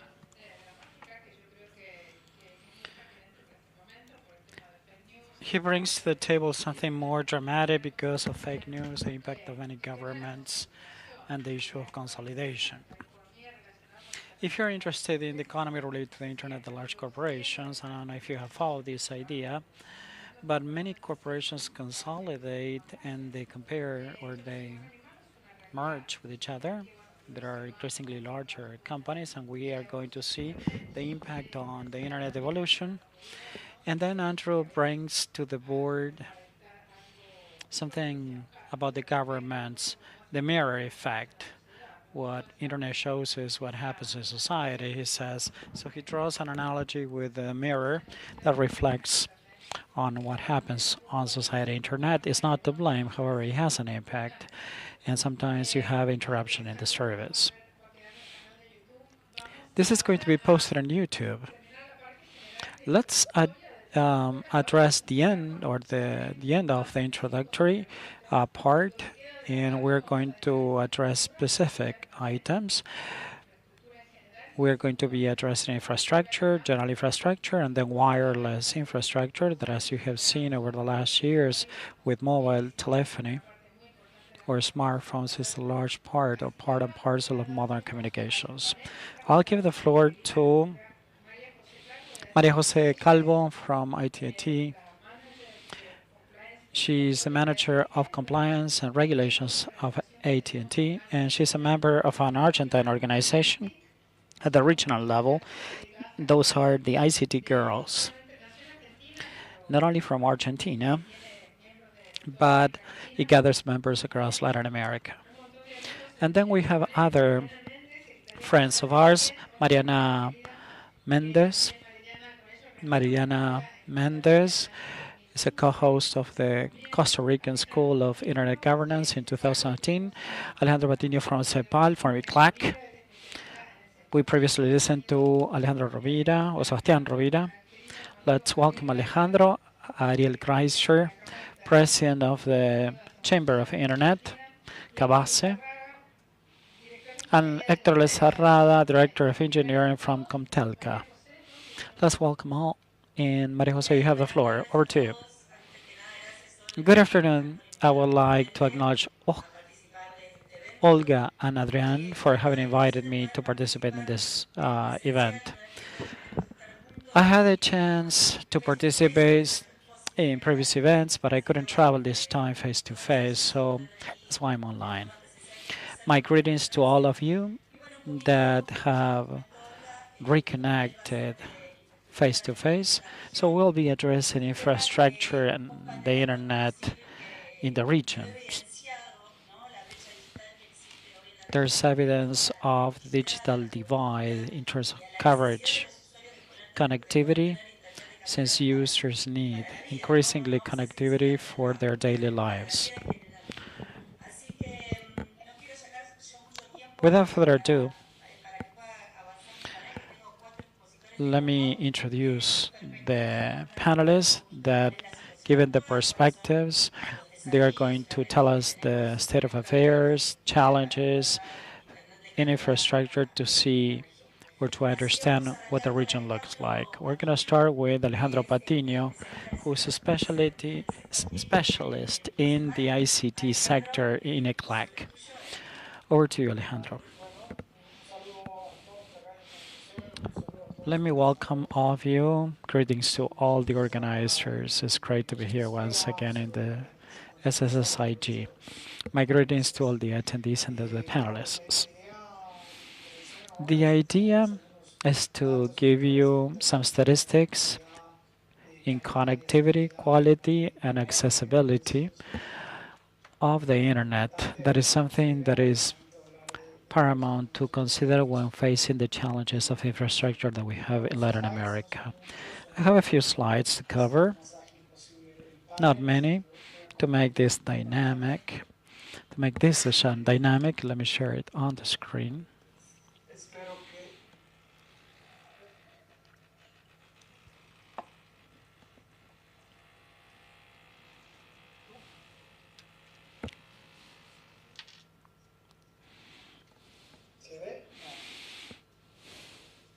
Can you see it from there?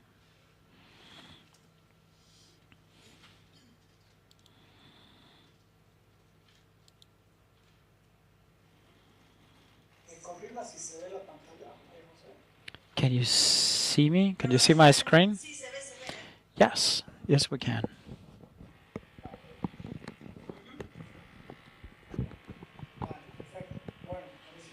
All right.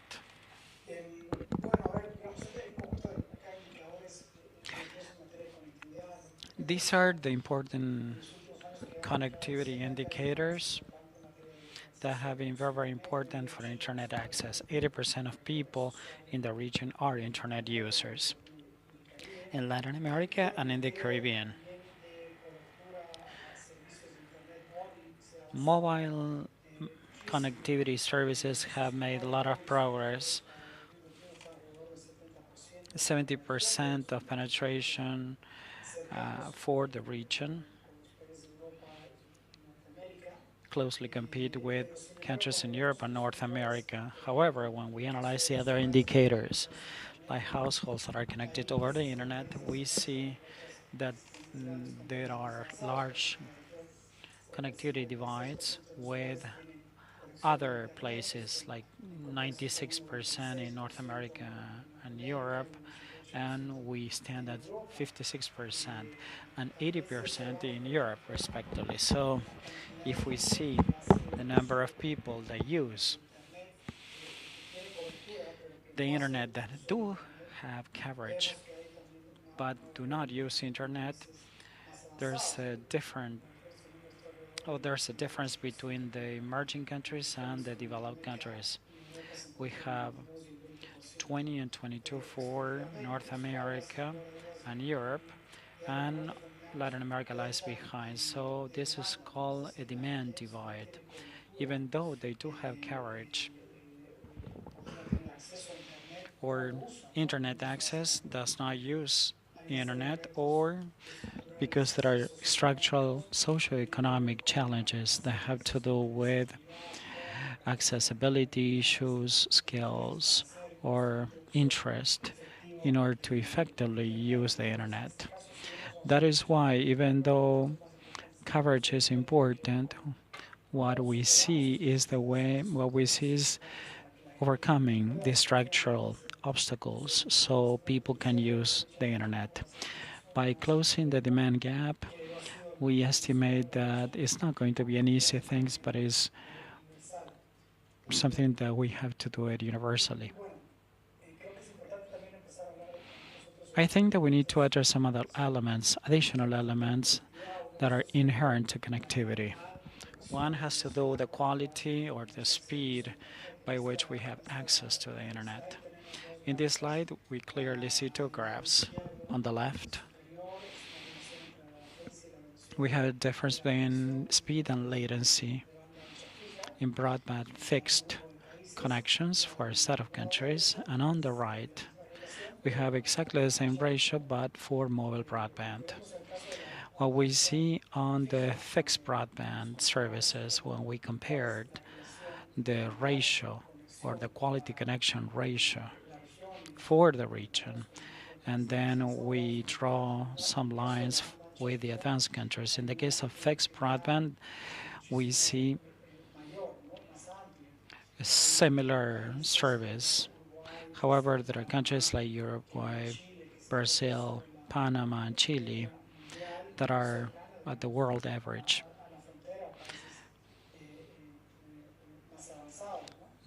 That are highly advanced countries. And then we have a set of countries that they have intermediate quality service of connectivity, like in the case of Paraguay, Colombia, among others. Then we have a set of countries where we have El Salvador, Guatemala, Bolivia, Honduras. For the case of mobile broadband services, we find that there is homogeneity. There's not so much difference or dispersion among these countries. However, we see that there is an evident or apparent divide or difference in the most advanced countries like Korea, the United States, Germany, and France. Most of the developed countries are well below the average in connection with the connectivity mobile broadband services. So this is important to consider, since most people have access to the internet through mobile solutions. Since they don't have a quality connectivity service, they may not have access to certain services and having multiple devices connected to the network. Another pillar that is important to analyze has to do with the price that we pay for internet services. This is the ratio between prices and the speed of fixed broadband services. What we find is that there's a difference between these countries.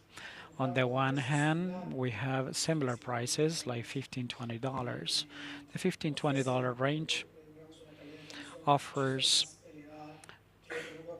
a high quality services, like in the case of Chile and Brazil. On the other hand, we see differences like 15 times higher for the same price. So this speaks of market structures within the same countries that are restricting or limiting access, or there's lack of access to connectivity and therefore to the internet.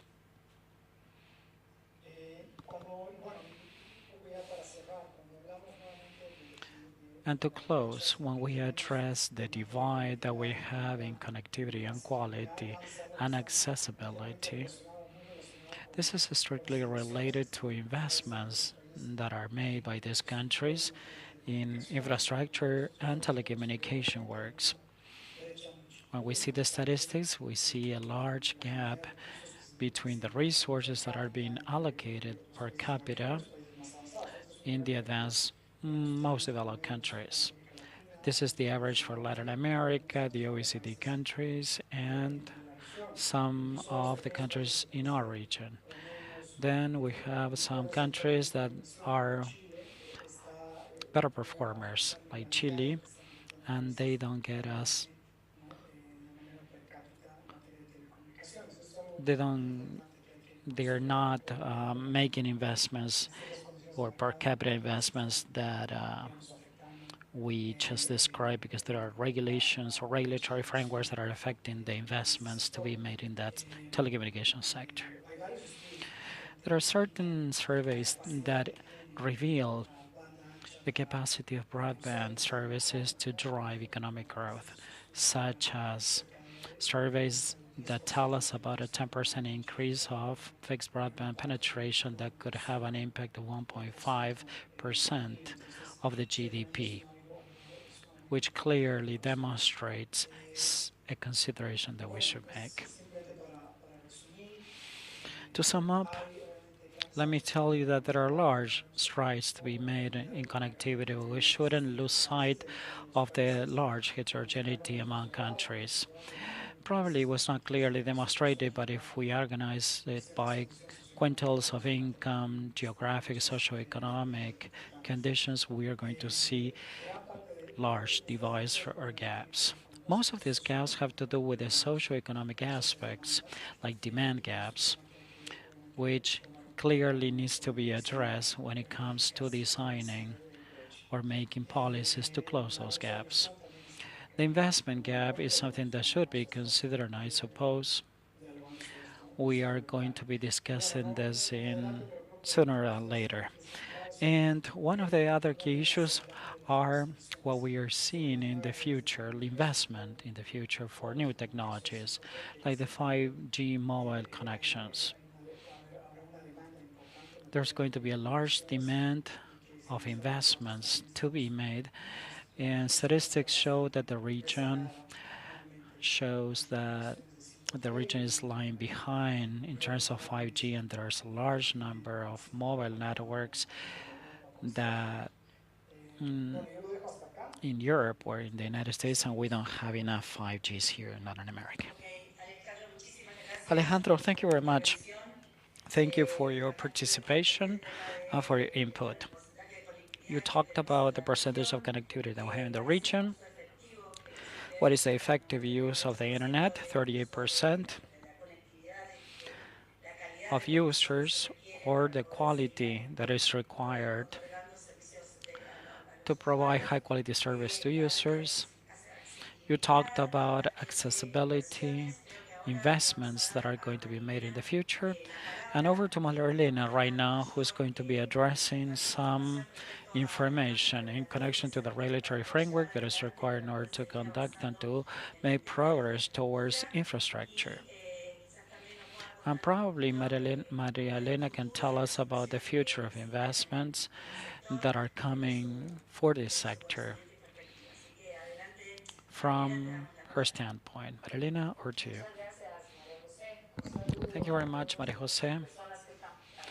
I would like to acknowledge everybody that are in the panel and the attendees that are in the SSIG in the hotel in Buenos Aires.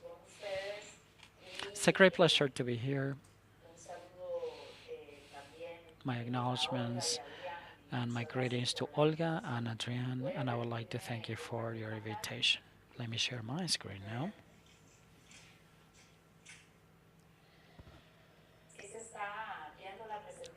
Can you see my presentation?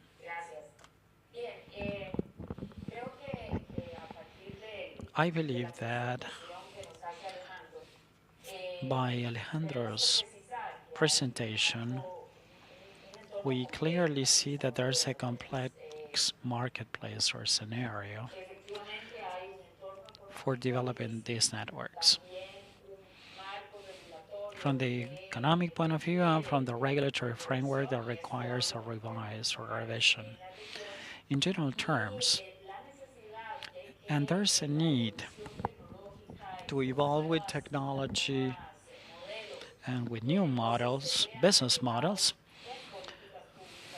that should be in line with regulatory frameworks and new policies driving development in infrastructure.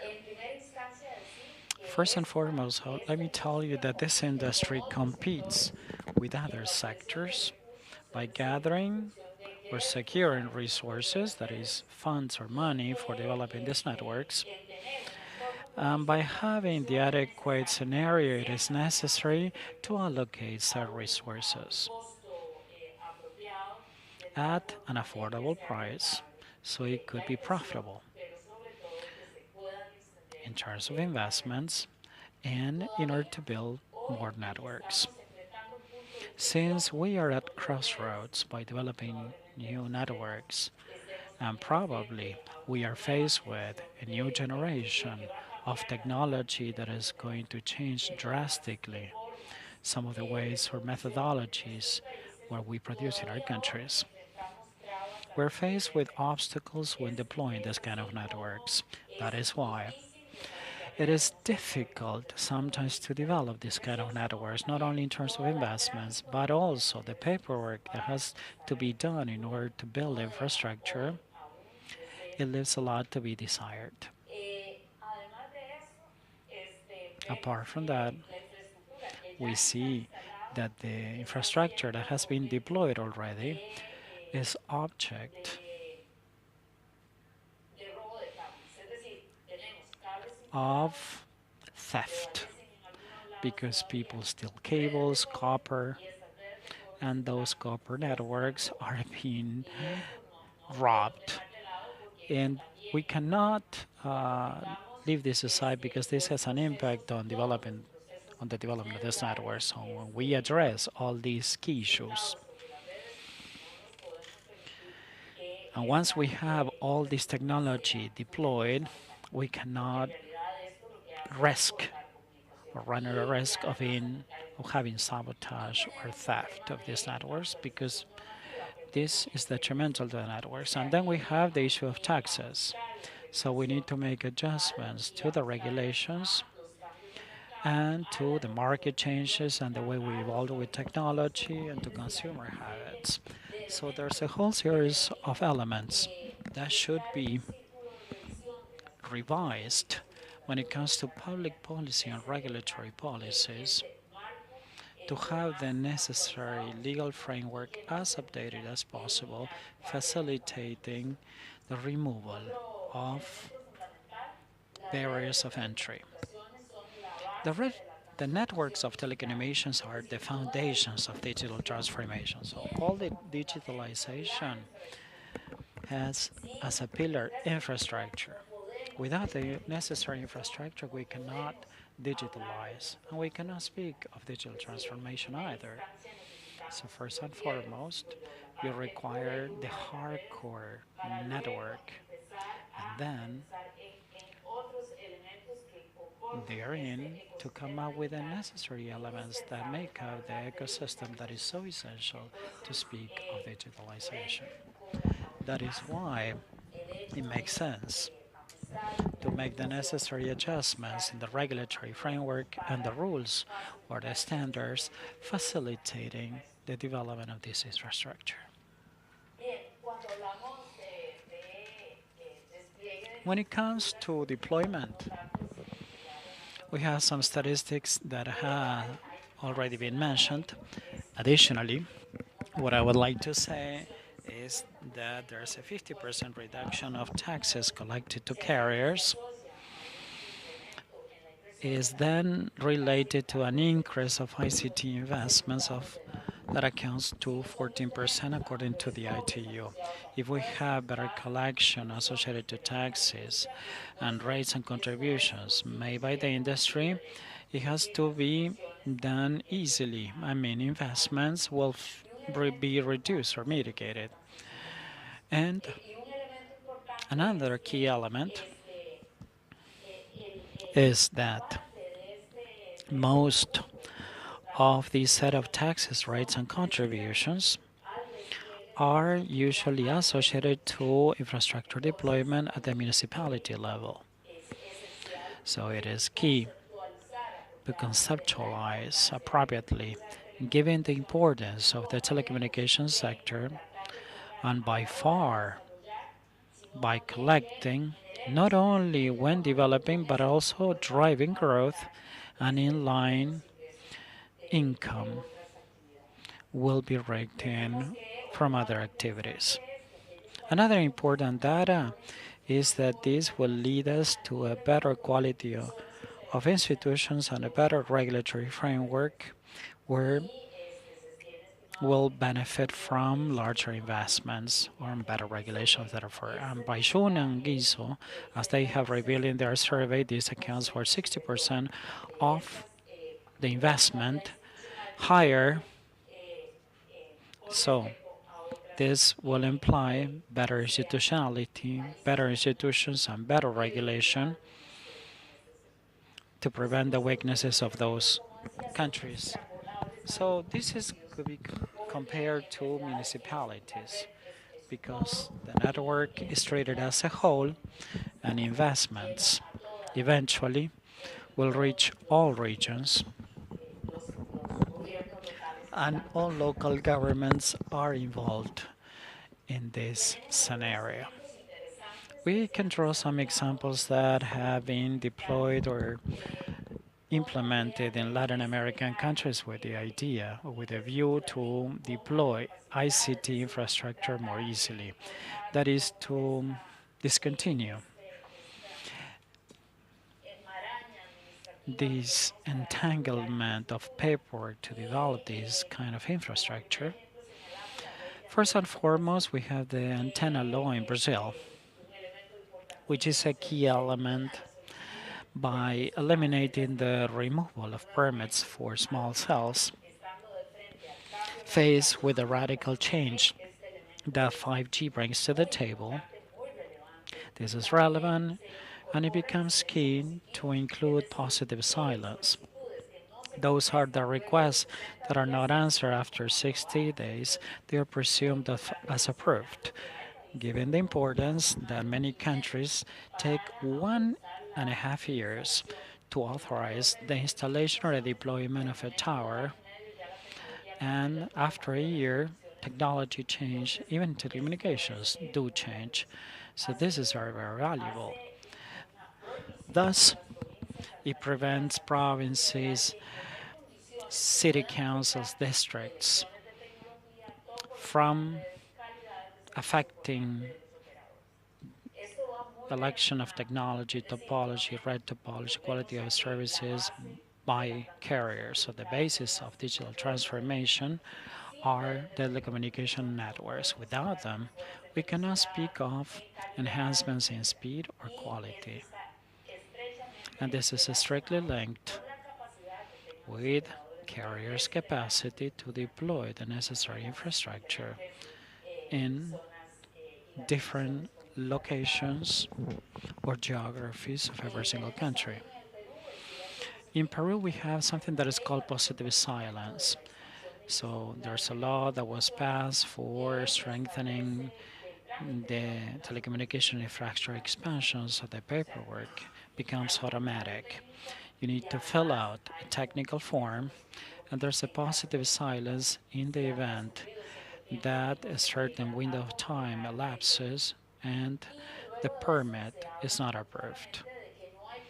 And we clearly speak that there are no taxes or payments by deploying the infrastructure or paperwork rights before the municipalities, which is a clear idea of what drives this virtuous circle for developing this facilitation infrastructure. There's also a similar law passed in Costa Rica that is a law for incentivize and promote the infrastructure of telecommunications, where we have to approve the municipality ordinances so that all paperwork becomes very similar or alike with a single way of doing it with a maximum term and positive silences, and there's an express authorization for public buildings for installation of this infrastructure. So you have other paperwork to install infrastructure in other sites, and that is prevented because you do it or you deal with a local government in order to have a win-win situation. Also, when building highways and public roads, we foresee the deployment of telecommunication infrastructure, and that facilitates to build highways and to lower the cost of building them and to be more efficient when it comes to deploying them and to leverage fixed landlines to those populations that require to have this sort of indications. For example, we have the state of Hidalgo that they try to streamline paperwork for deploying these networks by doing the availability of the existing infrastructure, permits, etc. So there's a whole set of new countries in Latin America that they have taken the necessary initiatives so they can deploy the infrastructure more easily. If we reach a consensus successfully with the municipalities, it would be great. However, countries have taken the initiative to do it with hard laws. I shouldn't lose sight of the broadcasting spectrum availability, because when we compare to other countries, even though that there are different economic conditions, there's a different spectrum as well. Latin America has been characterized of having low spectrum availability, just a few spectrum available, and when we have it available, the cost of it is very high. Here we can draw two examples that are very recent. We have a new experience in Panama, where the country conducted an experiment or a survey on the price of spectrum, and it got it to be lower than 60%. They do it perceiving the role of the spectrum price that is key in order to recover the economics and to recover the telecommunications infrastructure. The spectrum was available for many years. Since Panama is allocated directly to that spectrum, however, the price was so high that it was not feasible from the point of view of carriers having access to that spectrum. Another example that we should draw is the 5G bid or tender in Brazil, where it was conducted just a few months ago, where the primary focus was on coverage. There was a lot of spectrum at the disposal of carriers, where they focus primarily in striking a balance between the government goals of coverage and those needs coming or required by the broadcasting carriers, the cost of broadcasting, and essentially and eventually the well-being of consumers. Where we can say that Brazil prepared the telecommunications law to make a quantum leap to 5G, opening the longest term for tenders, enabling a secondary spectrum marketplace where we had renewable instances for automatic renewals in the future, subject to the requirements of those carriers. So, a key element that we should underscore in the tender, the Brazilian tender, is that 84% of the economic price of those bids is allocated to investments, further investments in 2029. So it was not a tax collection goal, but an investment goal to strengthen the telecommunication networks in Brazil. So this is what I have prepared for today.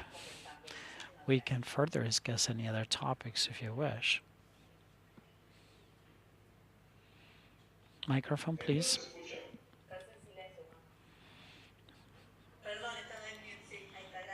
Thank you. Marilena, thank you.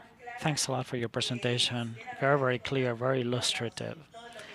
I'm sure that you have brought to the table many initiatives that you share with us, like the experience in Brazil, Peru, and Costa Rica, gives us a clear scenario of what is coming and what the initiatives are for governments to reduce the digital divide and to believe in promoting the infrastructure that is so necessary to provide high-quality services. We're going to set aside a few minutes for questions and answers. And if not, I could read out some of the examples that I have prepared. Thank you very much. We're going to give the floor to Ariel from Cabase.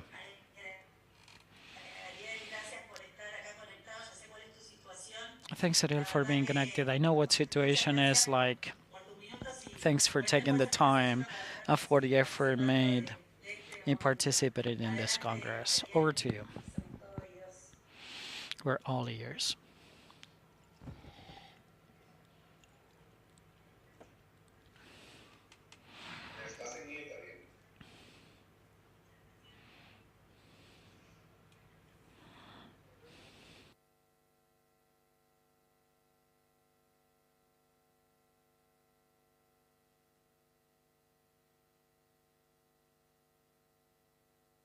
No se escucha. A ver, Ariel. Ahí sí, perfecto. Bien. Ahí sí. Exacto. Can you hear me? Yes, much better. I would like to apologize, but I'm in the middle of a trip, so it's very, very difficult to address this over the phone. I would like to pick up some of the points that were addressed by Maria Elena and Gustavo. Let me primarily focus on Argentina and underscore that household penetration of fixed internet services in Argentina account for 79%. The issue lies in upgrades, because 67% of these households have access to fiber optics, which is a clear example or a clear problem. The impediment is that fiber optics goes through many households of those compared to those that are actually users. So it has to do with accessibility. At this point in time, microeconomics aspects are not really helping. And despite the crisis of the pandemic, we have noticed that the growth in fiber optics has increased exponentially in households and communities, but it clearly accounts to 70% so far.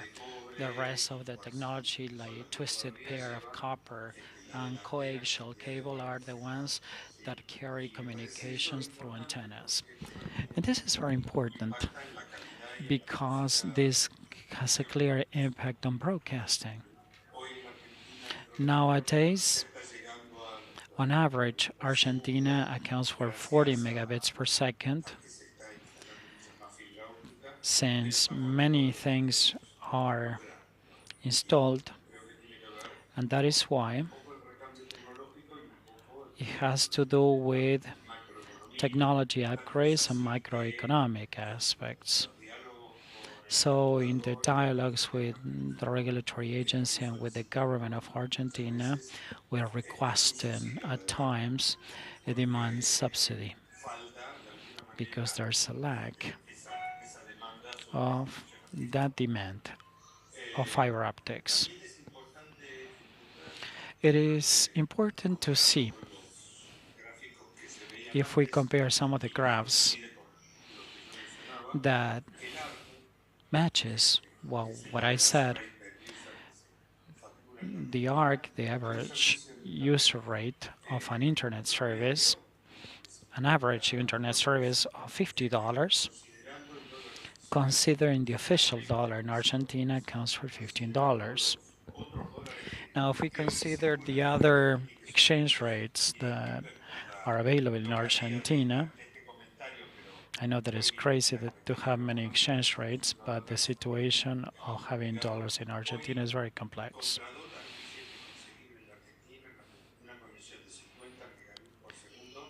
For 50 megabits per second, this accounts for $6 or $7.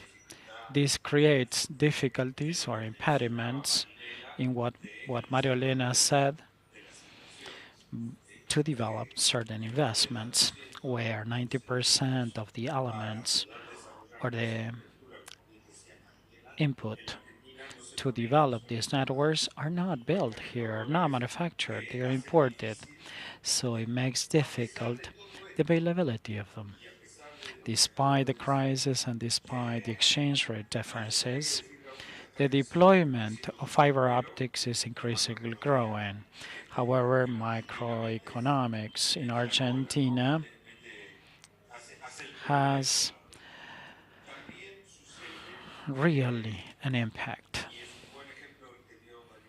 A good example is what Marilena mentioned, and is what we have claimed for many years. We have claimed been requesting a national law to unify this criteria, because in Argentina we have municipal, provincial, and federal regulations, and it's very difficult sometimes. Many years may elapse until we have the necessary permits to deploy the necessary critical infrastructure, and that is tending the networks. So we require a national law that could come up with the necessary ecosystem and the three levels of government at the national, provincial, and municipal level to have the same level of obligations and promotions to have the necessary infrastructure for Argentina. In many localities, this will take us a year and a half to deploy antennas, inputs, and fiber optics. There's a key issue that is very important to consider. La unidad mínima que uno trata The minimum thing that we can think of when we have fiber optics is a block. How many households are in a block? On average, we have 40 houses per block. This is low penetration for fiber optics that require underground deployment. The cabling that goes underground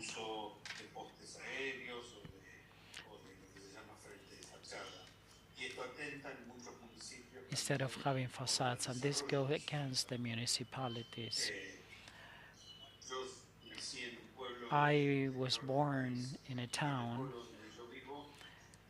and in the town where I was born, there are not 20 homes per block. This requires us to have higher costs when deploying this infrastructure. So if the cost is less than $7 on average for the 50 megabytes per second, and at an average deployment in Argentina, considering the cost of electronics plus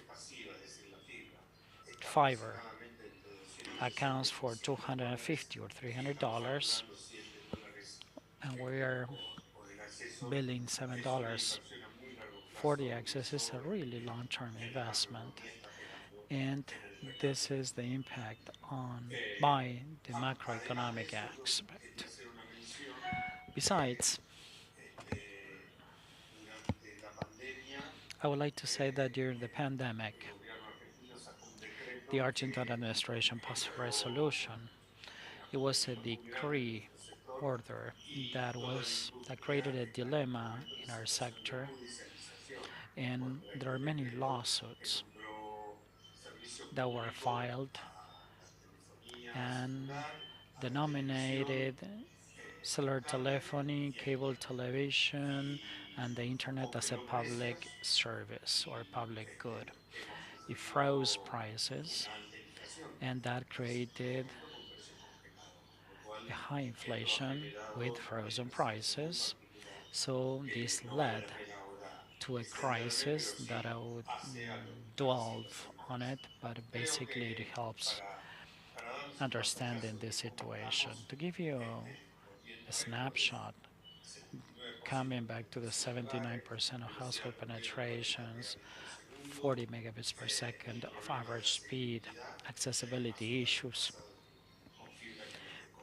where you have more fiber in households than contracts are. I would like to conclude by clarifying something that is apparent in Argentina in contrast with other countries in the region, because here Argentina ranks 8th in surface or area. It's a large territory, very widespread in terms of geography, where we have more than 2,000 carriers providing ISP services. Speaking of ISPs, regardless of their size or nationality, we have 2,000 of them, which guarantees services or coverage since remote locations. I'm sure that they have a co-op or an SME that could provide the service to them, but it has a wide dispersion, or widespread dispersion in technology and cost asymmetries. So this is an important factor that impacts Argentina.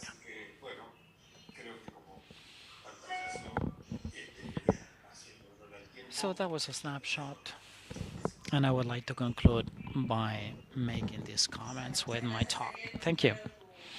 Ariel, very clear update describing Argentina in connection with the internet services, cost, infrastructure, carriers, accessibility.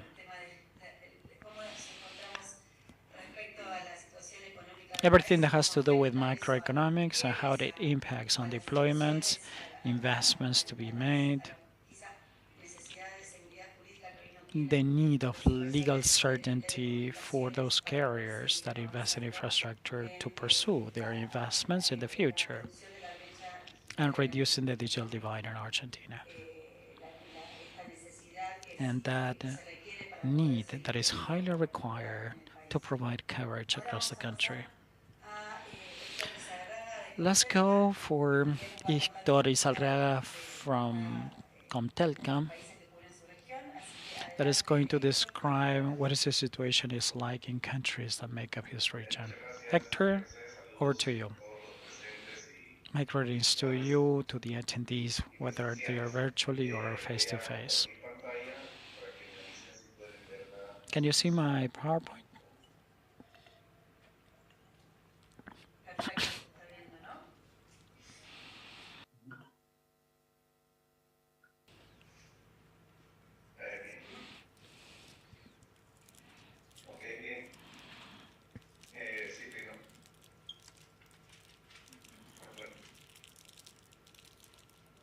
Microphone, please.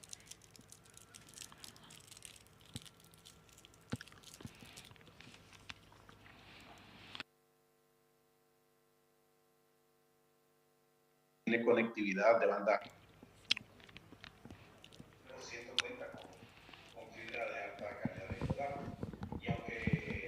And even though 87% of the 87 of the population lives within the scope or the reach of a 3G or 4 signal, the actual penetration accounts for 37%. So it's a use divide. So between 5 and 50% of people have the necessary IT skills, and only 4 out of every 10 Latin American persons that live in the rural sector have connectivity compared to the urban centers. Now, the data plans or schemes and the internet devices cannot be afforded by low-income people, like the cost of a smartphone, basic phone, one of the cheapest ones, costs 4% or 12% of the average family wages.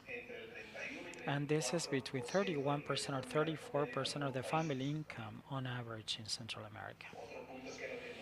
Another thing is that 3G technology still prevails in some of the countries, which restricts the possibility of having multimedia-rich content, such as e-learning, health.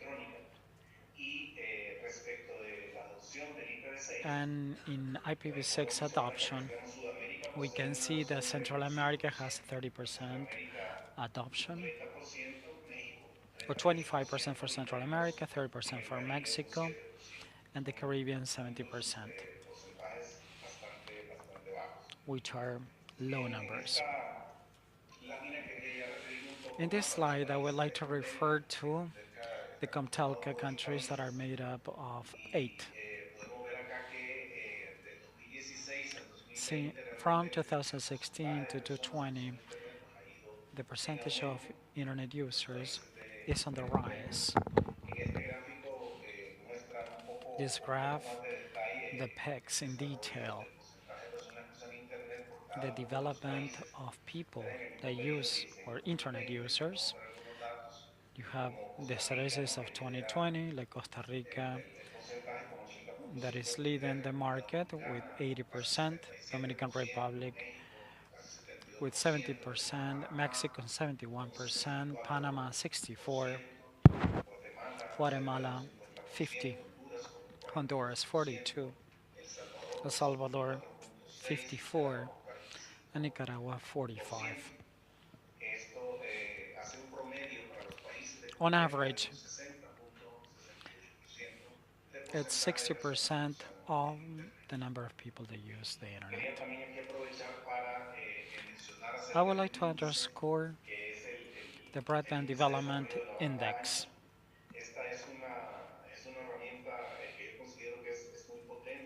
It's a very, very powerful tool that is used year after year, allowing to identify the size of the digital divide.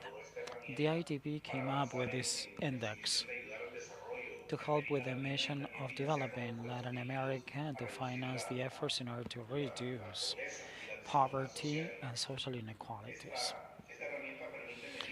This index allows to monitor the digital divide in comparison to the OECD countries in a range that goes from 1 to 8. The index is made up of 4 pillars that is calculated in line with variables collected on a new basis, fosters to promote public policy, strategic vision, strategic regulation for the benefits of many countries. So the 4 pillars are public policies, strategic vision, as I said, which is assessed with 5 variables, strategic regulation, assessed with other 6, infrastructure with 11, and applications and training with 8. I would like to underscore infrastructure since this is the topic of today. In connection with the index of broadband, I would like to show you the state of affairs of CONTELCA countries in 2020 in connection with the OECD countries. For 2020, we can see that the OECD accounts for 6.2% in its broadband development index, and here we have some numbers for the CONTELCA developed index. Costa Rica 5, Mexico 4.72, Panama, Dominican Republic follow suit by El Salvador, Nicaragua, Guatemala, Honduras 3.8. Interestingly enough, we can see there's a large divide here between the CONTELCA countries and the OECD countries. We clearly show the digital divide between these two set of countries. And I can break this to the table, the leading country. In 2020, for the index was Sweden, that accounted for 7 points, and in Chile, 5.63, and Argentina, that accounts for 5.10. Let me underscore here the pillar of infrastructure, which is the most important building block that brings us to discuss this in the panel, and let me explain the 11 variables or factors that are assessed for evaluating the infrastructure, the development of broadband. The 11 have to do with the percentage of population with mobile broadband, percentage of homes with personal computers, internet access or ISP services, fixed broadband per 100 participants, mobile broadband, fiber optics every 100 inhabitants, average speed, 4G access speed, and then BAF international speed in bits per inhabitant, and the existence of an IXP, the Internet Exchange Provider. These whole 11 variables make up the index. In connection with the index and infrastructure, here we see how we rank in connection with the OECD countries. So there's a large divide from the infrastructure point of view between the two set of countries. The leading country in terms of ratings is Iceland, that accounts for almost 7%, Chile 5.28, and Argentina almost 5.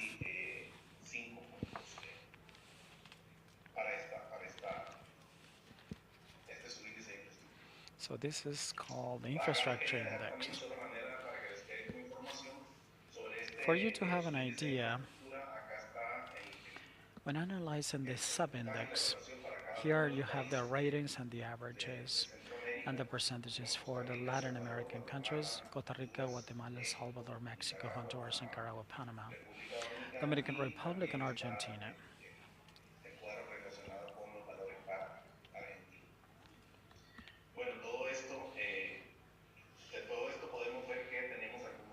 We can see that we are faced with a few challenges. For example, the division coverage with inequalities together with the high cost of data and devices continue hindering digital access, the scarcity, and the issues for tendering new spectrum bands limit our capacity to expand new networks for carriers, which increases the deployment and the use of new technologies. 5G still persists being a remote possibility, which limits opportunities for the applications and the media-rich content, such as e-learning and when it comes to e-health. There's a low percentage of IPv6 adoption, and digital literacy is a clear obstacle or impediment for adopting broadband connectivity. Here we have a plan of action.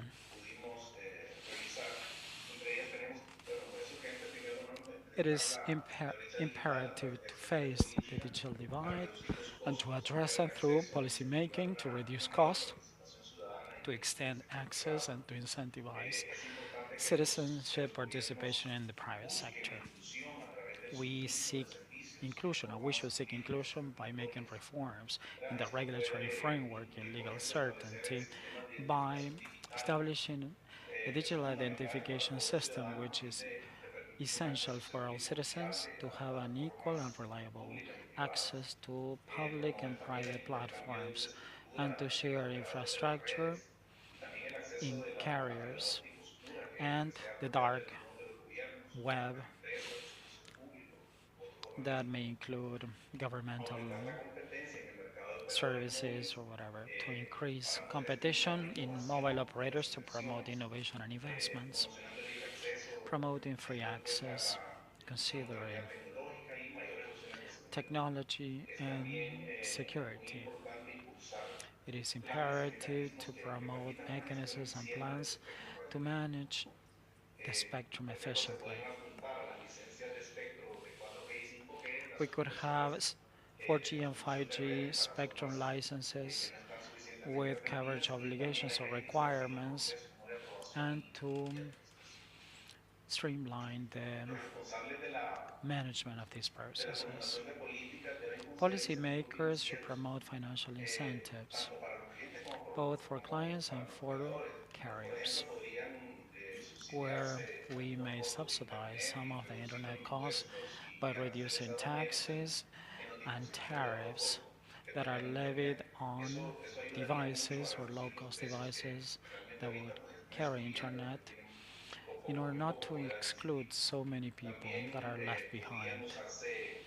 And in line with that, we could have subsidized concessions with fiscal incentives, although temporary, to promote investments and to promote carriers to extend the services over to other regions that are unattended. Digital skills training is not really the only thing. We should train people digitally in other skills as well. By seeing some governments,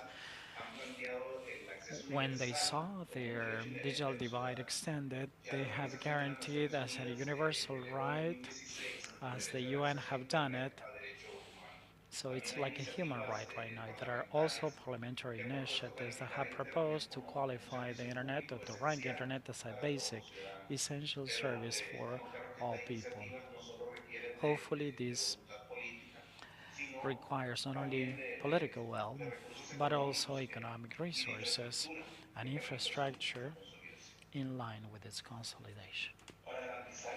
In order to ensure profitability and high speed, we need legislation to be passed facilitating national data infrastructure, allowing for storage, processing, and local exchange of data, so this data should not travel long distances abroad.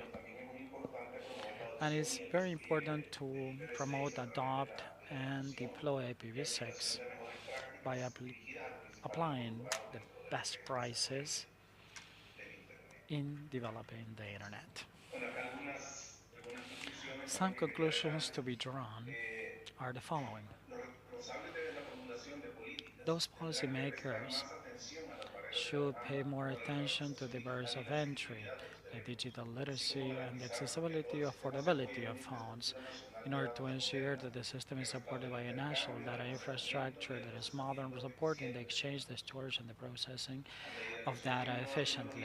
As new mobile technology emerges, the policymakers should facilitate proactively its deployment by promoting the competition of services when it is possible and the shared use of infrastructure when it is necessary. The universal salary policies should include measures to lower the barriers of demand, like schemes to improve the affordability of mobile phones and data service in line with improving digital literacy of excluded or the most vulnerable sectors of society.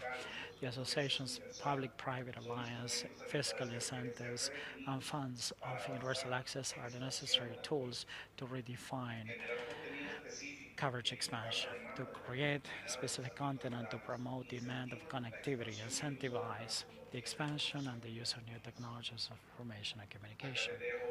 And here you have some links with the literature that I presented.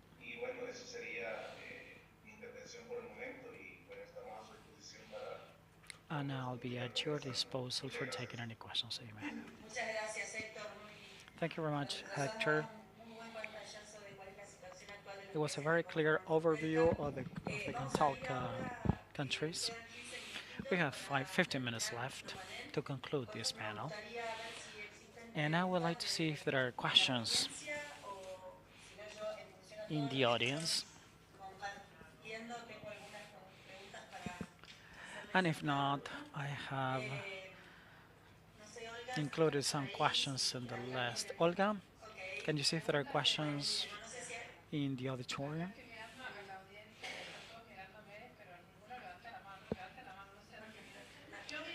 No hands raised so far, and while they decide or venture a question, let me tell you that I've been involved in the telecommunication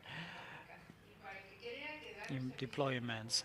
And for those of you that think that providing a technological or telecommunication service is easy, as you can see, it's one of the most difficult things, especially mobile networks, ISPs, especially in geographies with extensive geographies, complex as the ones in Latin America, where the priorities or with emergencies or where the requirements are other. So apart from what has been described for Argentina, Marianela, Hector in Central America, and the ICLAC statistics, we find that it's very difficult to provide these services. There's a turnover that is very high, and there's an ongoing demand for quality of service because we want very successful, positive results in our services. So this is very, very difficult, and it's very difficult to satisfy. Spectrum allocations are difficult as well. The Vice Minister of Brazil this morning described the 5G tender, which is a clear example. It was already mentioned by Marilena. On the way on how to build constructively sustainable, self-sustainable networks that could be easily operated by citizens. There's a question there. Another question.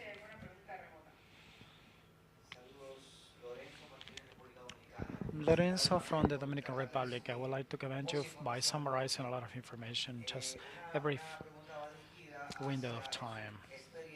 My question is in connection with your experience. How do you share this infrastructure? How it could be good to support development of these networks and to have enhanced coverage given the challenges of the deployment of such?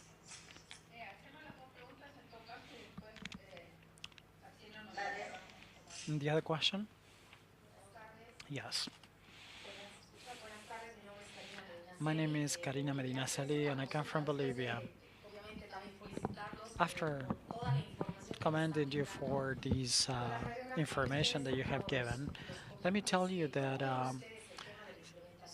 the overview that you have given us, how do you see the implementation of 5G? Is it public policy But the reality is another. Are we ready? Are there any gaps? Like, for example, the impediments that you see in other countries in Latin America instead, or with exceptions of Brazil or Chile? And what is your opinion on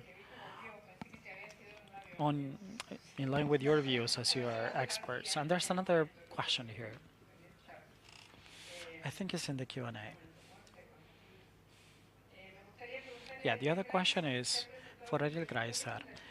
Has any legislation been passed in connection with what has to do with physical deployments, and how would this impact the extension of REFEFO, the Federal Network of Argentina?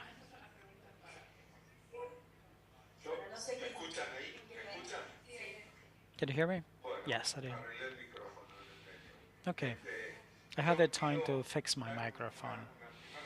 Let's see if I can take the first question, and then I'll have to disconnect from the session. There are some initiatives underway, some resolutions or bills, but nothing in concrete that can overcome the challenges that I mentioned for deploying the infrastructure. REFEFO, the federal network, is a trunking network. There are no deployments to households. And it shouldn't interconnect any homes. What is missing is to have a wider coverage, including more localities where the population is not so dense. I mean, even though they are promoting it, it's not enough. Fiber optics is key for developing 5G. The more fiber optics we have in the localities, the more possibilities of having 5G will someone have. Taking advantage of the tender that it has been prepared for Brazil, it's kind of smart because it's very important to deploy the antennas. For these purposes, you need to have a large fiber optics network having wide coverage. So that is my answer. Olga and Adriana, I would like to thank you. Please apologize because I have to disconnect myself from this session.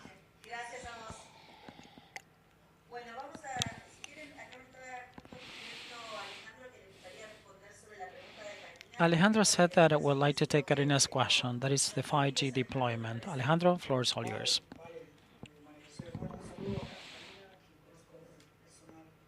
I know Karina personally because she is a compatriot of mine. We have reviewed the 5G status. Out of 33 Latin American and Caribbean countries, we have deployed 5G networks only in 9 of them. And if we go over the percentage of 5G networks over the mobile networks across Latin America, this accounts for 17% only. In contrast with 63% in the United States and Canada and 58% in Europe. So there's a large digital divide in connection with network or 5G network deployments, which is not a minor thing because 5G is not only a quantum leap in terms of generations, but it's a whole set of qualities and set of improvements, not only for speed, that is 100 times faster than the 4G antennas, but in terms of latency, added to other features and characteristics which are very important for automation, virtualization, optimization, etc. So it's a quantum leap in terms of generations that is very important, that brings a lot of challenges. Part of them, as it was addressed here, as Maria Elena gave us in some of the concrete examples in terms of permits, regulations, for deploying this type of 5G networks and infrastructure that is so important for 5G. because 5G requires a higher intensity of cells, and in line with the projections that we have. In the case of size or radio bases, we have 3 or 4 times redundancies, 3-4 cells more for 2030, and that includes a very important deployment in networks. And if we don't have the necessary conditions, undoubtedly this will become an impediment for developing new infrastructure.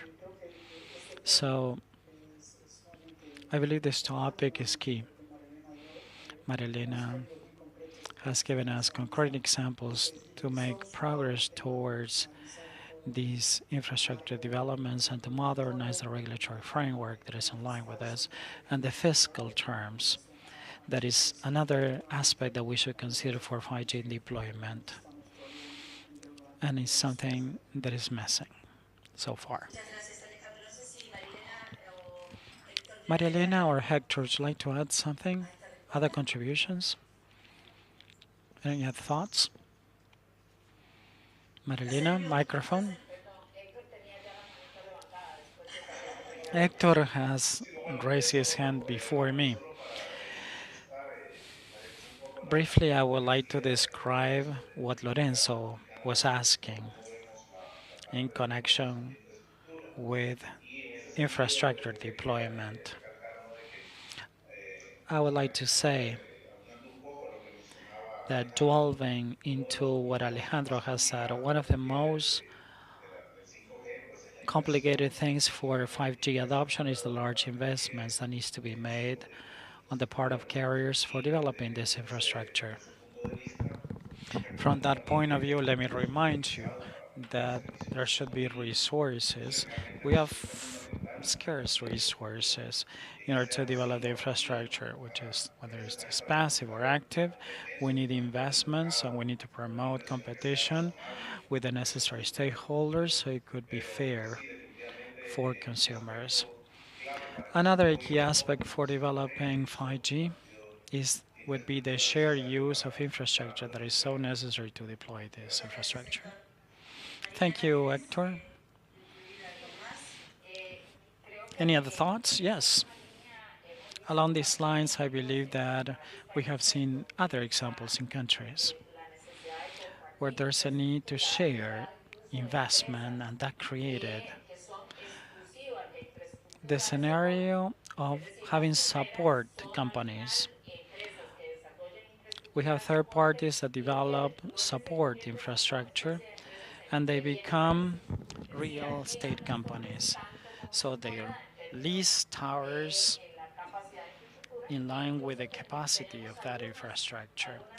As a matter of fact, we have other providers that they have allocated their fiber in such a way that by wholesaling that business, they provide services to other carriers.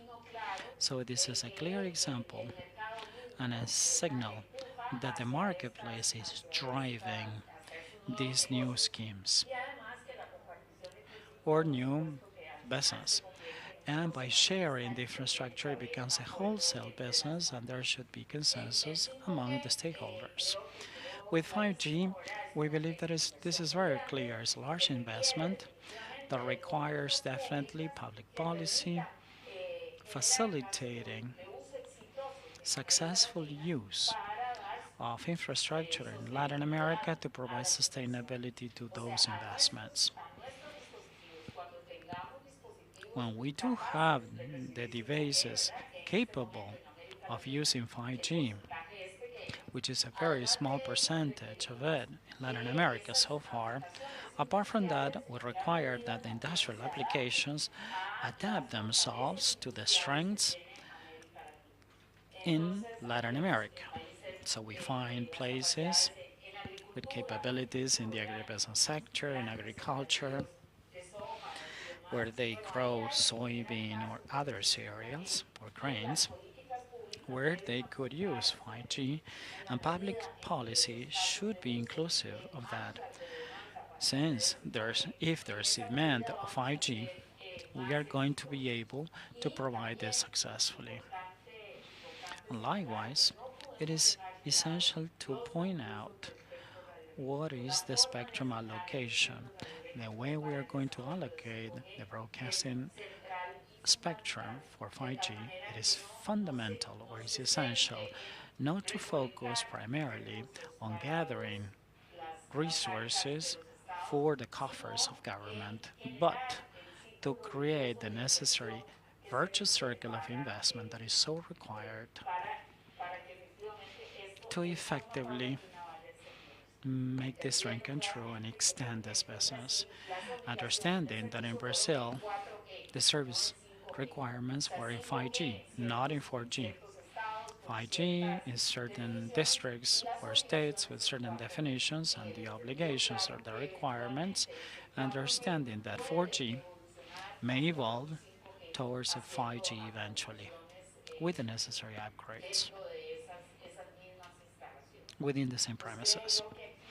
So the challenge ahead of us is to strike a balance for the broadcasting spectrum, facilitating fiber optics and the capillary nature of fiber optics to facilitate the necessary antennas that we will require.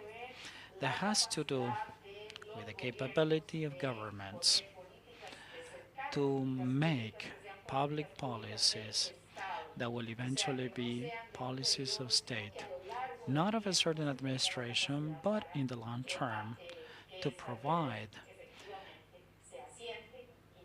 these networks with reliability, and that could create value added for industries and for the citizens of our region. Mariliana, thank you very much.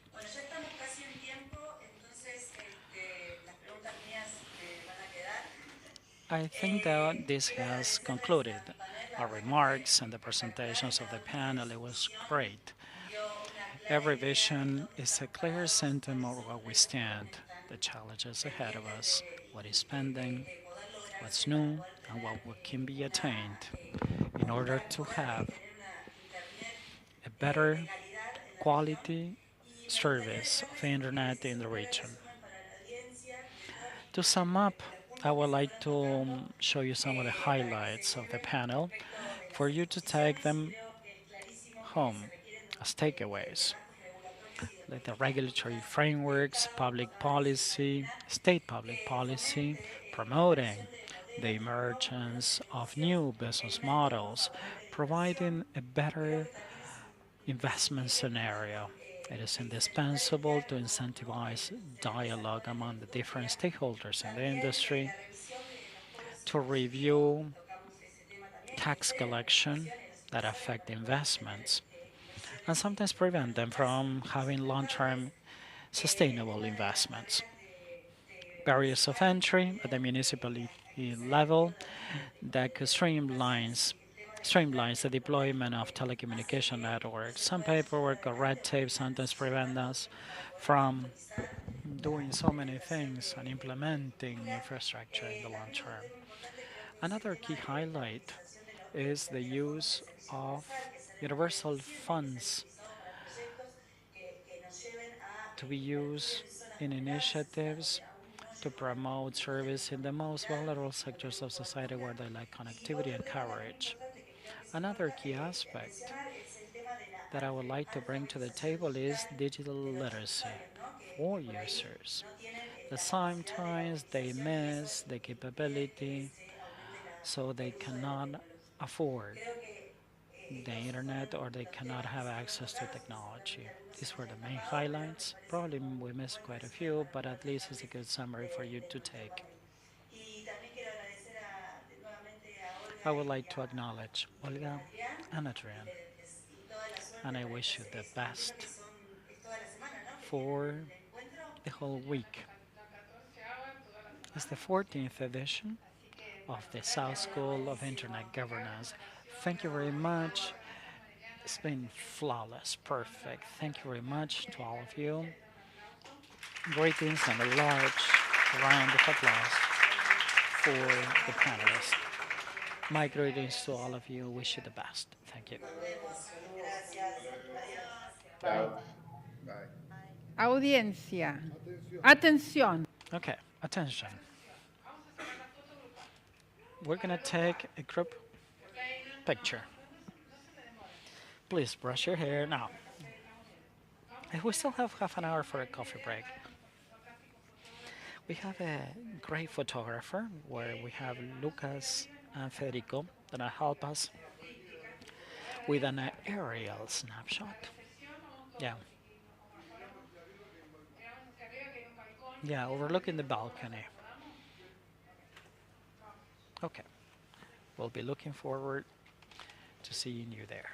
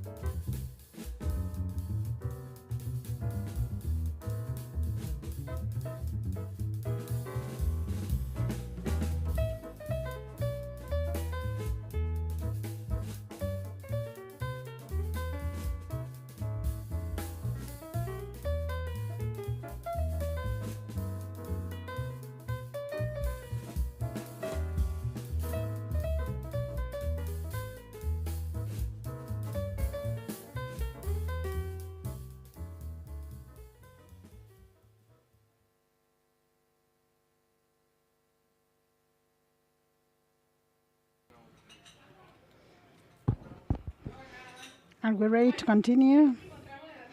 Well, the last panel of the afternoon, tomorrow is going to be also an intense day, but not as today. I hope that you enjoyed coffee. Now we are going to have our last panel that it is about infrastructure, but it's more focused on mobile and wireless infrastructure.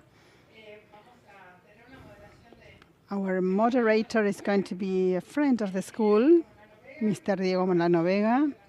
He's an international consultant in digital transformation for the public and private sector, and he was the Minister of Communications in Colombia, and he was our host in 2012 when we organized the school in Bogota. Carlos Rebellion, Director of Government and Public Policies for Emerging Countries in America from Intel. Mauricio Nasta, from Network Evolution Director from Latin America, South Ericsson. Martha Suarez, President of the Dynamic Spectrum Alliance.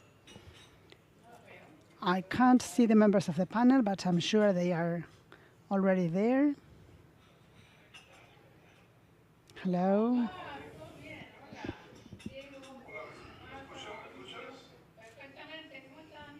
How are you?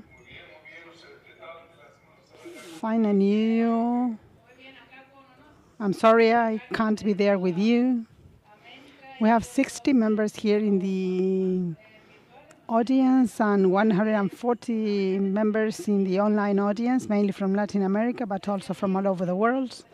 Thank you, Diego. It's a pleasure to have you here. I was remembering the 2012 school in Colombia when you were the main host and you offered the infrastructure and your help, and it was a very important school at the time because of the number of people in the audience and the importance not only in Colombia but all over the region. It's a pleasure to see you online, and welcome Mauricio, Marta, Oscar and Carlos. It's a pleasure to see you at least online.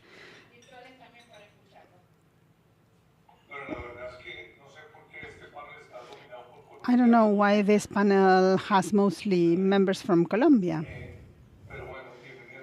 but I want to welcome you all. We are going to talk about wireless infrastructure of internet in the region. I don't know, Olga, how the audience is going to ask the questions. Maybe we can listen to your presentations first, and then we can answer the questions that may arise.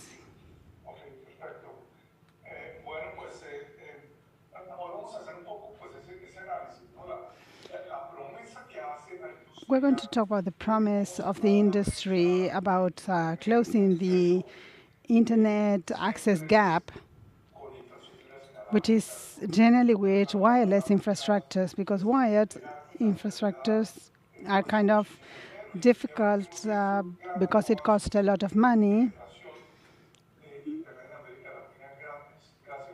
And we have a huge penetration in Latin America because of the wireless infrastructures, 3G, 4G, and now 5G, as well as Wi-Fi and some projects with public Wi-Fi. So in this panel, what we want to do is to talk about the current situation and the future situation. And with Marta, Mauricio, Carlos, of course, is known as Rebe.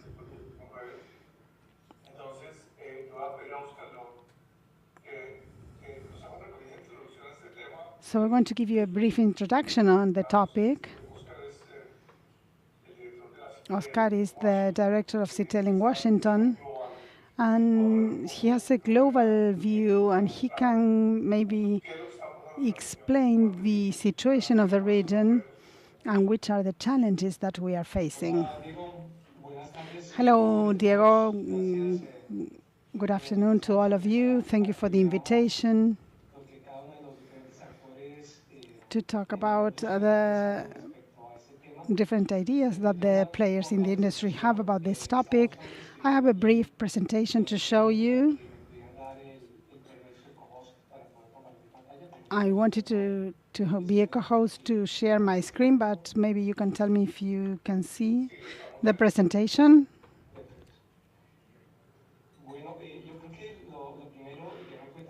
Well, first of all, taking into account that there are some members in the audience here, I think that it's important to try to agree on some concepts so that we all share the same information. At the international level, when countries reach certain agreements as regards the International Agency of Telecommunication, through those discussions and debates, agreements are reached to make definitions and to draft the telecommunication regulations. The Americas region is region number 2, and it is the one that has a unique position.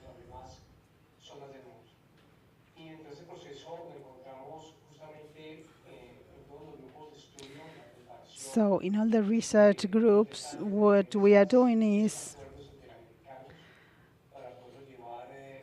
developing these inter-American agreements for the next discussions that we are going to have. And in this panel, what we are going to mention about Wi-Fi and the 5G process, you are going to notice that we have been discussing these topics for many years and trying to reach agreements.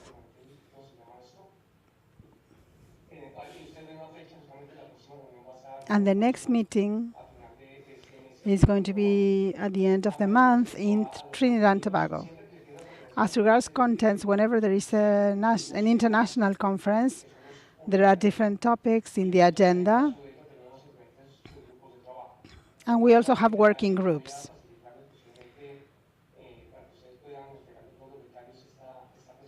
I'm going to offer my presentation so that you can share it with all the audience.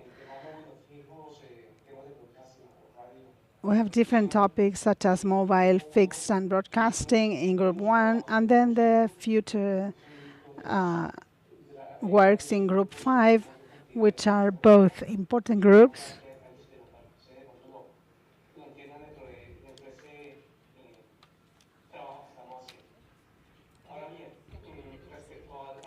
As regards the panel, there is something important that has to do with the different discussions in the industry as regards Wi-Fi and the mobile industry that has to do with the 6 gigahertz band.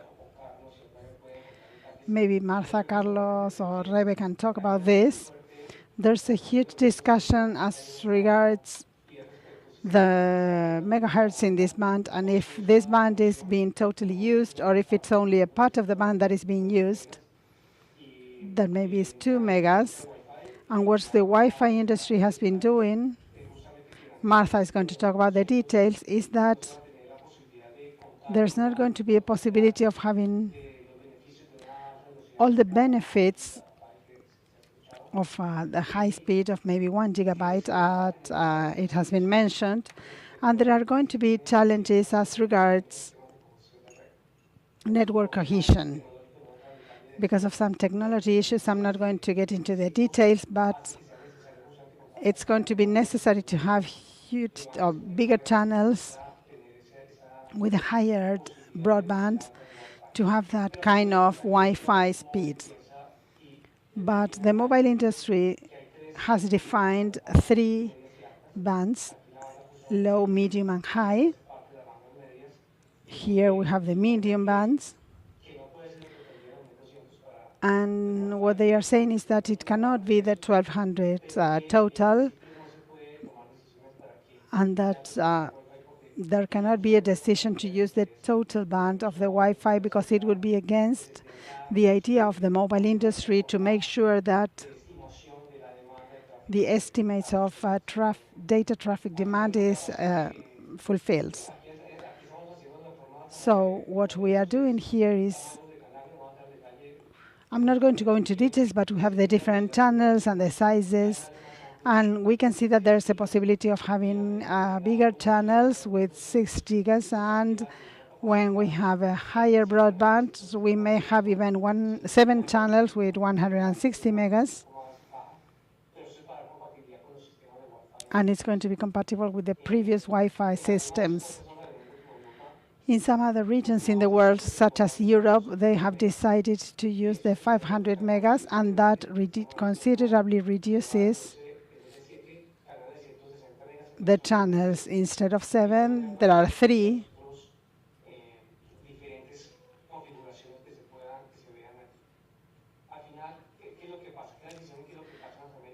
So what is the situation in the Americas? The US made the decision of using the 6 gigas of the band, and the other countries follow through. Brazil, Canada, Costa Rica, Guatemala, Honduras, the Dominican Republic. Probably Martha is going to mention some details that I'm missing.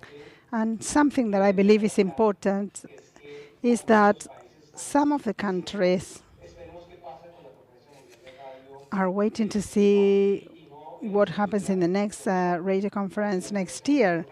But that is not necessary, because the 2023 conference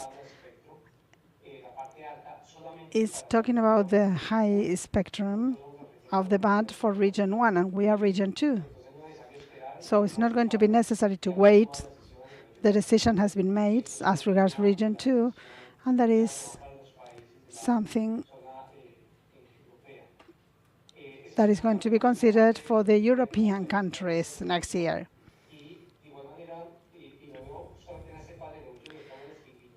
Anyway, when we start talking about 5G and Internet of Things, what we see is that the satellites are not present. And I believe that there are many satellite companies, and many of them are working as regards Internet of Things with connectivity in remote areas. We are talking about applications for the agricultural sector, the oil and gas sector, energy sector, logistics.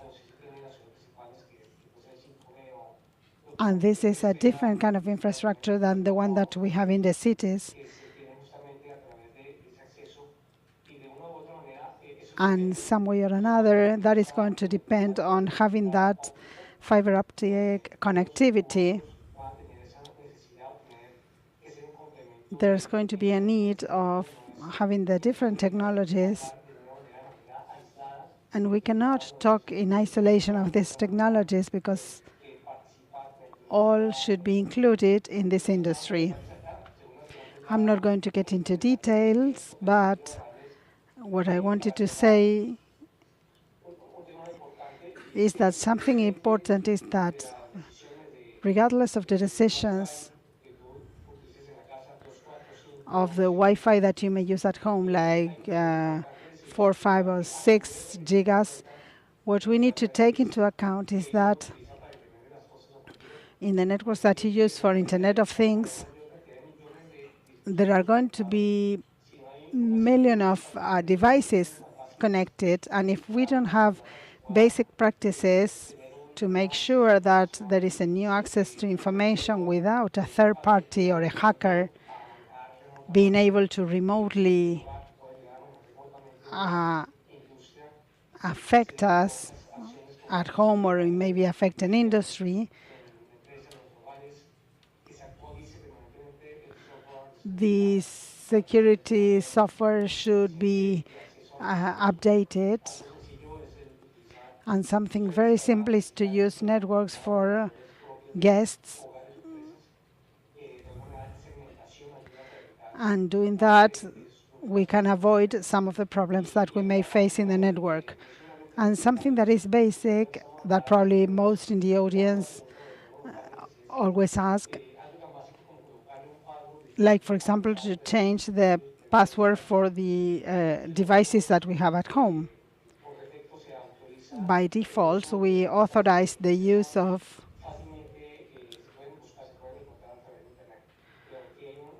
easily found passwords, and independently of the technology that we use, we need to make sure that those risks are neutralized. Thank you for this time in the panel. Thank you, Oscar, for your introduction. Of course, Oscar has mentioned Wi-Fi, 5G, and Internet of Things, and the different satellite solutions that are offered.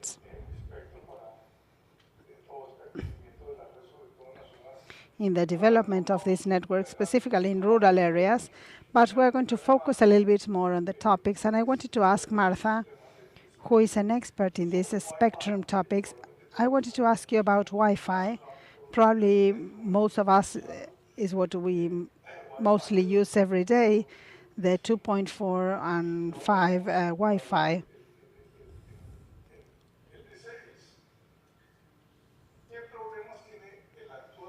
Which are the problems of the 2.4 and 5, and which would be the advantages or the benefits of 6?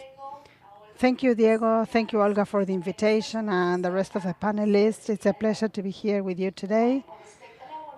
And as regards the evolution, Wi-Fi is a technology that has been evolving, specifically the 2.11 standards. We have been seeing the evolution, the DAX, and now we call the Wi-Fi Alliance decided to call it Wi-Fi 6. This recent standard, Wi-Fi 6, allows us to operate with higher broadband channels of 160 megahertz. That is the first answer to your question. Why 2.4 is not enough? Because 2.4 band only has 83.5 megas, so in that band it's not possible to have a 160 channel.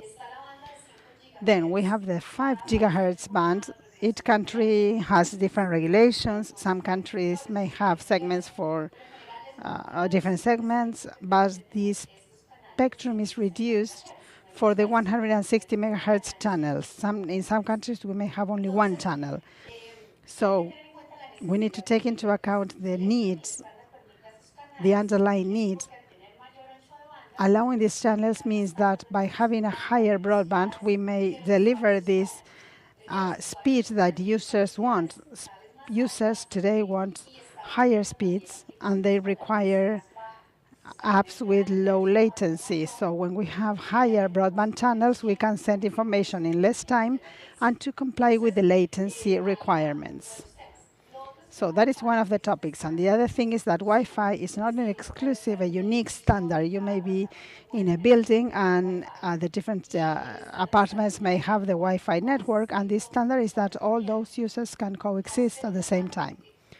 Since it is a standard in which we have many channels operating at the same time in a single place, specifically in populated areas, as 160 channels is limited. So this has been studied for many years. So the idea is to think about having more capacity for these channels, and here is when we think about the 6 gigahertz band, which follows the 5 band. So as regards hardware, we can see today that there are many devices available in the market because the transition is easy. It allows to have 7 channels. So imagine this in a shopping mall or in a free Wi-Fi area. They are all going to have a good quality of connectivity. So what happens is that when there are many users, the broadband starts decreasing. If there is not enough spectrum, users are going to continue having a lower quality. It is also going to allow having more users at the same time. WPA3 is the security with Wi-Fi 6, and it allows us to have data transmission rates of 2 gigabytes per second. The speed is 9 gigabits 0.6 per second. What you can expect at your phone or tablet is 1 or 2 gigabits per second. So Wi-Fi is like complementing other technologies in cities in which there's a lot of deployment of fiber optic. We are not going to have the bottleneck. It's not enough to have fiber optic and not to have the speed. But it is also important in rural areas where there is no fiber backhaul, but most of those connections are through a backhaul link that could be through satellite technology and is complemented with Wi-Fi, maybe in public or open points or for small providers, as we have heard in the previous panel.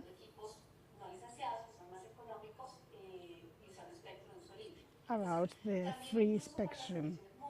And also for mobile connections, part of the mobile network's traffic, because of the decision of the users, is downloaded to fixed networks. So when you go home, you receive the messages for updating and for downloading maybe a movie or anything when you have Wi-Fi. So it is something that is user-oriented.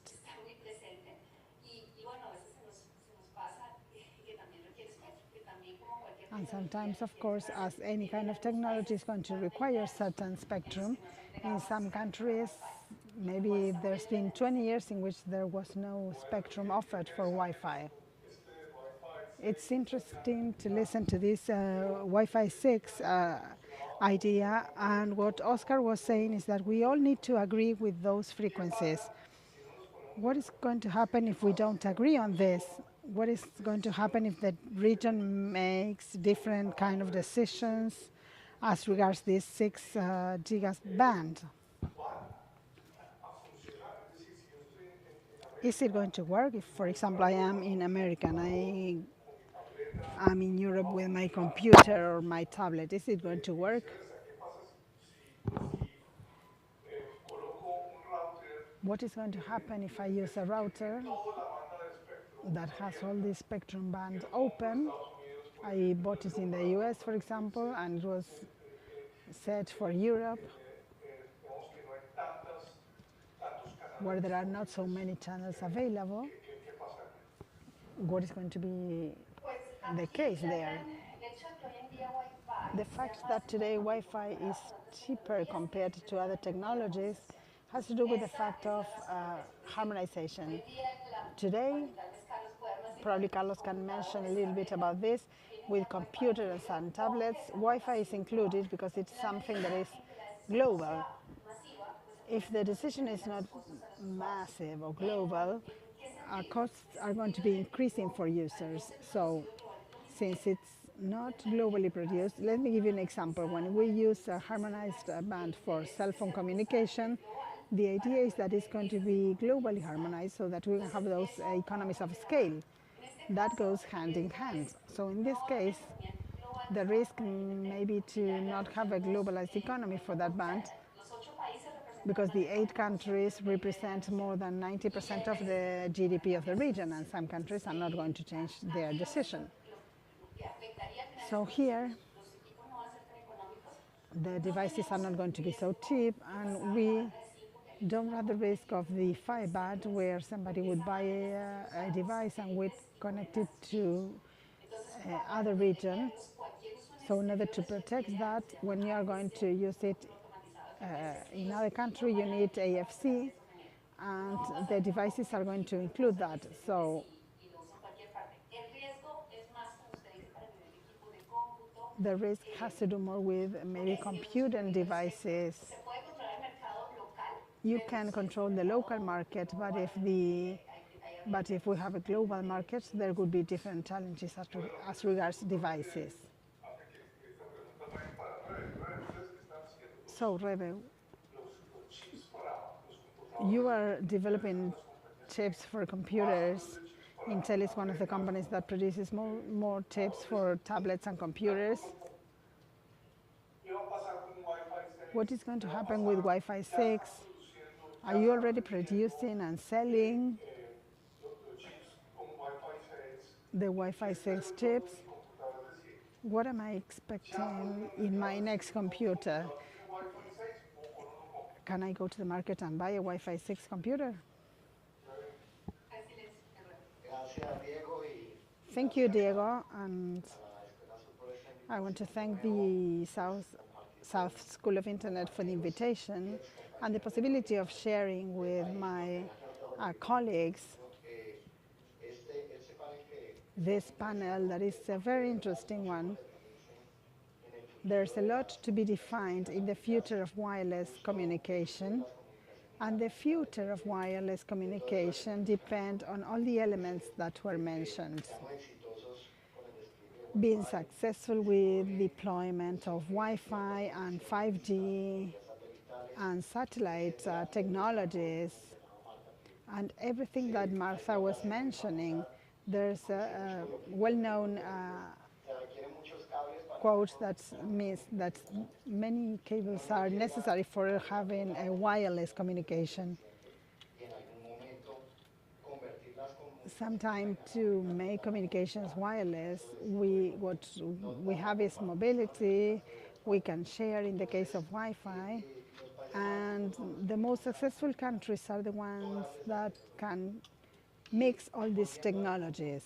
So going back to your question, there are already devices in the market all over the world, and in Latin America, of course, is not the exception, with Wi-Fi 6,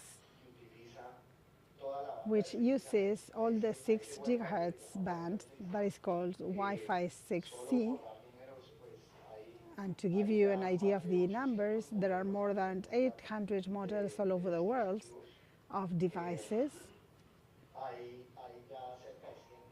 There are 100 access points. To give you an example, any Intel Core computer, last generation Core computer, already includes a Wi-Fi 6 module. It can be connected to the whole band, taking advantage of the 160 channels. So the business thing is not an issue. For the deployment of Wi-Fi 6E, there are computers, smartphones, tablets, TVs that can be connected to Wi-Fi 6, as well as access points such as routers that can be at home, at the office, at a hospital, maybe a school, where Wi-Fi in the education field is more intensive. Diego was mentioning public Wi-Fi projects. There are many. There's a project that started a long time ago in Panama and Colombia, and now we have it in Chile, the Dominican Republic, Costa Rica, because it is the most economic way of deploying networks that are going to be shared in areas where people have no access to maybe a subscription. So Wi-Fi 7 is going to be in the near future, and if it is the same case with Wi-Fi 6E, maybe in 2024, there are going to be devices with Wi-Fi 7 that will allow 3 continuous 320 channels, and that is going to allow uses that were impossible before, such as augmented virtual reality, 8K, and those kind of applications. So it is convenient to be in a region in which the approval of the whole band, in general terms, we are agreeing in the region, and Europe is about to be defined about this. So I'm optimistic about Europe, because since today there's no clear use of the band that is different from Wi-Fi, we are optimistic as regards the development that Wi-Fi is going to have that will allow us to interrupt that bottleneck that is starting to be caused with the 4G and with the arrival of fiber optics to many different places. So it is improving in the homes, but in the local network or the hospital network, Wi-Fi can be a limitation. So there is already availability, and what is happening there, Diego, is that maybe it is slower than the mobile networks, because in the mobile networks we have to tender the spectrum and then the users start subscribing. In the case of Wi-Fi, little by little operators start changing the routers, and sometimes we already have devices that will allow us the last generation Wi-Fi and the user may not know it. So these are processes that may take a couple of years in some countries, but in countries such as ours, it may take 5-6 years until all the routers are changed or updated. It is interesting to see how Intel is leading all this technology and working soon in Wi-Fi 7 when we still are debating Wi-Fi 6, discussing Wi-Fi 6. So I wanted to ask you about the reality of the market with the war in Ukraine, the conflict between China and the US, and what is taking place in Taiwan. The whole world is kind of nervous as regards the production of chips. So there is a huge problem all over the world.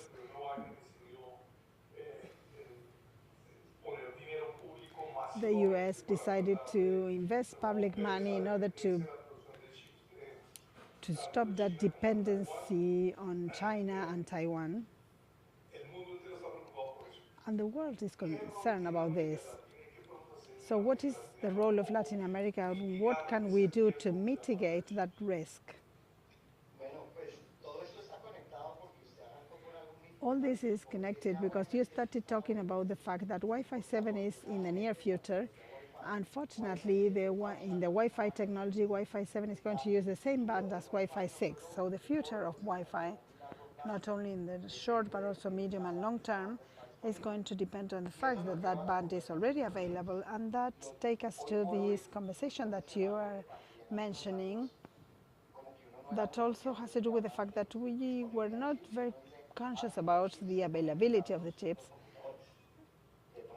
because you may think that maybe you won't have computers because of that, but this means that you're not going to have radio technology, and that is going to have an impact on networks, not only on devices but mobile networks. There are many technologies that have to do with access networks that are computerized, and we have this trend of going towards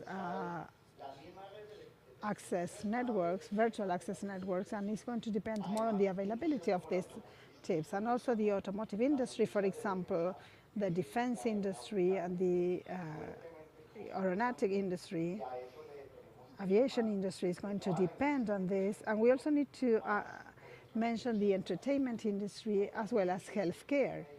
Today, many of the healthcare devices are automated, so this lack of chips may have an impact, a comprehensive impact, and that was the case with the pandemic. For example, production of vehicles decreased, and the industry stopped producing those chips to produce more for schools and teleworking, and the automotive industry recovered sooner than expected, and there were no chips for that industry. So there are a lot of initiatives that you were mentioning to attract activities that have to do with the semiconductor chain. So if I have a semiconductor industry in my country, I'm going to be included as a country there, and I'm going to contribute to that industry, and I'm going to have a better position, and I'm going to give better possibilities to my local industries. Unfortunately, it's a costly industry,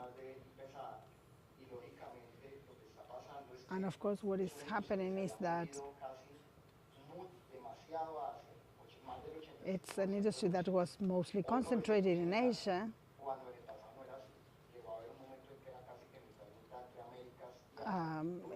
In the past, it was half and half between America and Asia, but now what we are trying to do with the European and American initiatives is to attract the manufacturing into the US and to Europe, so that at least 30% of the global production is not located in Asia, but maybe shared between Europe and the US. And to conclude, let me talk about Latin America. Latin America doesn't have production capabilities,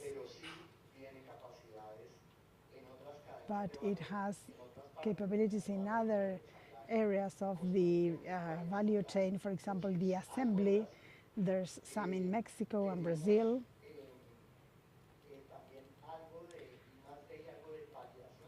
And also validation of these chips is paramount, and that is being done a little bit in Brazil and Mexico. And something that is also important is in the case of Ukraine,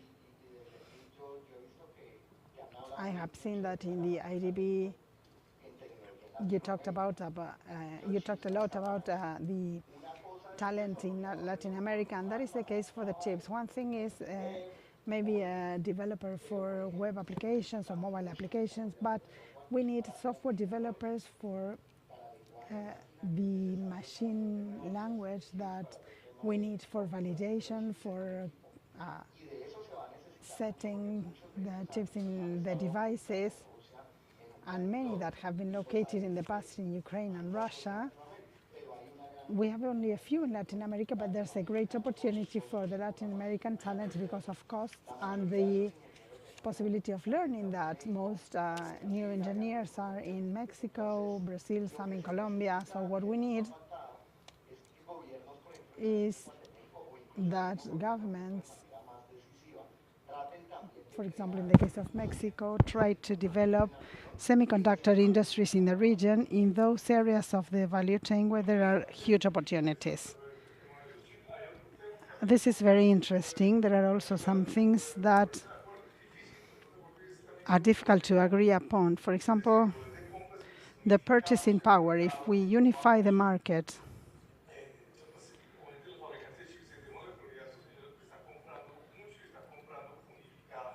we can see that manufacturers are buying a lot.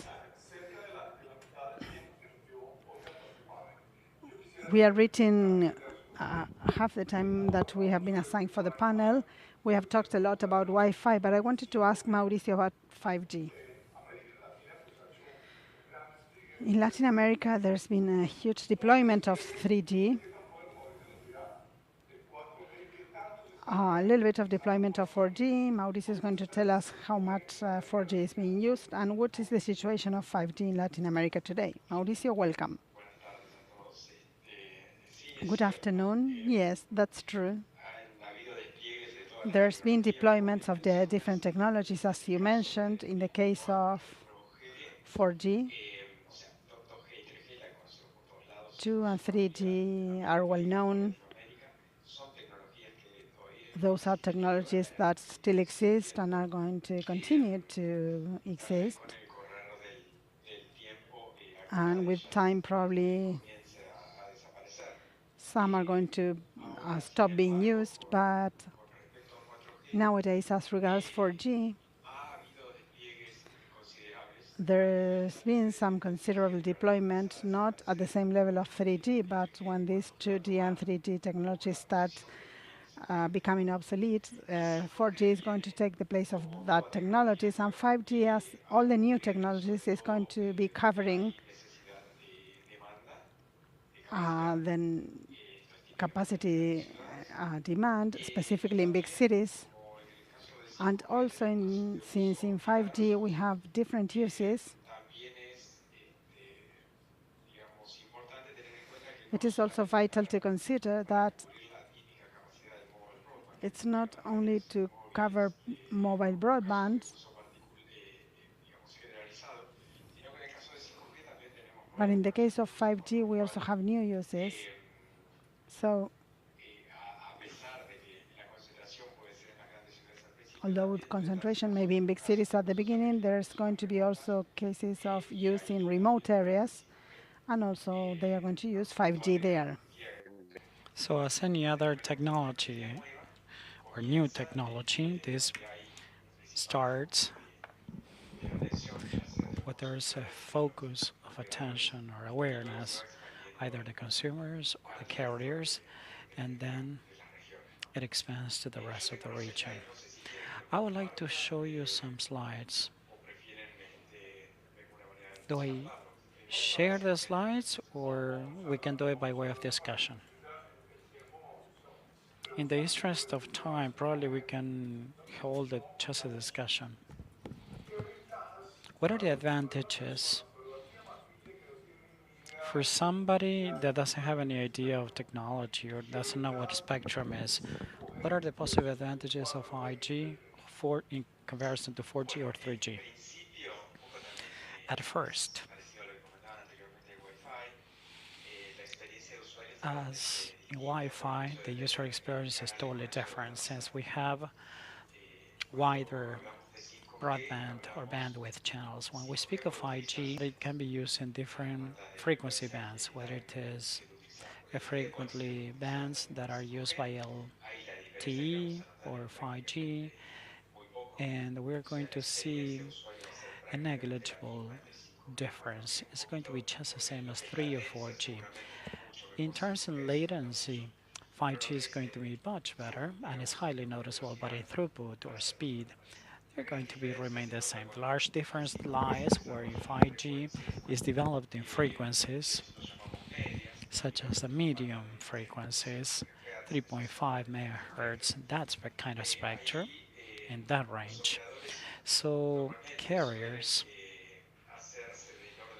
usually have 50 or 600 megahertz of band, and they may implement a 5G carrier with enough broadband or bandwidth to carry a differentiating factor to the user experience or make a difference because of the bandwidth of that spectrum. And especially if you have the high frequencies, that's the 26, 28 gigahertz. That range is for scenarios where you have remote, confined frequencies or ranges, like for example, soccer stadiums. In the soccer fields, we have a high concentration of people with a large number of traffic, whether it is download or upload links. And the high frequencies or the high bands really make a difference because we are in a small, relatively small premise where that coverage can be given or provided by the high frequencies, and we can make use of the high frequencies. So for a carrier, starts in the range of 400 megahertz, reaching up to 800 or even higher.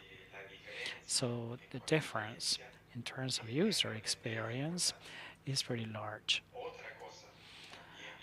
Another factor that comes together with the personal user's experience it's not only the idea of having video gaming that I am going to beat others with low latency rates. No, it's not like that. But in the case of throughput, the idea when it comes to video gaming managing higher speeds, it tackles the issue of latency that will become lower. And 5G has different releases. The 5G non-standalone, that is the 5G that we just started deploying as of the beginning of 5G that traces back to the beginning of 2019, the end of 2018. And that's the 5G that was highly supported on LTE. That 5G was really good to carry to the marketplace to launch a high 5G release showing or reaping the benefits. 5G in the medium range accounts for 1.2 gigabits per second. In millimetric or high bands, we're speaking of 3, 4 gigabits per second.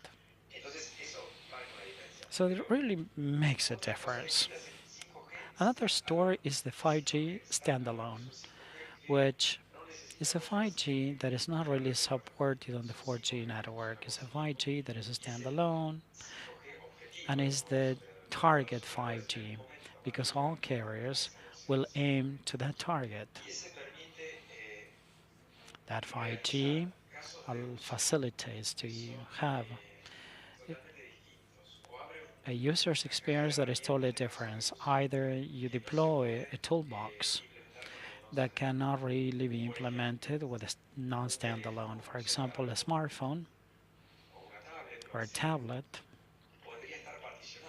could be partitioned between having a personal use where I hold or I save my applications and another disk partition where part of the phone or the smartphone has apps that are related for business, home banking, for work, having higher security thresholds, or for some special activity.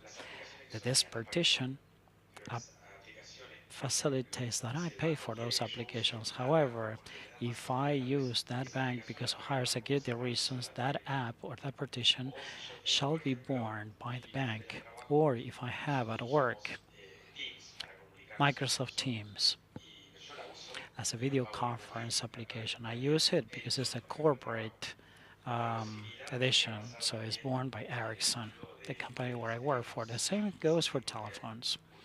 If I have to use another app for a specific purpose that is in the interest of a third party, the third party is going to pay or is going to bear the cost. So you start changing business models for carriers where the multiplicity of users' experience is endless. So the user's experience could be seen as higher throughput, higher video quality, having higher speeds for video gaming, as you know, as something self-explanatory, but also could be seen as something that you pay or you don't pay.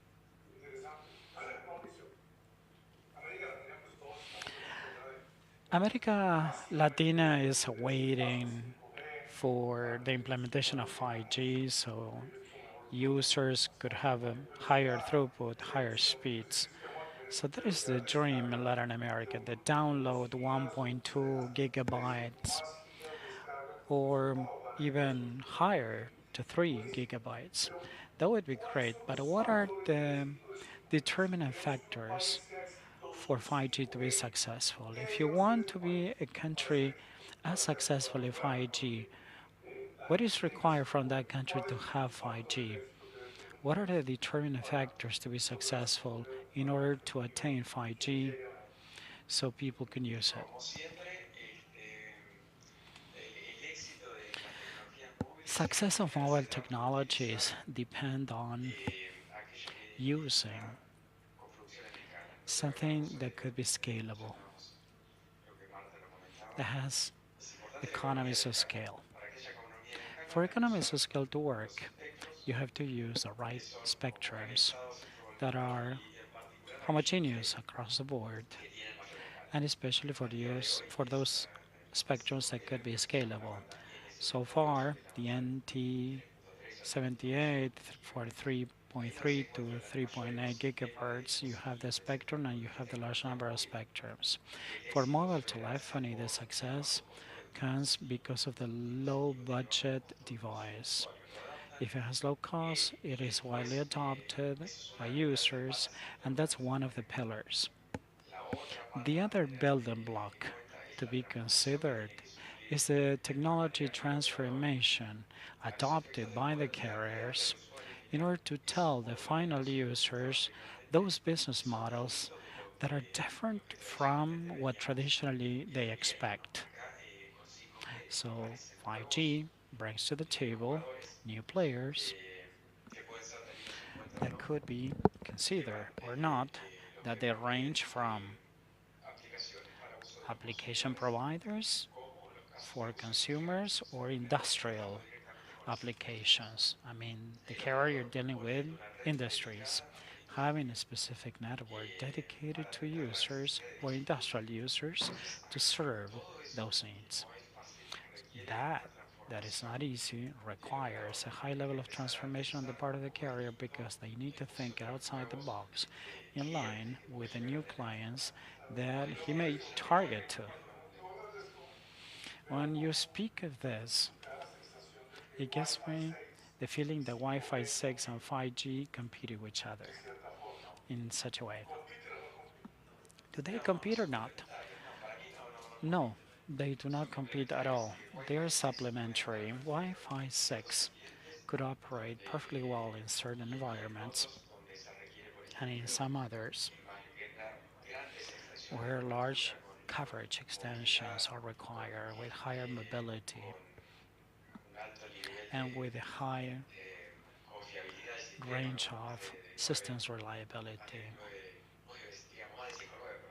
5 nines of reliability. That's 99.999.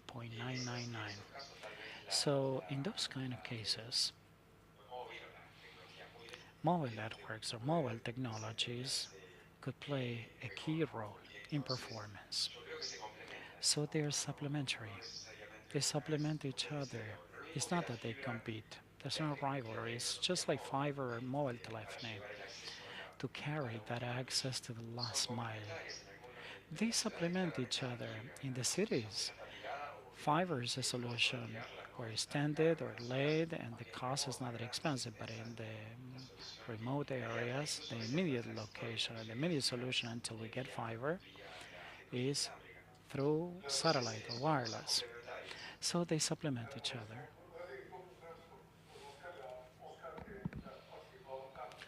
Oscar, that has participated in spectrum allocation. Oscar, what other determining factors of success will you have to consider for a country to implement 5G? Timely, considering all technologies, especially protecting those that are in the band or in the frequency, in such a way so we can incentivize the investments. Who is going to eventually invest? Well, this will depend on at the national level, how the bids are going to be prepared. That will depend on every single country. But what we want to pursue is to strike a balance between going beyond taking bans or segmenting bans or favoring deployments, especially when we have ecosystems creating economies of scale for all kinds of technologies, and finding a wider ecosystem, which is key. When we have just a few players investing and deploying networks, it takes a specific situation is detrimental for certain scenarios. For example, something that is very popular with 5G, corporate vertical networks, private networks, everything that is connected with 5G. If we favor something is when we have flexible stakeholders that may have access to that spectrum to deploy their networks or to have neutrality, and that will increase the ecosystem. As the ecosystem increases, there are going to be a large number of investors, and if we minimize the risk of picking one or the other. So we should have flexible policy making. You're all very diplomatic. So basically you did not take the question that I asked. So there's a political dilemma here because from the point of view, from the geopolitical point of view, this conflict between China and the United States is one of the top 5 conflicts.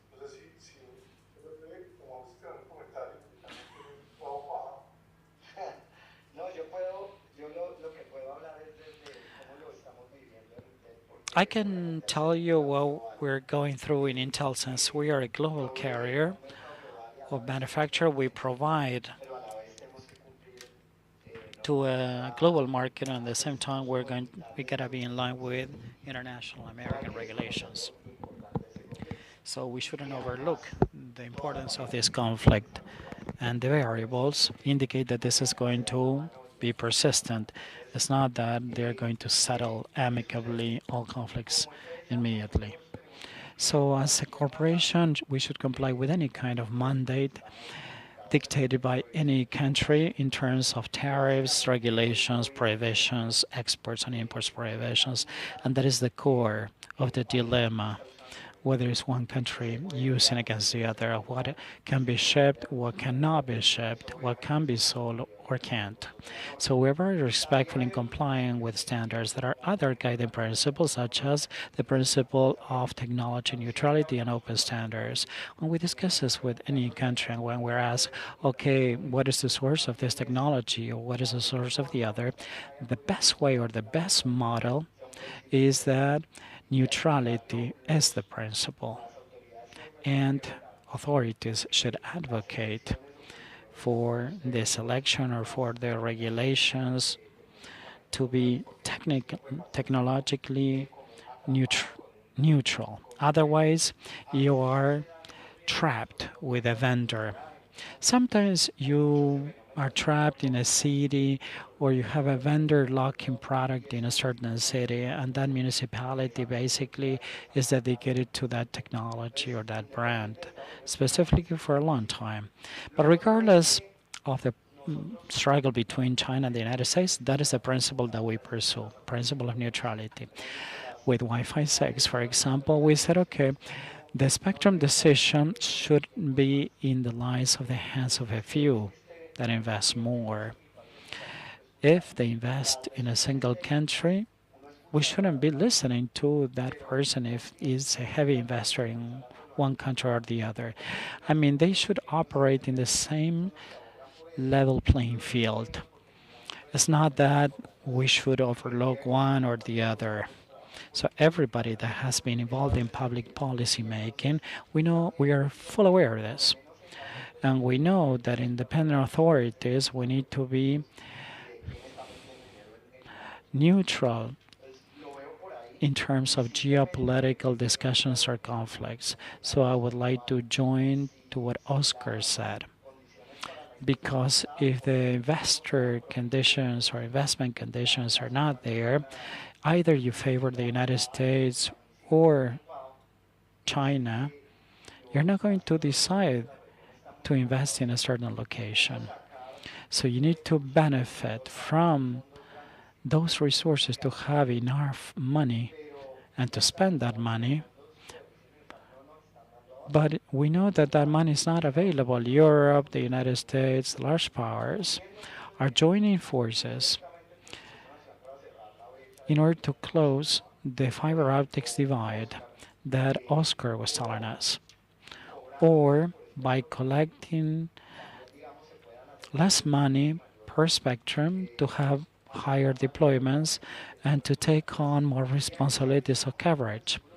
So basically, we need to think outside the box, having a larger fund and investing one thing or another. This is not the challenge ahead of us. This is not enough now. There's a question for Mauricio now. There's a trend in Latin American countries.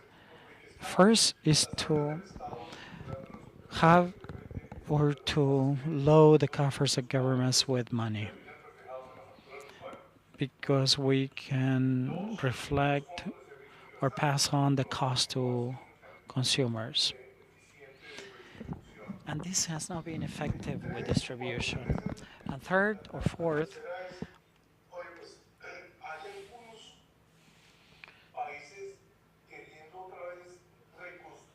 is if we have rebuilding carriers on the part of the state to deploy this kind of structures, and there's a new trend to have a single operator or carrier providing a shared network to the rest of them. Mauricio, could you take this question? What are your thoughts? What is the best scheme for a country to allocate the 5G frequency to carriers?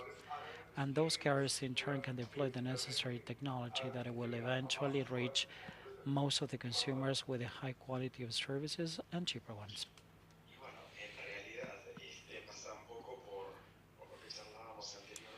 That's what we said at the beginning.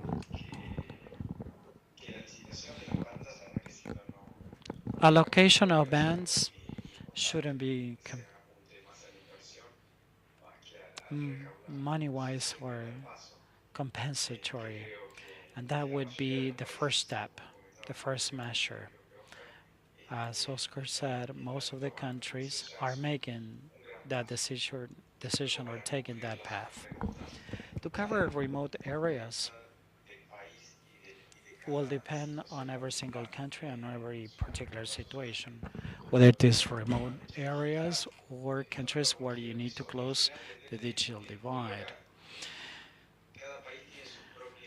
Domestically speaking, every single country has its own way of doing and thinking about initiatives.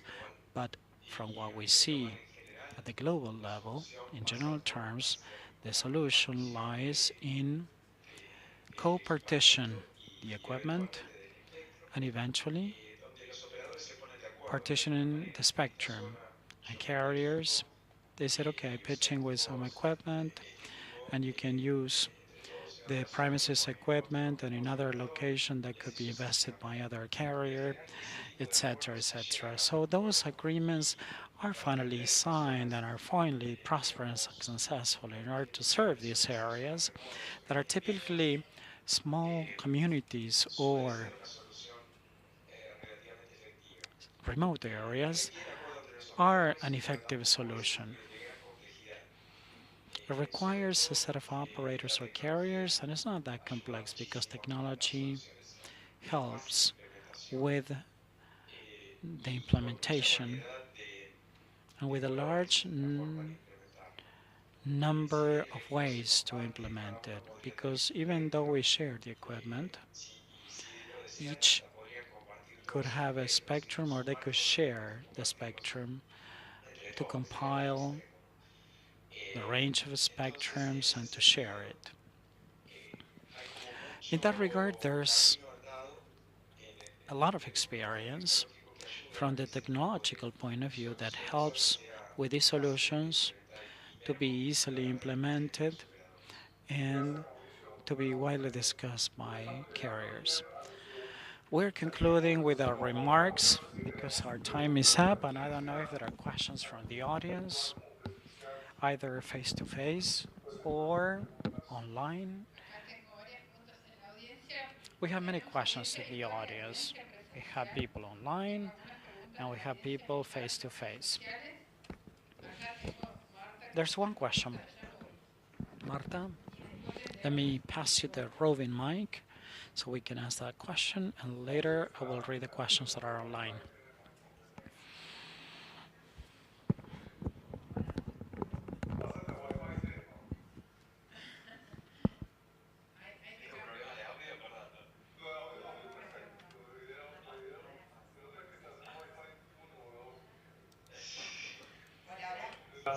Ahora sí. Ahora sí. Ahora sí. Hola, sí, ¿qué tal? Acá Marta Maule de Argentina. My name is Marta, and I come from the University of Avellaneda. It's a privilege to have Marta as a professor or as a trainer, instructor at the International Telecommunications Union. Excellent panel, congratulations. There's something that really caught my attention because usually they don't bring this to the table, and I don't know if Mauricio signal was cutting off, but I was paying attention to the success factors in order to attain 5G, and you said that they were supplementary. However, Mauricio kind of branched out, and instead of addressing the part of the state and included the obligations or requirements on the part of the carrier. They said the carrier should transform itself to develop business models and to add value in the chain. And digital transformations that come with the market's evolution. And at the same time, considering that Oscar touched upon some of the factors that are in the hands of the public sector. So I would like to ask Oscar, because he mentioned something that deregulate is the same as flexibilization, or probably he can tell me what flexibilization means as a success factor for a country. And if there's time, probably Mauricio can tell us about some of these items of transformation that should be made by the carrier, because the PPP is very important. Public and private partnerships are very important for this to work.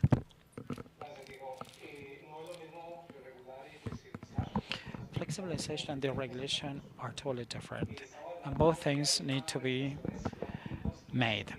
There are all standards that the rendering of services is not feasible. You cannot reach 200 localities with a technical center. Nobody wants that. And that's different, so you need to think of co-sharing there and finding another mechanism so it could be attractive and to reach those locations that are remote or innovative mechanisms that we seek to have PPPs. And it's what Marta asked. It's not being involved in detail of what the carrier does. They need to adjust their networks, adapt, and it's part of their business. It does not depend on the regulator and the policy, because that's what they need to do in order to operate. And it doesn't require any other things. Mauricio?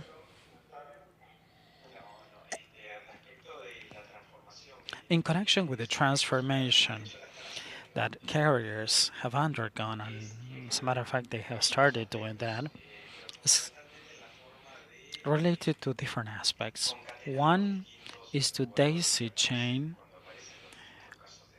relations with the different carriers in the cases of use. The 4G cases are final consumers. The carrier reaches the final consumer and targets that, and that's it. But in 5G, when you have many use cases that have grown exponentially, the carrier may choose, in line with their marketing strategy, to see what kind of, or what part of the value chain they can reach. It could be an ISP, as internet service suppliers have done so, or go higher up the chain, like, for example, set up the platforms that are so necessary for the different developers of applications can deploy those applications and offer them to the market, and probably they can collect the fee for the use of that application. Or they can even go higher up the chain and they develop themselves those applications, depending on the strategy that they determine. And that is in line with the transformation they have to pursue. So it's not only facilitating developers market access to take those developments or applications, but also the carrier has to find ways to monetize those products, and they have to think of what the business models are that he's going to pursue to serve the needs of all stakeholders. So to serve the needs of the final consumer at a relatively low cost or convenient cost,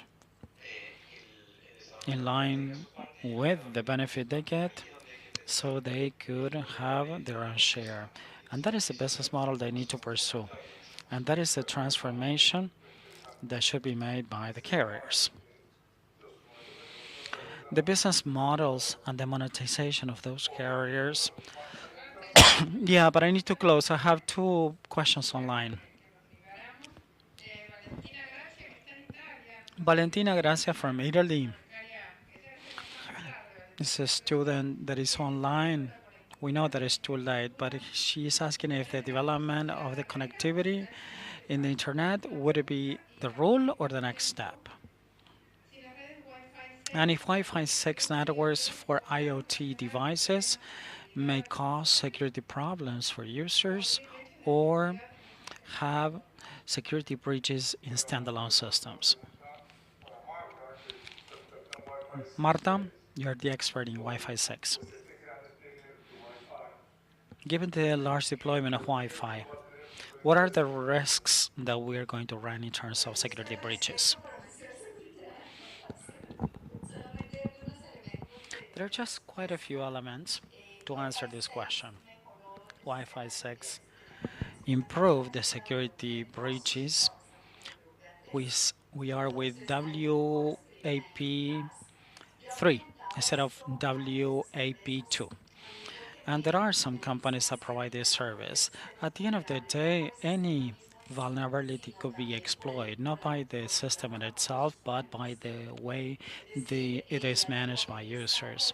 So the Wi-Fi standard per se has control mechanisms and access mechanisms that allow to ensure security levels. However, Oscar said that it depends on the way users manage these networks, not only traditionally, because they could be free use spectrum or any other use. And I was told that at the end of the day, what we pursue are systems, IT systems. So most of the vulnerabilities are exploited in the information. So we have to see how users use the tools, how they configure that. And it's not the access issue, but the way how access are managed at the application level.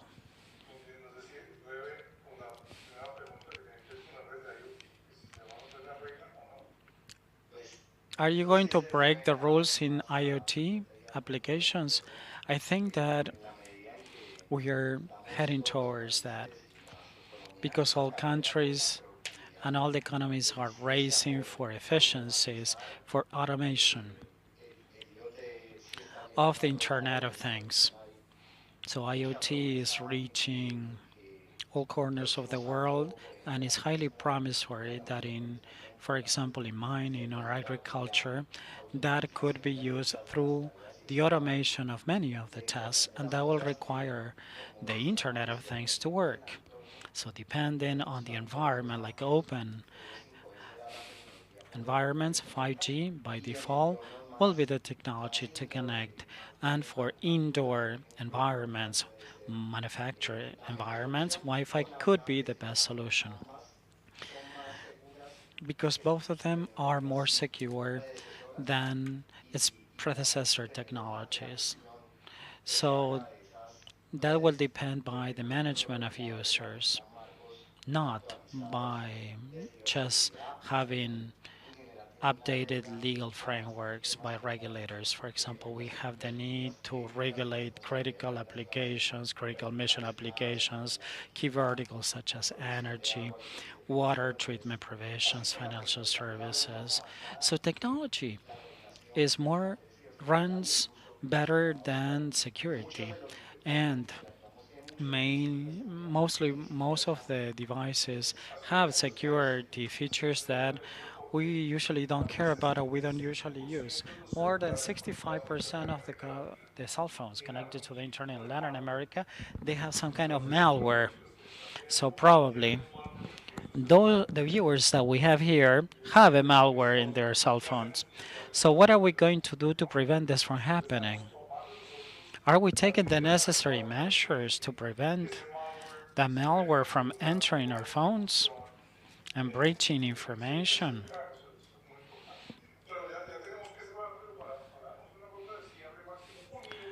Let me sum up with a minute of information and some key takeaways. Primarily focus on a question, and that is that the future is wireless, with wireless infrastructures mounted on top of wired fiber optic infrastructure. More than 70% of Latin America is connected to the internet. However, are we well connected to the internet? Because statistics revealed that households with children that needed to go to school, depending on the country, Latin America accounts for 7 or 16% are well connected. So most of the children over the internet were not well connected, or they didn't have a good connectivity. They didn't have a good terminal and they couldn't learn. So if you are asked on average how they use the internet, they said, okay, they have many limitations. It's not good for many features, like for teleworking, for school, or for any other applications. So the average percentage of good connected people is very, very low. And that is why the new Secretary General of the ITU told us that the best thing is to leverage the use of applications that could have a spillover effect on consumers so they can really leverage the internet and its applications. Part of what CITEL is doing, supported by 2 foreign offices, in December we prepared a guideline of 21 transformations that should be made in policy making and regulation in order to ensure digital transformation in the rural sector and those unattended areas. There are recommendations I cannot explain because it would take me another 15 minutes. But through Oscar, probably we can share that document because it's really useful. The idea is,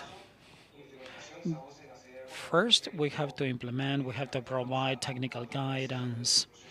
We are including technical guidance too for countries, especially guiding political leadership to embark on this journey. Marta?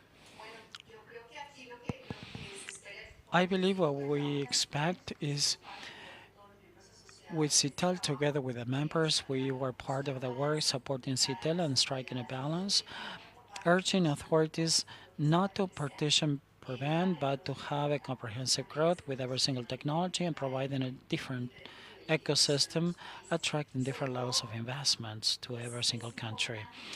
And it's important to think that despite the countries that have different levels of connectivity or low connectivity, most of the connectivity is done through mobile phones or smartphones. So it's very important to strike a balance between mobile and fixed traffic and to have a coexistence of both technologies because that is highly needed in schools, in households, and libraries. But on the other hand, we have to analyze what it has been done in the mobile arena so we can grow and coexist hand in hand. How do we leverage this connectivity with more people so they can benefit from this technology? We may have coverage, however, we cannot use this technology. Okay, that's a good question. Let me tell you that I totally agree with what others have agreed upon. I'm going to underscore what Marta said, to have coexistence, because each one is supplementary in one way or another. One technology supplements other technologies, so it is important that all of them coexist, so the necessary resources for that coexistence is that they should be available for carriers so they can take it to the consumers. So spectrum should be allocated appropriately with the technologies adopted adequately, considering that they're all crucial or important. Carlos, how can we leverage this? Because this is available. Sometimes 4G is available, but people cannot use it because they have to buy a cheap terminal or they don't have money enough to purchase a telecommunication plan for his needs or for his family. Basically, we are based on what the investment requires, and the most important thing is investment. So 70% of users, of internet users with minimum connectivity, is not going to take us to robust tasks or robust connectivity that provide us with higher productivity. If we were able to carry coverage, we need to carry speed, more advanced devices, and to be adopted by people. This will require a digital agenda that I'm not seeing in the region, with a few exceptions. However, I have seen progress that has been made in the Dominican Republic and in Brazil, where they allocated 5G spectrum. They opened the 6 gigahertz band, so they included telcos, small ISPs. So like that's the new trend of digital divide or the digital solutions that is just involving the 3 telcos and the satellite connections that Oscar was telling us about. It's very promissory.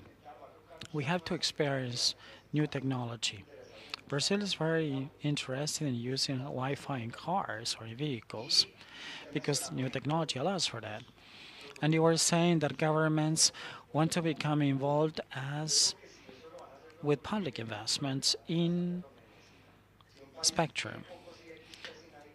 If you don't have enough ISPs, probably municipalities can make investments with neutral ISPs or with the electricity grid that is generally public service, investing not only in electricity but in the backbone to reach with higher capillary systems. And I underscore Brazil or the Dominican Republic, but I believe that probably there are other examples in the region, and this transformation is required. Thank you very much for this interesting panel.